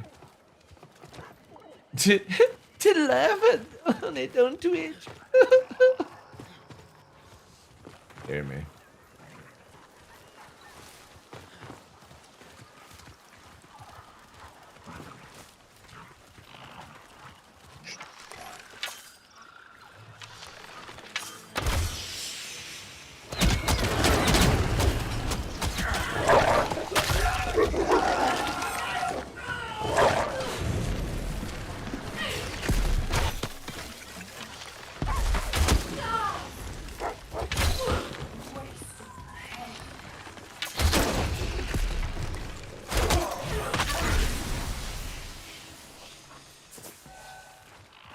I do like how when you use the wolf, if you've got somebody close, you can get like a double tap on it if you're lucky.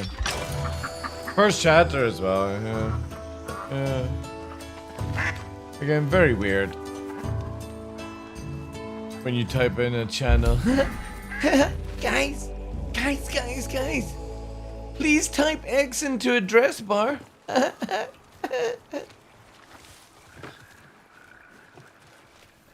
I want to see your porn history.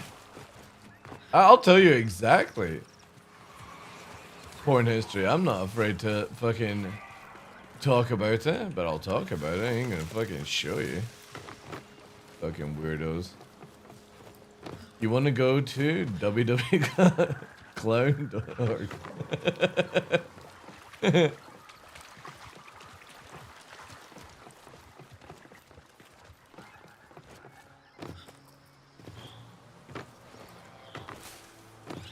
10clowns1car.com.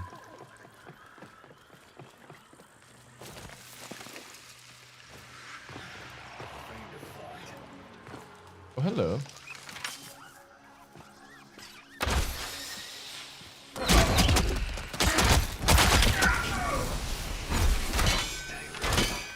Stay there.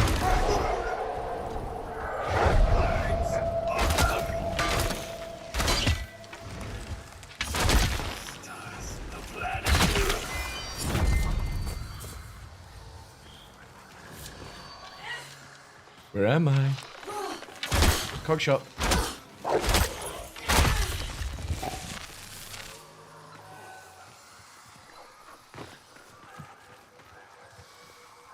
You do have fast travel. What are you talking about? Once you've completed the bear, you get acorns from your base, and then you can fucking fast travel. I'm at, you see in the bottom left, I don't know if I've got any. I actually picked up 3 and it's not counting for it. Yeah, look, there we go, right? So you come here, and you get your acorn. Whoop.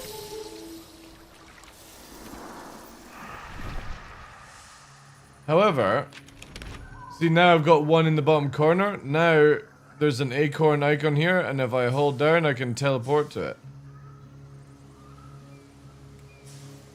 And you just have to have a currency to do it.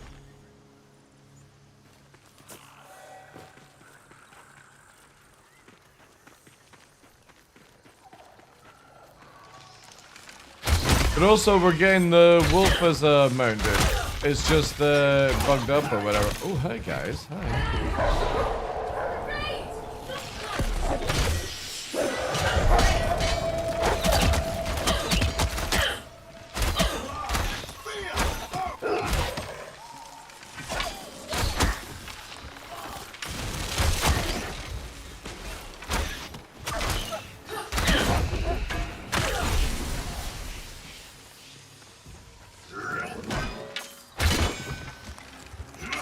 Dude, my fucking wolf is super tanky now if this dude is fucking struggling to kill it.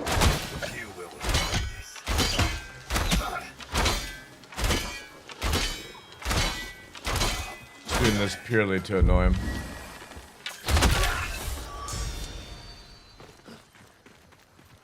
Shagger.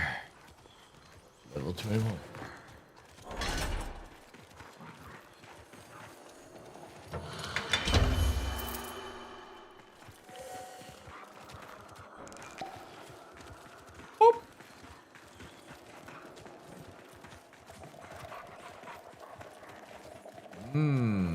Look at all these rooms that are not occupied by anything yet, clearly to be developed.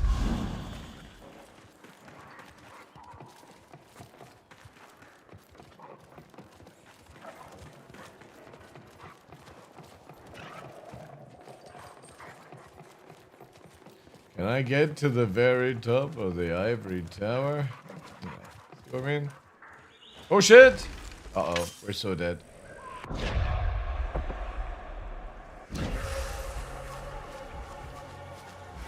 I'm a little flying rat. It's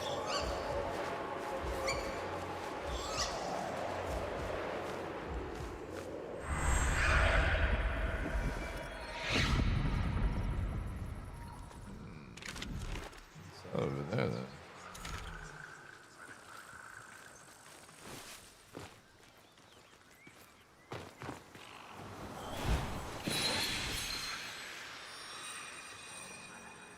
Some history.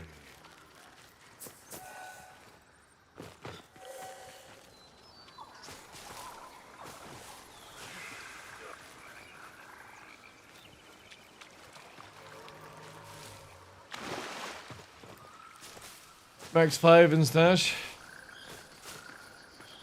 See, I picked up free earlier on and it didn't count for free, sadly. Oh, did you see me? Yes, yes.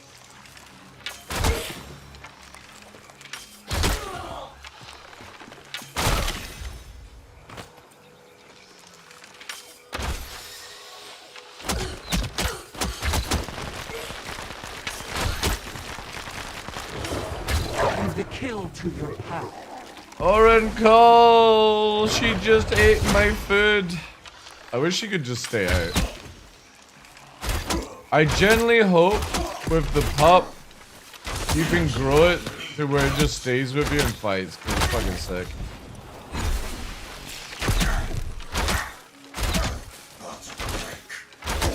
What a prick.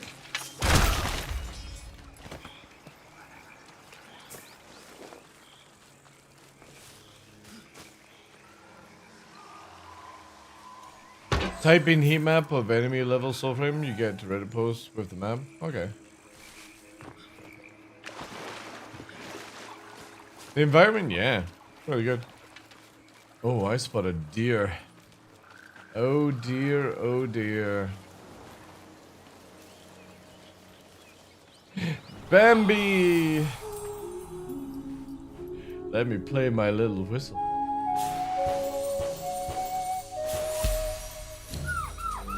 The Highborn. Only you were level 6. Or can you even get that high, I wonder? Alright. I genuinely can't be bothered to spend fucking half an hour running across that. Roots from which you've grown, voicing seed. Take us home. Sexy French ghosty lady with rats.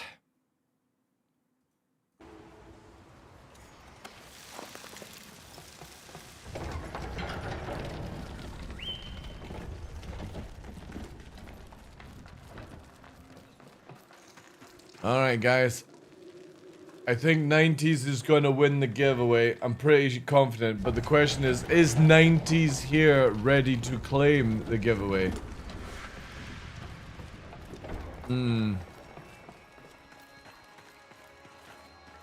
Because it'd be kind of silly to roll the giveaway to watch 90s not win the giveaway, because 90s is probably not here.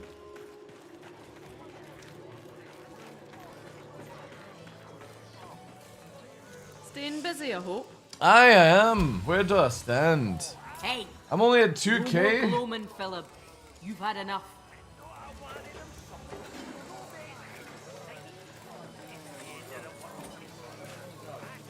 Where's the fucking potion? Is that it? Shade Maker?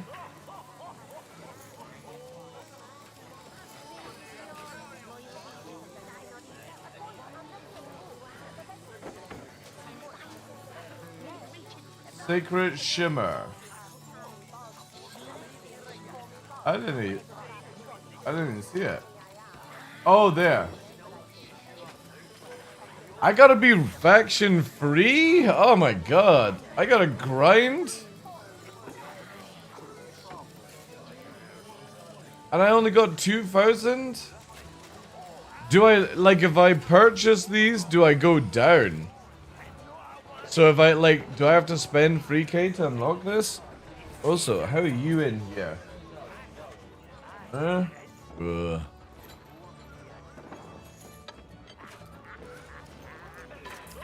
And why does that say 1? Does that mean I only have to spend 1 currency to get it?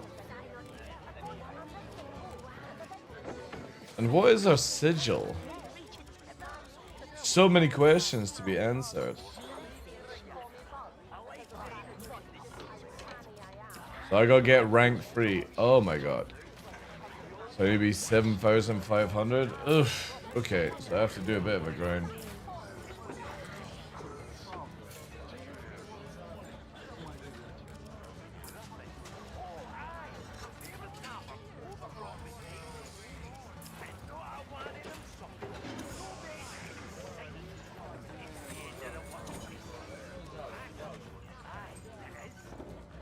Decently fast? Alright, okay. Hasty back. Hasty back. Do do do.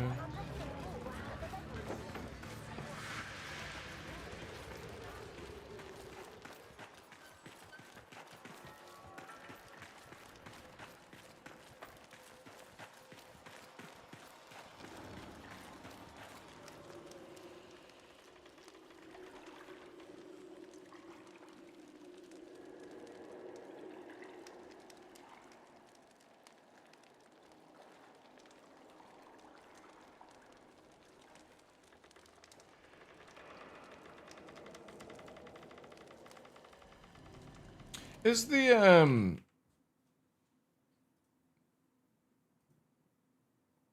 evil still up? Oh, evil is still up. Okay. I might be able to actually get a shot of it. Not that I'm that interested in some of it. I would rather, like, if it was in, like, open BT or something would be sick.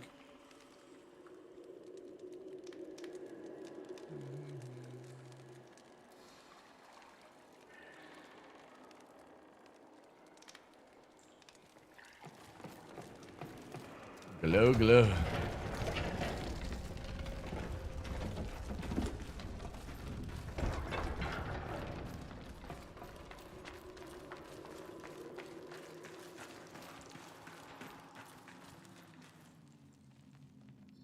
Wait.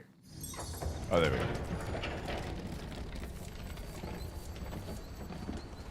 Okay, so we can go to a tree then and get some stuff.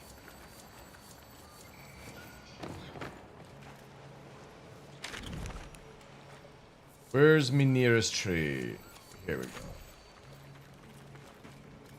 Also, whilst we're at nighttime, do we have any things in the area?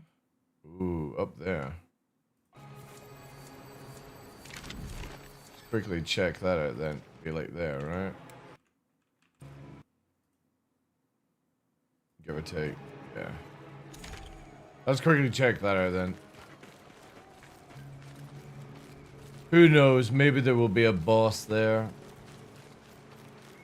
Probably highly unlikely, but again.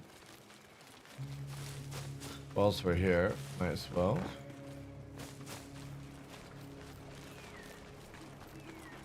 Where did I find the wolf pups? So the first, obviously, you get the mama wolf, and then you listen for a howl, and when you kill an NPC or like attack NPC, she will spawn, and talk to you. Then you literally round the corner from that interaction will be the wolf in a cage.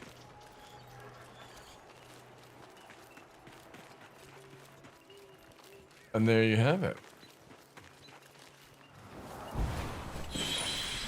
Here, more memories unforgotten.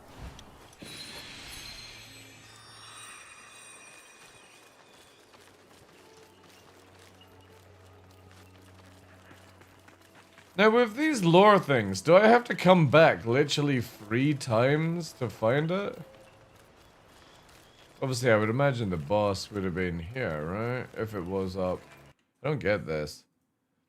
Chance to spawn any of the Viger bosses. Only found at night outside Sparrow's Tail.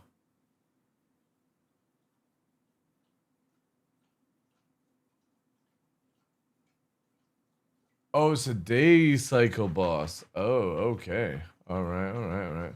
Do we have any night cycles in the area? Or these as well. Oh, sap. Day cycle. Oh, right. Okay. Day cycle. Day cycle. Wait, does the website change to day cycle? I thought they were all saying night bosses. Guess the website has changed.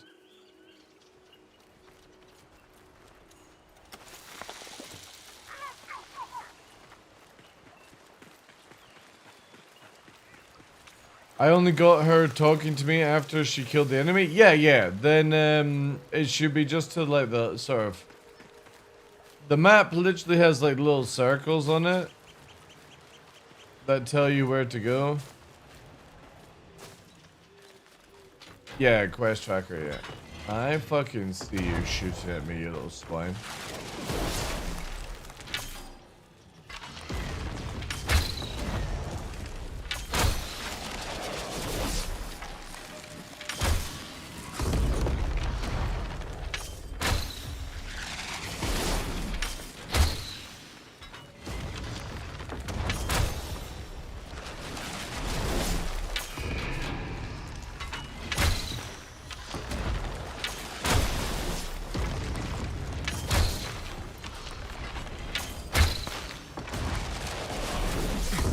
Oops.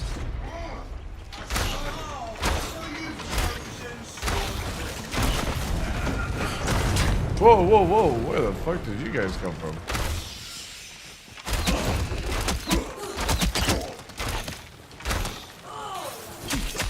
Whoops.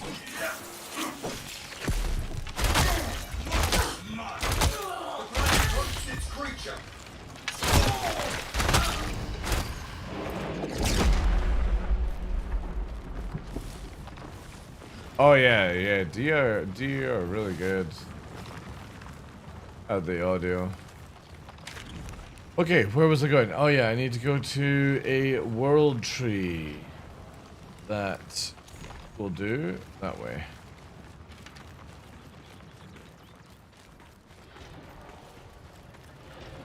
But yeah, you find the first 2 wolves together, then you find the white wolf, and then apparently there would be a 4th wolf, but I think it's... Well, you'll find out for yourself.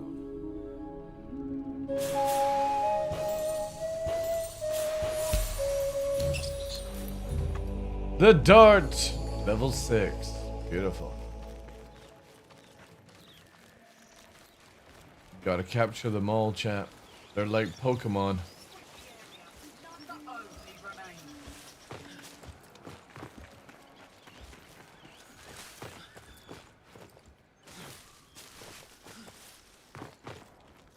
Yeah, we literally have 90s winning the giveaway, choosing a winner. There we go, 90s. Congratulations, you won the giveaway. Literally never saw you having a chance at winning that giveaway. You need to speak up, 90s. Yeah. 90s. Congratulations, 90s, for winning. There we go. Amazing. Never in my lifetime did I see you winning this giveaway. But not available. Not available, right?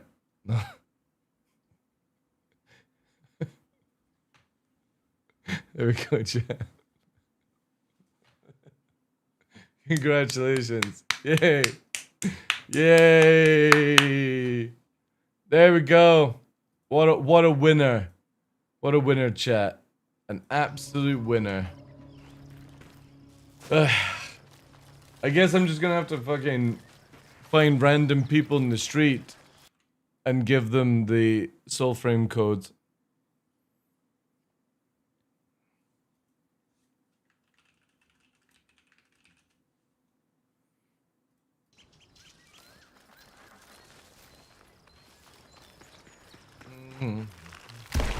Oh no, ambush!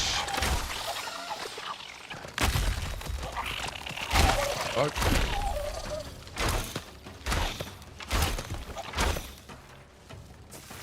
The pineapple is too fast. Yeah, this is where she attacks them, and then the baby wolves spawn like here, there, and then it gives you like a location to go to.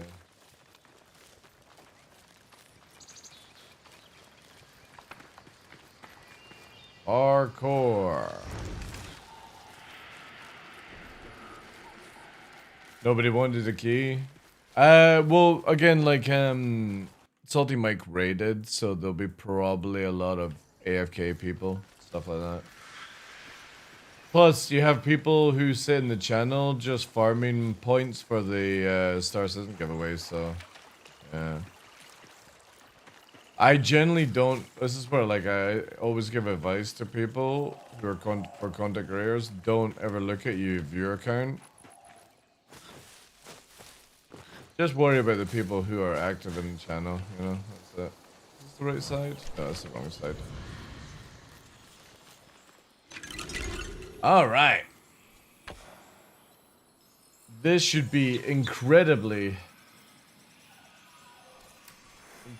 difficult.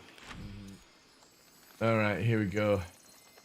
A treasure chest awaits. Oh my god, I can't wait to see what's in this treasure chest. It's in a mine. Yeah. Again, it'll be probably different for everyone.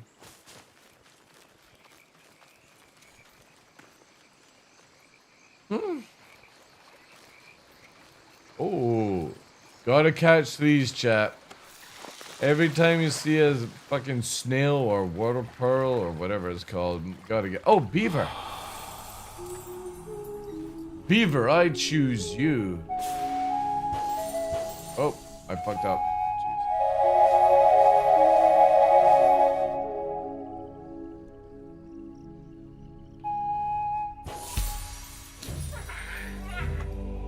The master! I totally fucked that up.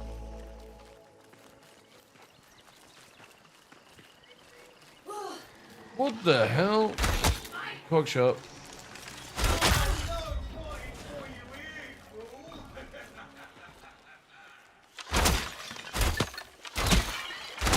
Where's the chest?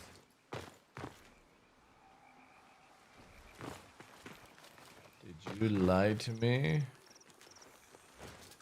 Oh, there it is.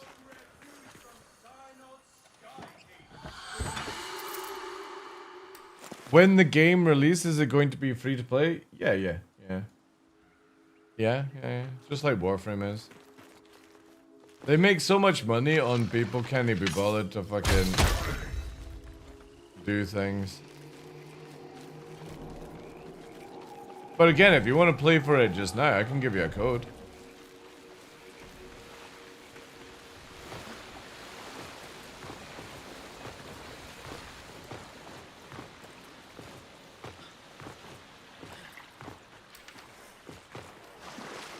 Gather debris.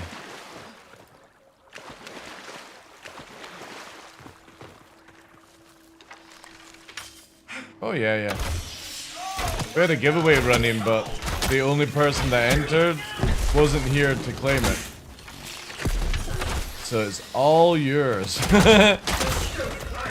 Just send me a DM on Discord, and I'll send it to you.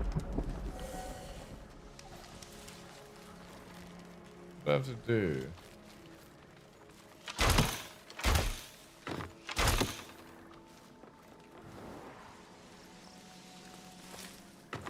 What was the thing here?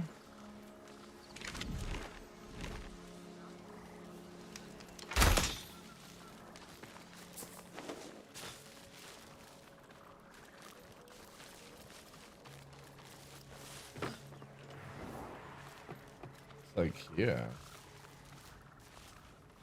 You want me to fucking shit on this?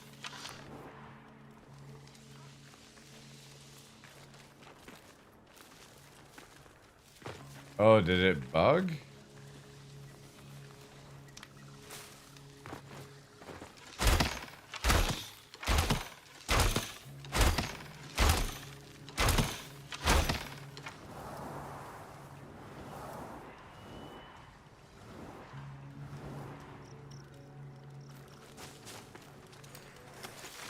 There we go.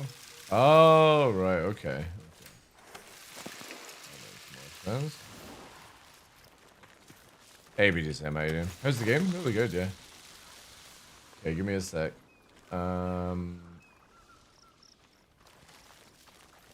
Yeah, let me finish this quest thing and I will drop you one. There we go. I just need to kill Gandalf.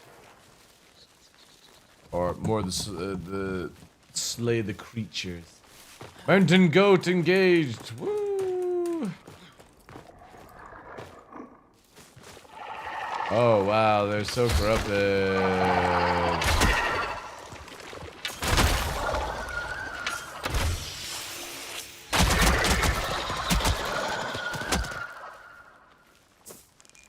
As. Oh, right. Slay the banneret. Yeah, just make sure you sign up at the website Soulframe, as we had people trying to use a code for Warframe. And it's not Warframe.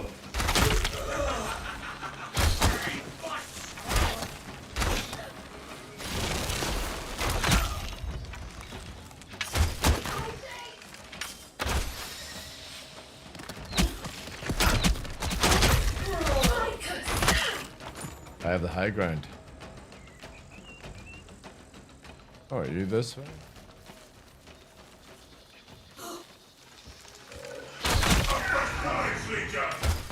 Oh, it's you. Oh, oh, ow.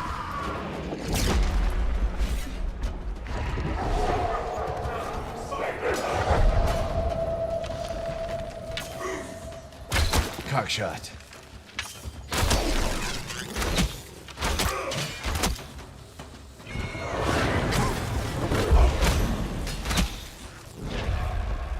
Oh shit! Wait, how the fuck did I die?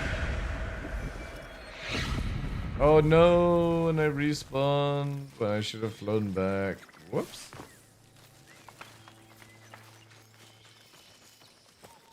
Did I get one shot when I teleported in? Maybe I did. I thought, like, I genuinely believed he was dead because of the scream, but... The banneret.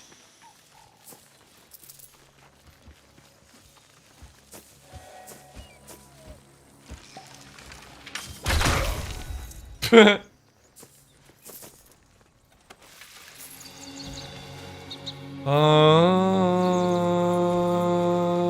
little bird tells me everything I need to know.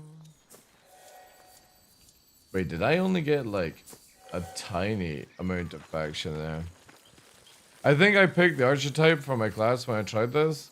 I normally go archers. I do like the archery. I like to be squishy. Right, let me get this code for 2. Because I have to go to a special thing here.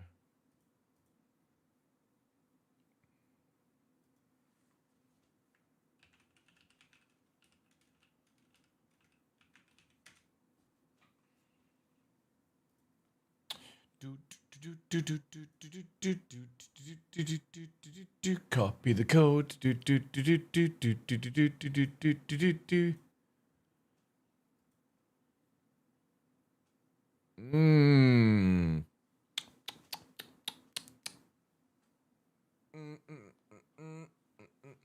How do I know it's you two? That's a very sus thing to say, by the way. Not sure. Send me a smoke signal.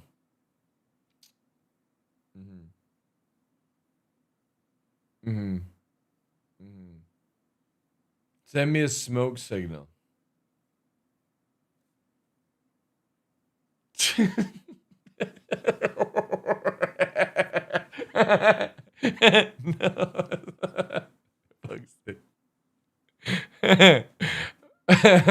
I've got an idea. Wyverx, thank you very much for the 79 months. Appreciate that, dude. I'm gonna say I got an idea. You're gonna type in Twitch what you see. Alright? Type in Twitch what picture you see. That'll be an easier thing. Yay! Alright, there we go. Enjoy your code, dude. Thank you again, Wyverx. How you doing, dude?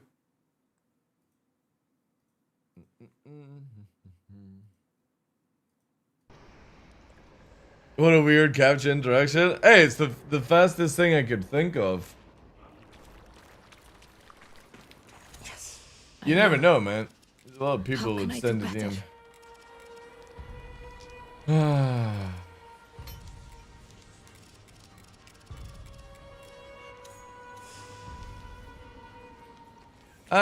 Nova's alright, yeah.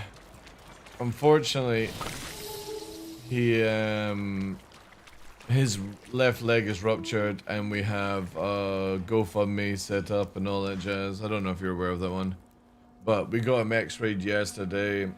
Got a booking for Thursday, and yeah, we're sort of like halfway through, so I got like 4 weeks to try and push as much as I can, and hope and hope and hope and hope.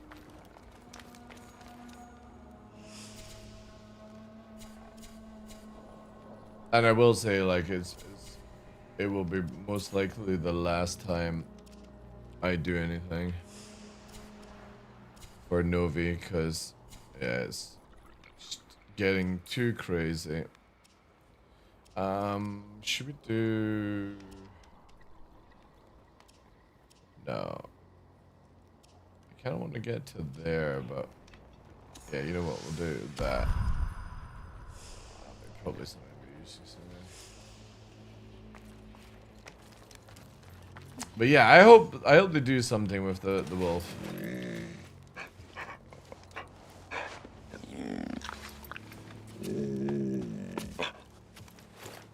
I hope you can grow them up so that they become the mount.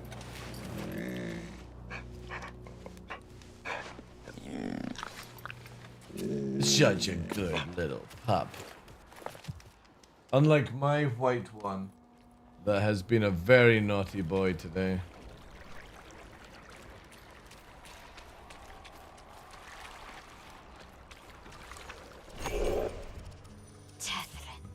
Tefren. Siren. Oshelda. My paragon. Sweet betrayers. My sweet betrayers. I hope we find out who that is. Because one thing I will say, the only enjoyable thing that I love about Warframe is the story. The stories that DE do are so good. I just hate the Warframe and weapon leveling system to get the mastery. It's so boring. But I guess that's how they do it, right? If they get a hooded style outfit...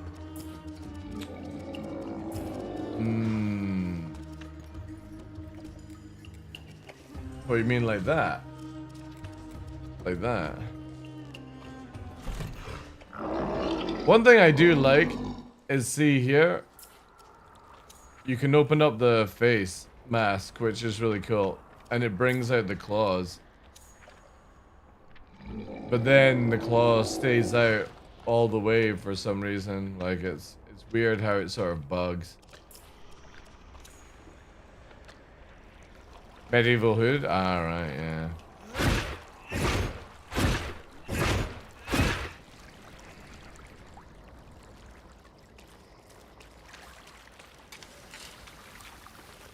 The envoy nears. Pray, we continue after. See, there's the reforger thing, right? So it's like you can reforge, and then there's like this, right? This one is like an all-you-can-fuck kind of one. These add like damage. 15, 20%, 10, right? And this one can only be used on a level 30 weapon, but it gives 25% damage and 4 lifesteal.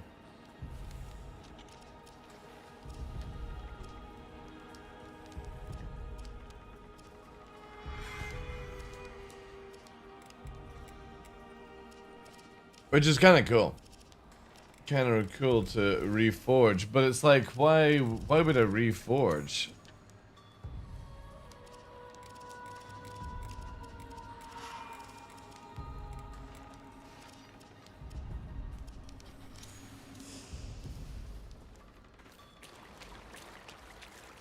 Dude, the arm's going back in now, see? It's a weird one, this claw system for the bear. The puppet? Envoy, your aura is smelling rather drab today. N'est-ce pas, puppets?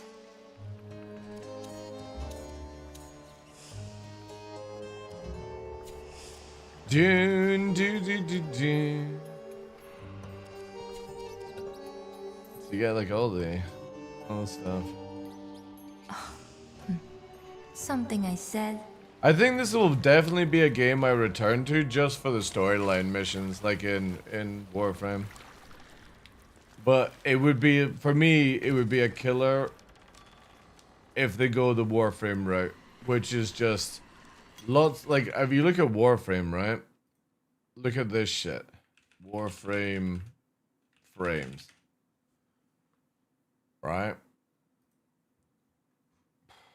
Here we go. Got 5 across. See what I mean?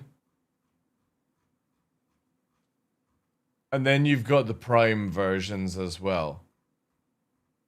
So the primes are all on it. And this is what just annoys me is I get that that's part of the game, but it's like you got to get these all to 30 just so it works towards your mastery, and then the next part is like you got the warframes, then you got the primes. So here's all the primes, right?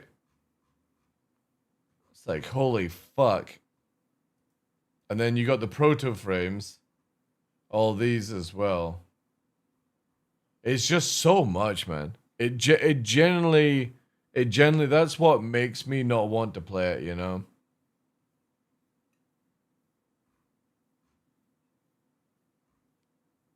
Like, if there was another way to do it where you weren't leveling the frames and leveling the weapons, and you only use the frames.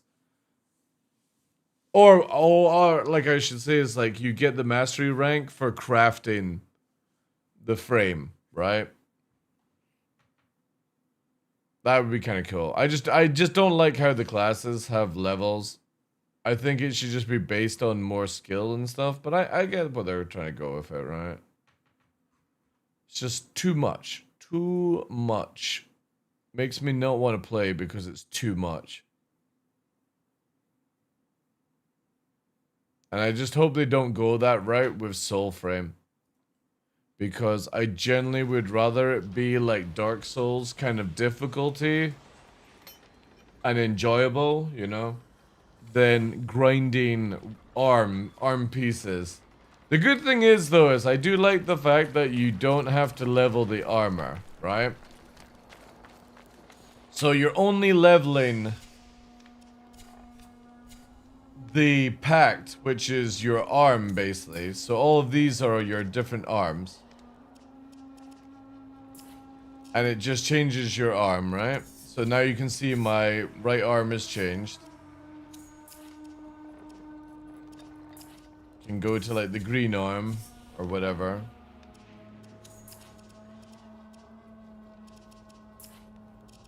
And we need to get the fire. I guess these are the normal ones. I don't know. And the deer. I still need to unlock a few. And then obviously like your points go in the virtues. These are really cool. Again, it's super boring having to level up weapons in a video game.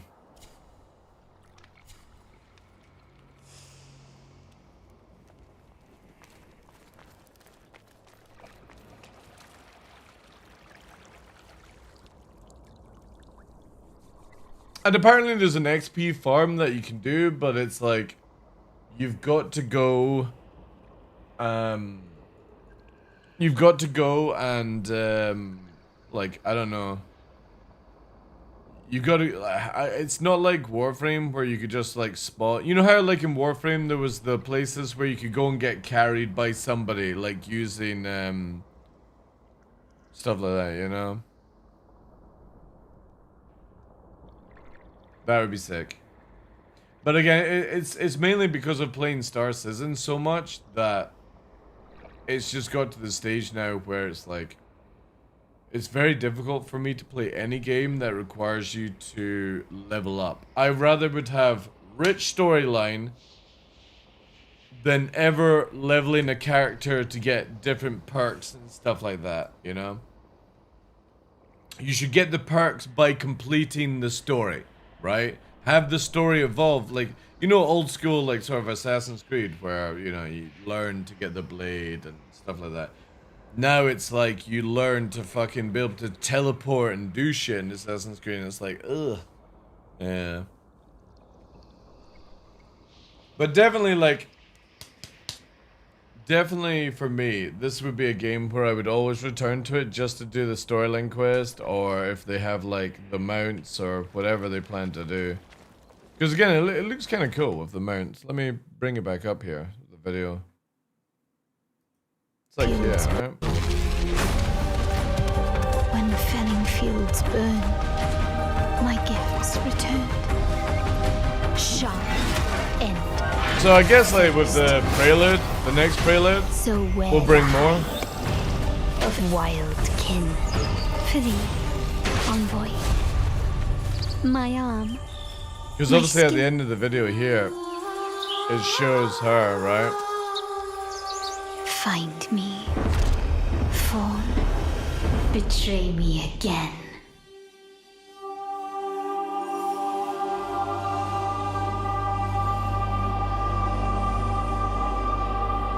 So yeah, pretty sick.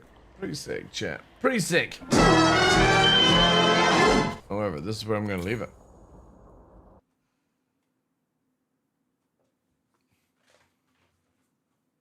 Again, it's not bad. Like for me, I've come back and I want to say I've easily spent like 20 hours this week playing Soulframe. So again, every time Every time there's like an update and stuff, 20 hours of gameplay. That's what you want from games these days. It already has that. It has that endomorphin. You literally have a class that can stealth and do backstabbing, insta-killing daggers. You've already got that in the game, dude.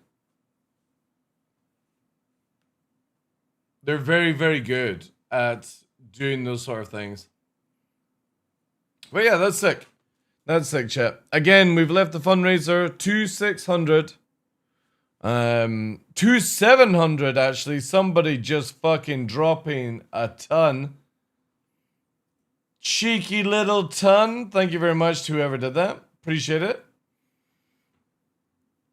So not bad. Not bad, chat. Checking on the transfers. Still waiting for a lot to go through. But hopefully, it will do so. And we'll be, again, doing another 4-week push. I hate to do it, but it's like, because it's on credit cards, I have 4 weeks to pay it off before I get fucking interest through the wazoo and all that jazz, so. But yeah, awesome. I am off tomorrow, obviously. It is Sunday. Sadly, it is meal prep day. The only day in the week I get to do meal prep.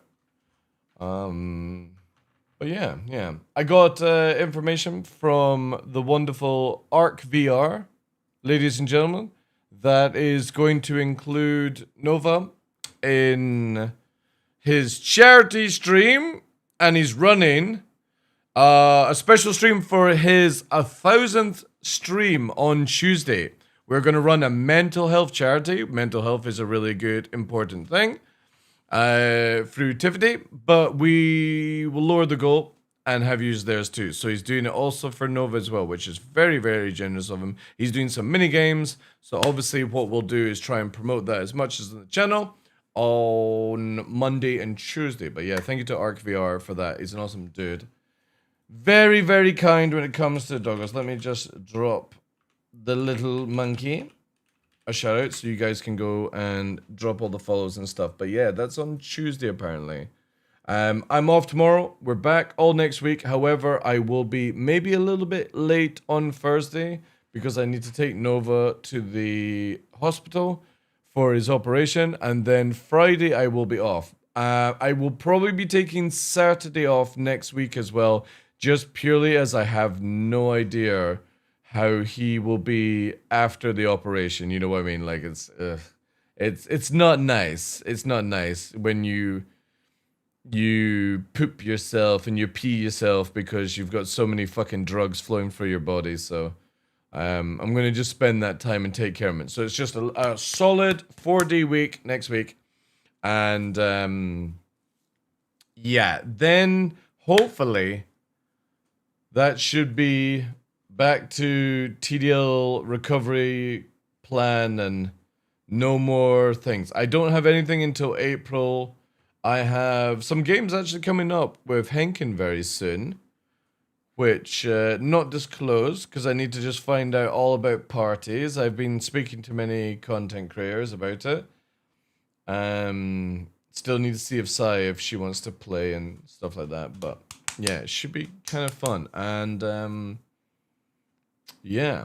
I think that's it. I don't think I've got any other information to go on and whatnot. But thank you for so much for your time, guys. Let me see if there is any person online. And also thank you very much for all the soul frame help as well.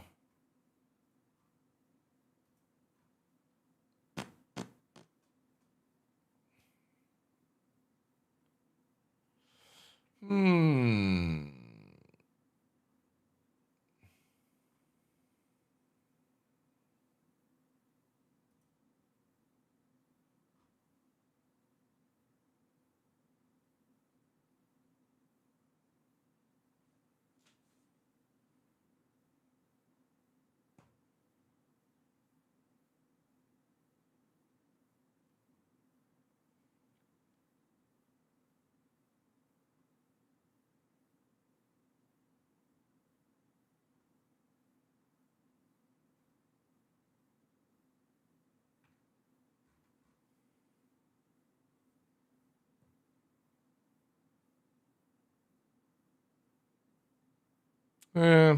Alright, I don't think there's anybody I can really raid to, actually. So we'll just leave it there, chat. We will just leave it there. But thank you. I will catch you on Monday. Have a good weekend, guys. Appreciate it. Endomorphin, take care. Grin, Seiko, Surtek, Marcus. Thank you, guys. Hankin, thanks for being here. Shopping tomorrow. Thank you, Koff. Have a good one, guys.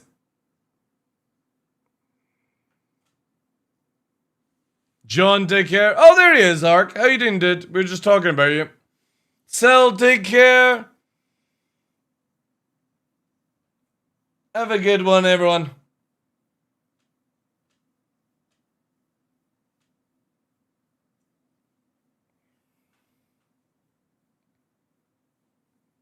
Yeah, I was just talking about your event on Tuesday for mental health and all that jazz. And doing another little help out for Nova as well. So, give you a wee shout out. Get everyone to watch you. All that good stuff.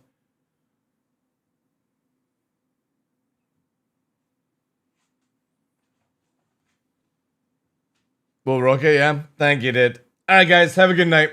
Appreciate you.